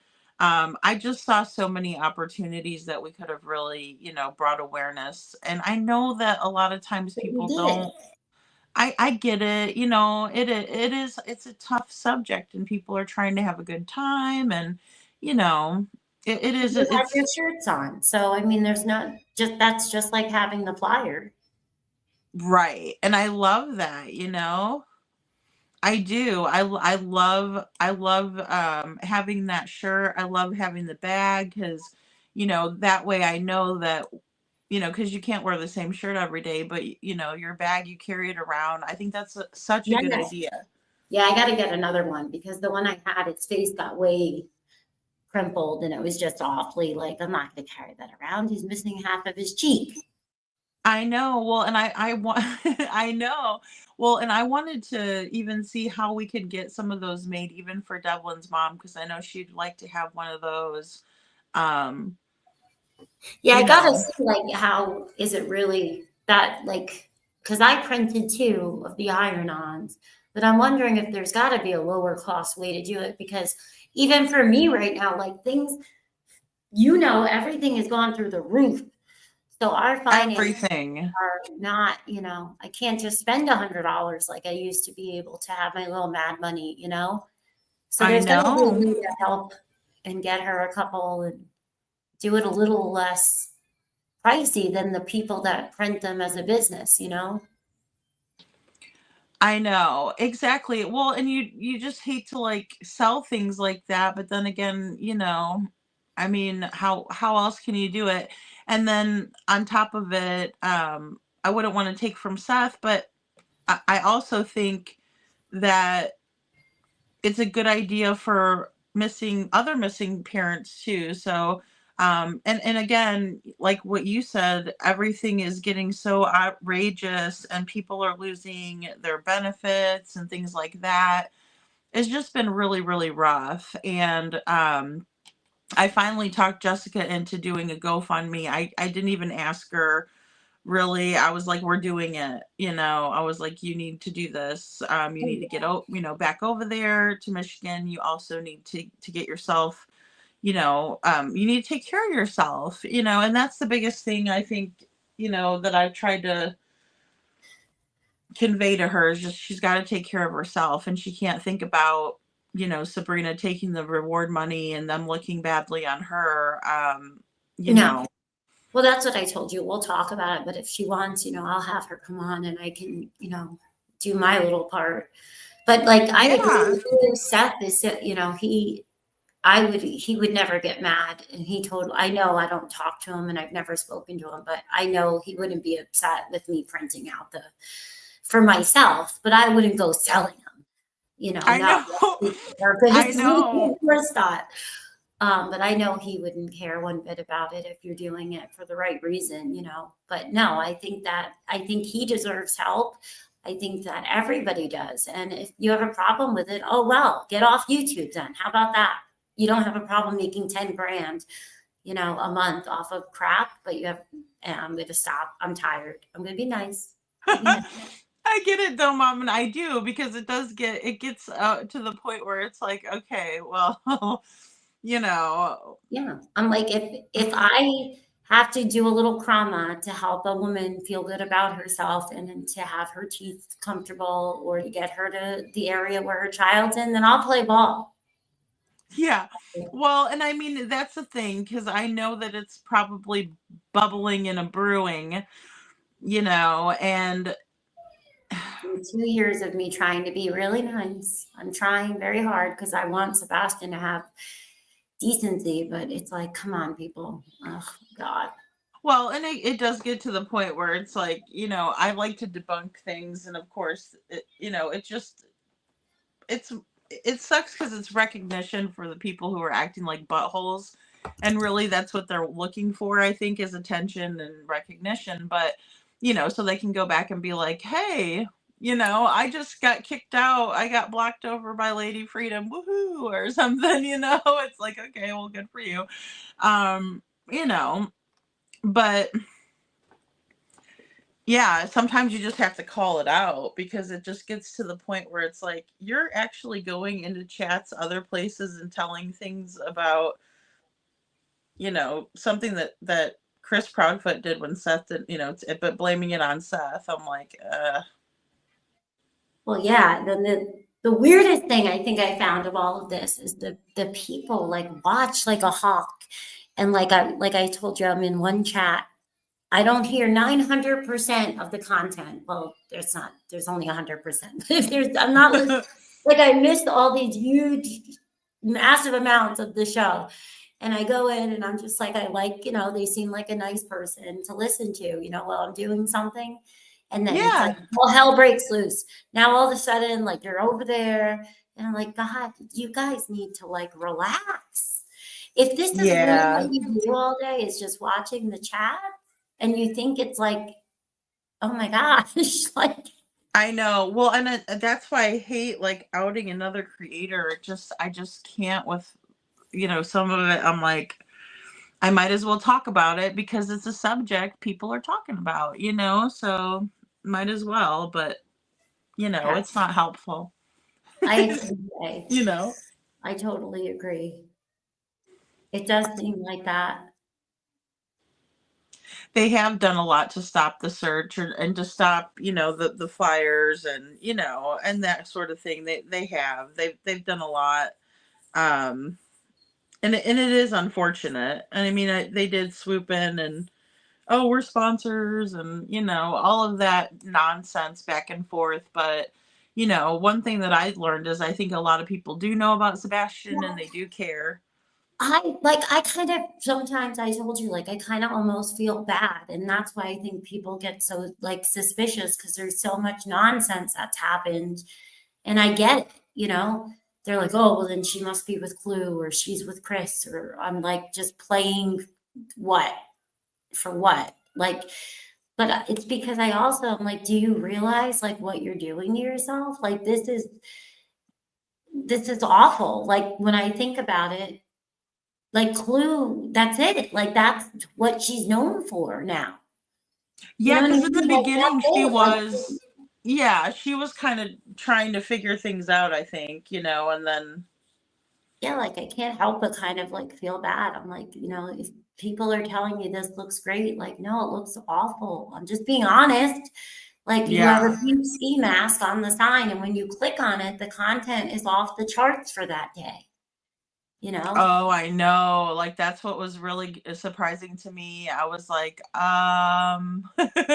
you know, like you're not going to even try to change it, you know, that kind of a thing. Like, Hey, you know, Jen. and I get it, but I think that's just how I am with everything in my life. I could always be, you know, objective, even if I don't like somebody or I don't like their personality, I could still, you know, empathize with like, okay, well, maybe they did this because of something else, or maybe that, or, you know, but I'm like, Yeah, well, and I think I would be able to listen to her if she was talking about true crime cases, because I do think that we all have something to bring to it.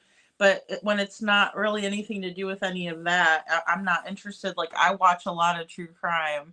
yeah, You same. know. Yeah, Yeah, so I would rather watch that. Like I'd rather watch somebody, you know, again like Stephanie Harlow or Grizzly's really good.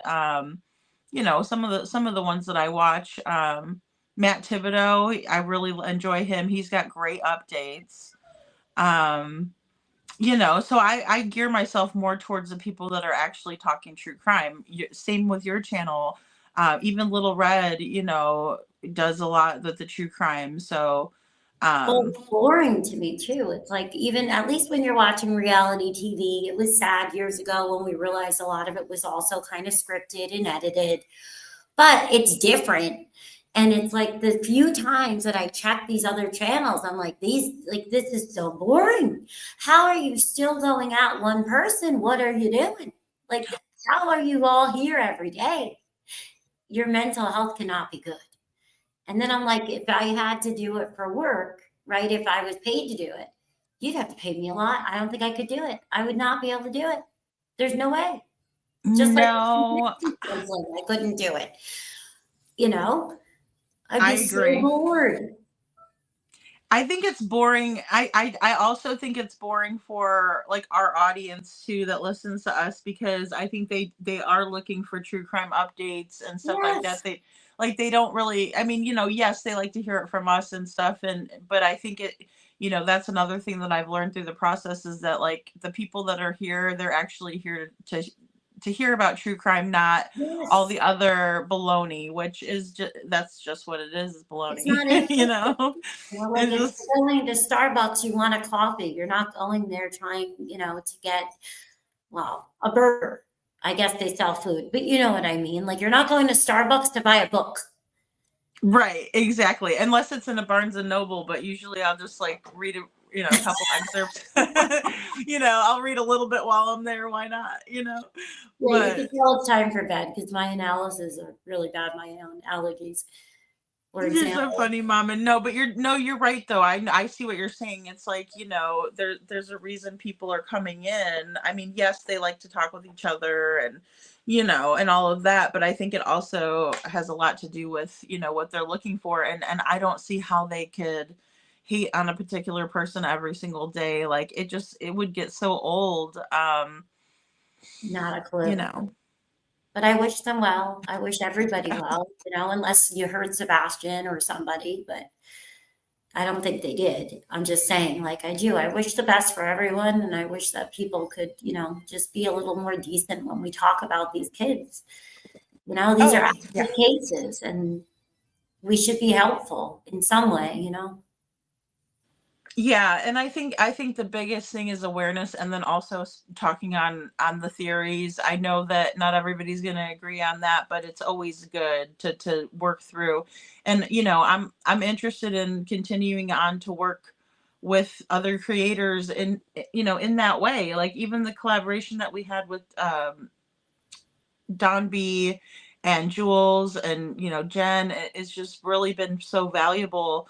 And I'd rather listen back to one of my lives when I have other people on the panel, not just me talking the whole time. So um Well, thank you for having me, and thank you all for being here yes, talking with us, and